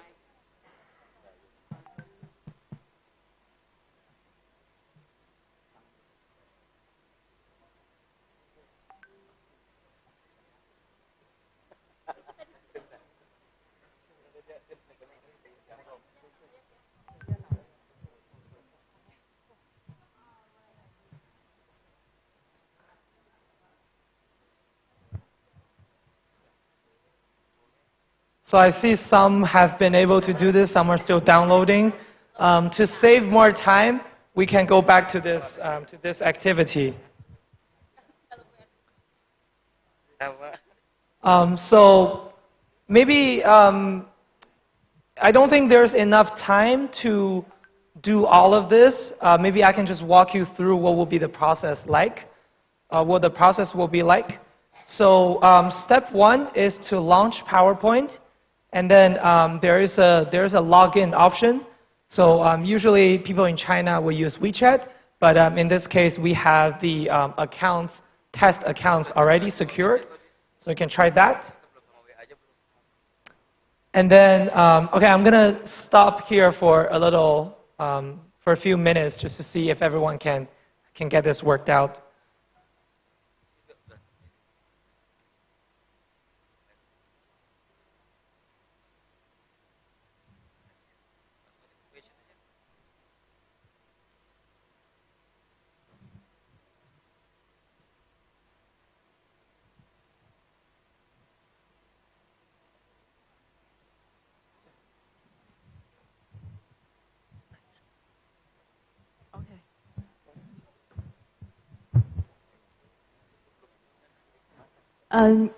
You can open the PowerPoint.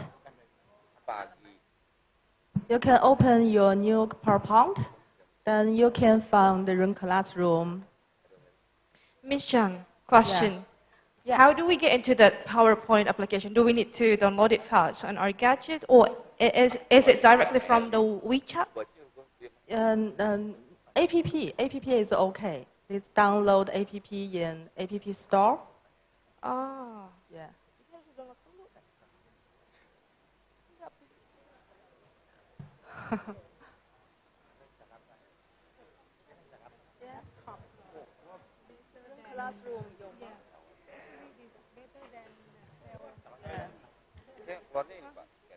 Oh, okay. Okay.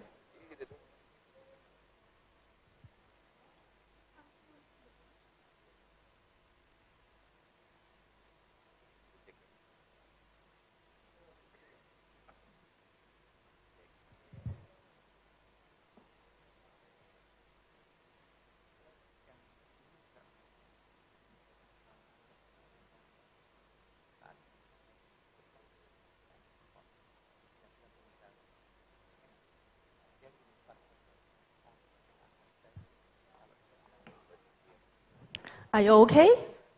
Okay, no problem. Next step is click the Start Teaching button, which you will open a window with two drop-down menus for selection the courses and the class.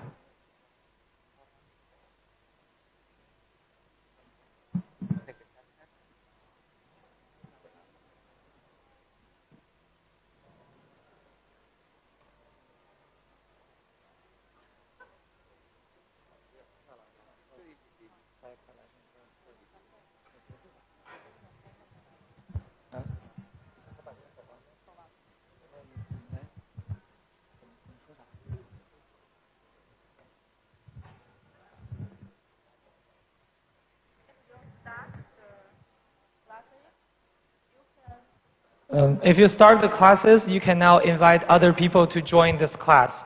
The function is under the invite tab over here. And yes, yes. Yes.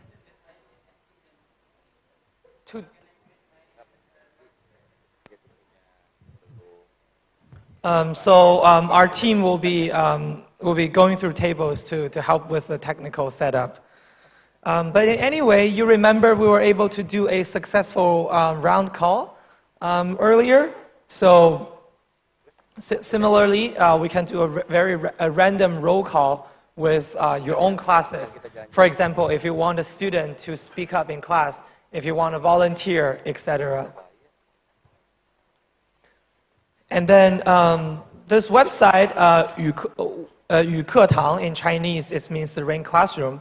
So this website, XuetangCN, allows you to track the status of your students' performances. So for example, here are the activities, including the lectures, slides, quiz, announcements, and all of the relevant study materials that contained the data and processed by the students. So to a broader use, I'm going to spend a few minutes to conclude the presentation while our technical team still work with everyone who needs assistance with setting up. So hopefully by now, most of us have a preliminary understanding of how Rain Classroom works. But this is not the end. To use technology, we want to use technology to help classroom teaching in the way we always do. However, we dream a little bit bigger. So this is a concept that we did in China, which is called the clone class. See right here, clone class. So the clone class means a digital twin. It enables real-time sharing, and it is able to address the unbalanced education resources and promote the in-depth educational equality in China. So this was started in 2020 semester, and in the fall semester of 2021, 14 universities in Eastern China shared classes with 9 universities in the western side of China, therefore promoting the east-west gap of educational resources within the country. Further, if you remember from this morning's signing ceremony, last year to deepen the cooperation between China and Indonesia and to explore this new model of joint teaching and sharing of educational resources, the Global MOOC and Online Education Alliance launched the Indonesia-China Global Hybrid Classroom Project. So we offered 23 courses from 18 Chinese universities, covering a variety of disciplines, and we attracted over 473 Indonesian students, with more than 80 students actually successfully completed and acquired credits. This project is conducted by using Clone Class. With the Clone Class, Indonesian students can join in the class and listen, answer questions synchronously with domestic students as they were in real classroom back in China. And more, the Clone Class also allows the video interactions and online exams. So this is an example of a professor from Tsinghua, Professor Zhao Chen, giving an accounting principles lecture in the Southwestern University of Finance and Economics in China.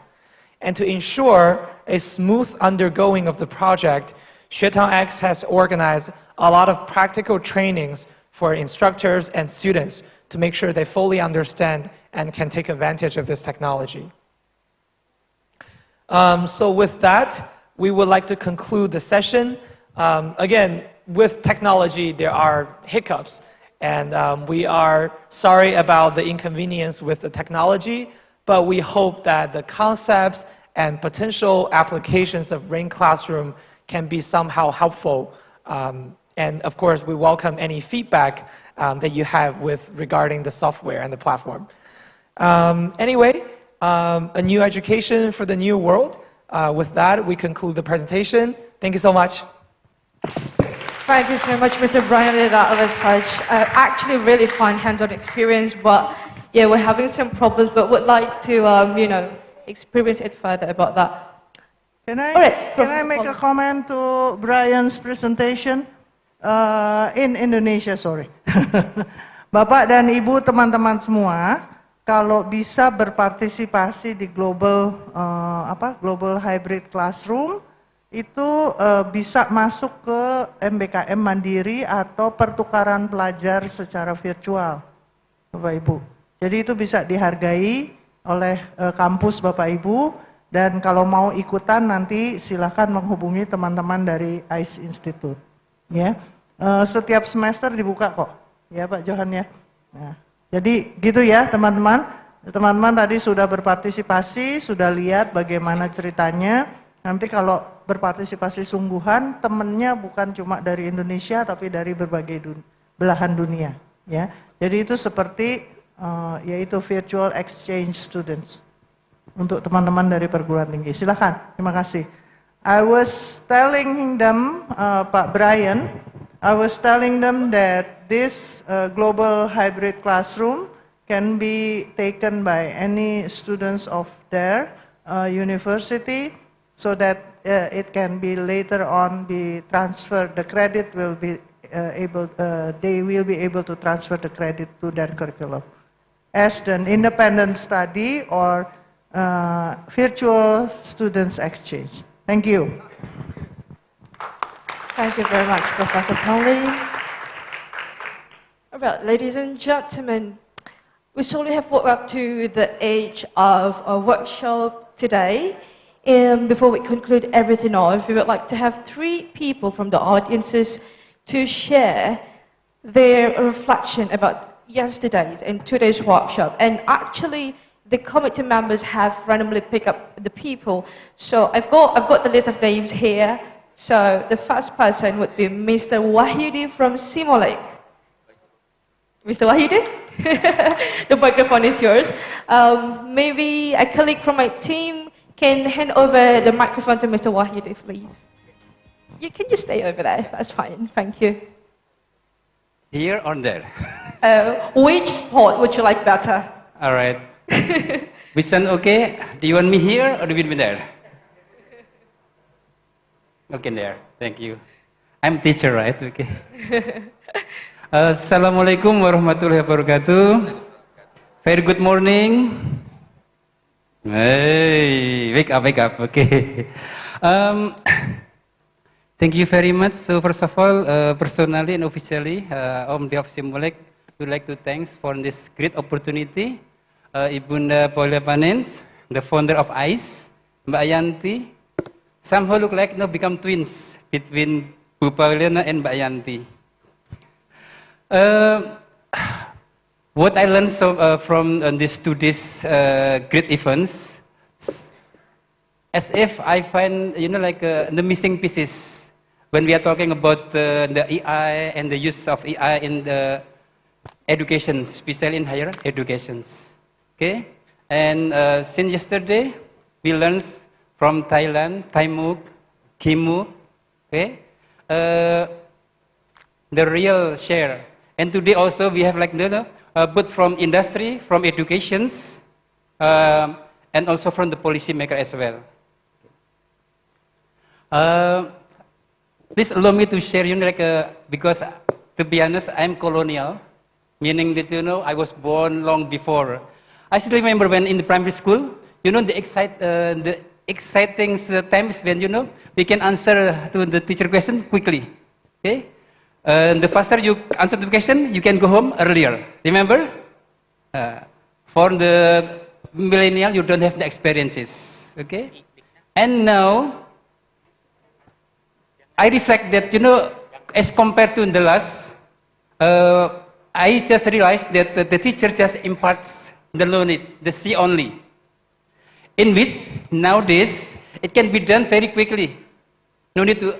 But what we miss now is what Pak from UT mentioned about. Even though we utilize the AI, we're missing some things. The humanized touch, right? Okay. And then also, in short, we have learned, globally, from China, from Russia, from Korea, also from our homeland, Indonesia. And I would like to refer to doctors, Ajans, you mentioned about C, and also from the industry, we have the PC man about another C, collaborations, right? And then I think we cannot work alone. So I talked to people next to me about the PPP, public-private, what is the other P? Partnership. Against, we cannot work alone. This way, this great initiative must be roll on, Ibu, not stop here.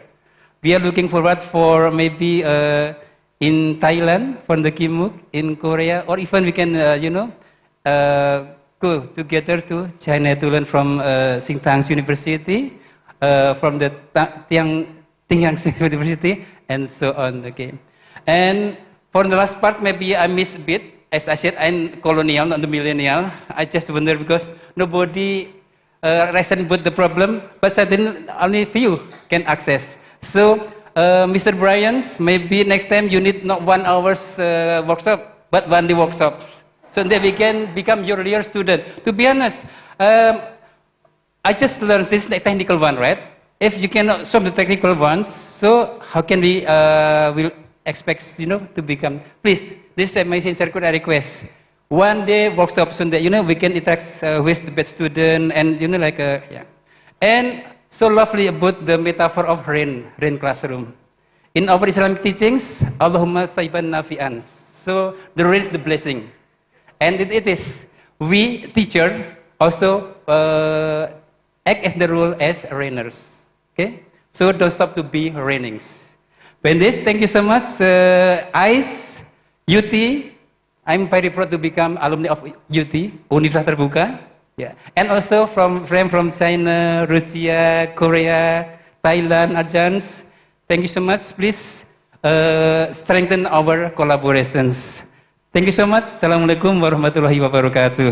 Waalaikumsalam warahmatullahi wabarakatuh. Thank you so much, Mr. Wahidu, for such thoughtful reflections.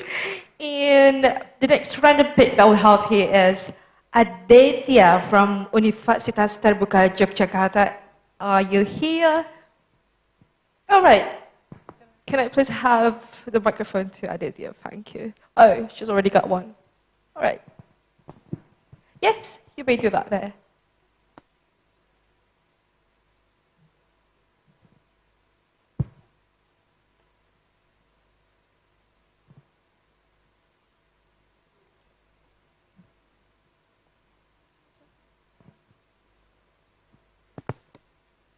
Assalamualaikum warahmatullahi wabarakatuh.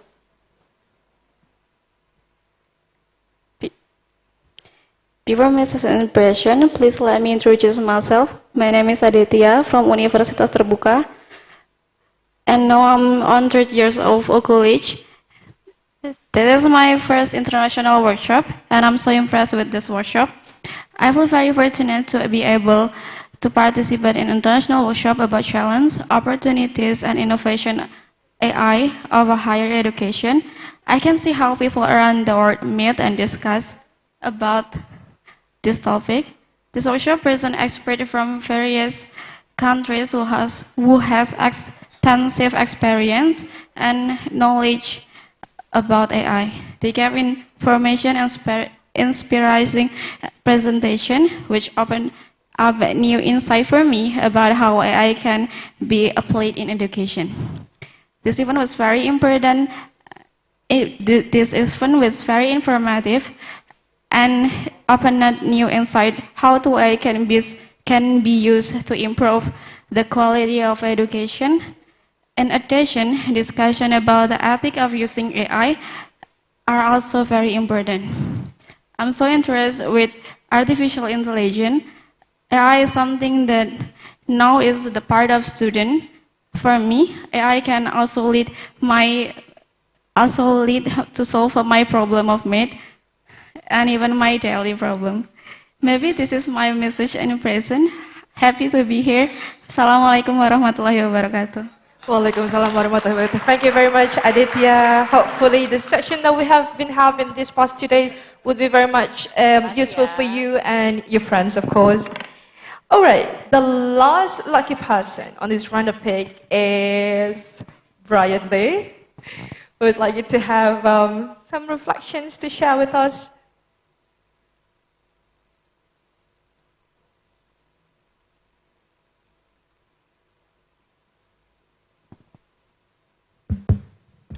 Okay, sure. Thank you so much.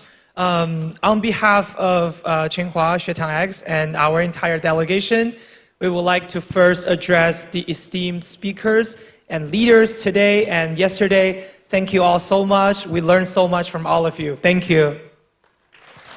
Thank you so much, Brian. And building on top of that, I've been asked to share a little bit of my humble thoughts and my learning and takeaways from the sessions in the past 2 days.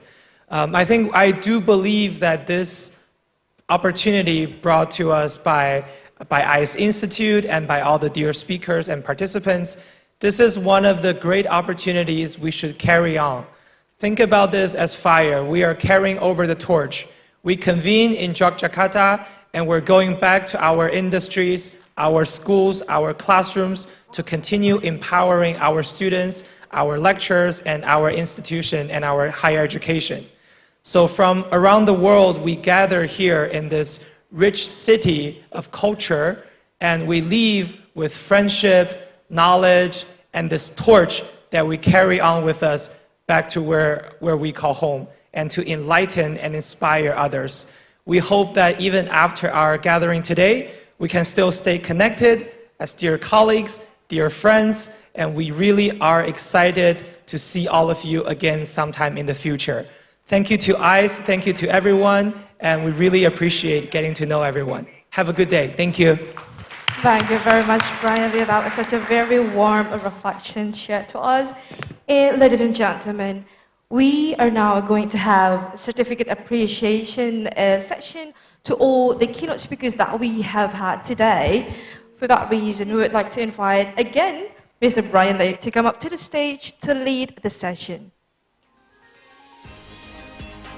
Thank you. So in no particular order, I will be sharing the names of all the speakers and to show the token of appreciation. So please join me in welcoming Professor Tapani Tamatar, and we will invite Professor Paulina and Mr. Wang Shuaiguo to give the token of appreciation for the speakers. So Professor Paulina and Mr. Wang, can you please come up to the stage?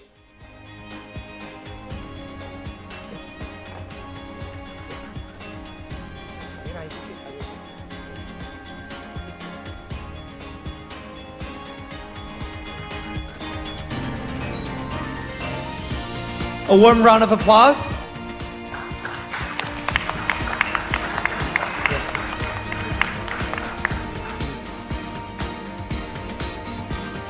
Professor Tapani, please stay on the stage, and we welcome Professor Sun Hua.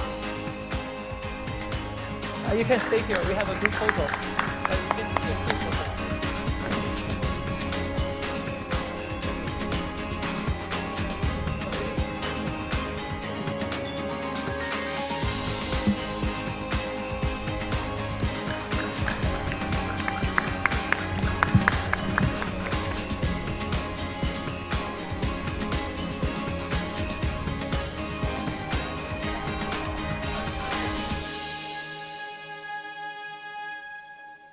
Thank you. Please welcome Professor Qian Jing.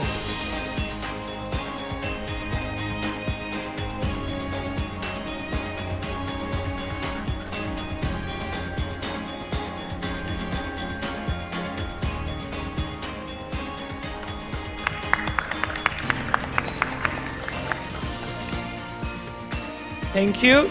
Please welcome Professor Vladimir Starostenko.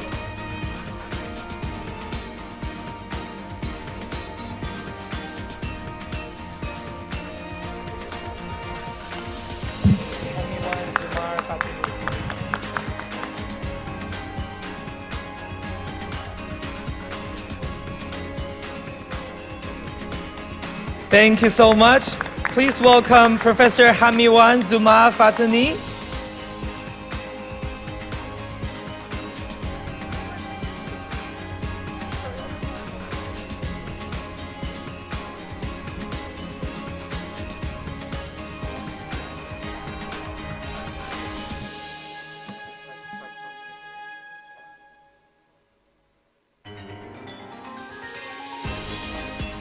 Thank you so much.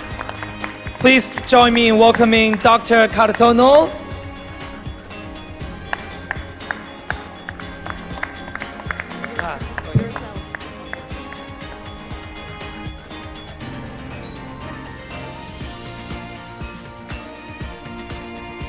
Thank you. Please join me in welcoming Ms. Zhang Dexia.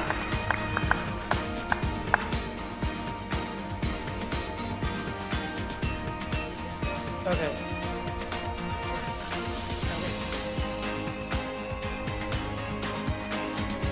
And please join me in welcoming myself.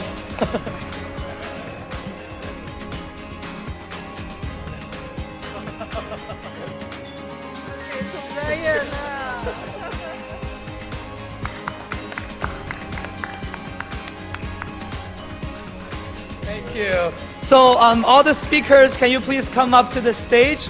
We will take a group picture together.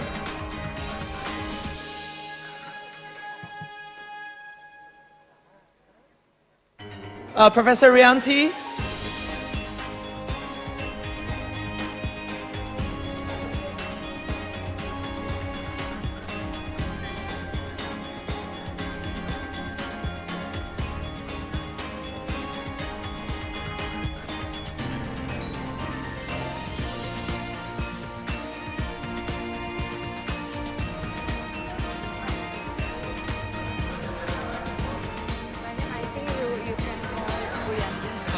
Professor Rianti.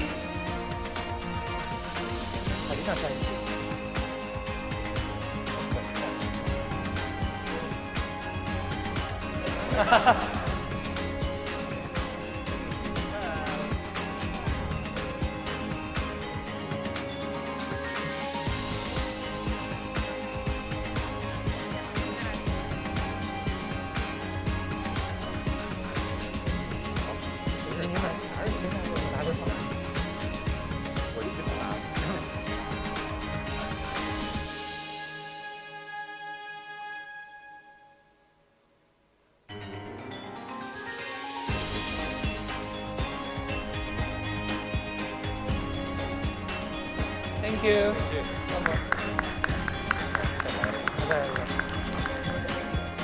Thank you.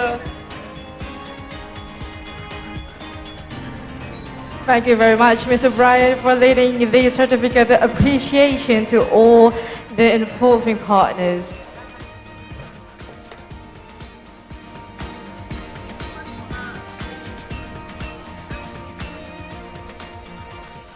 Ladies and gentlemen, such a happy moment to close down and finish up the day that we've been having today.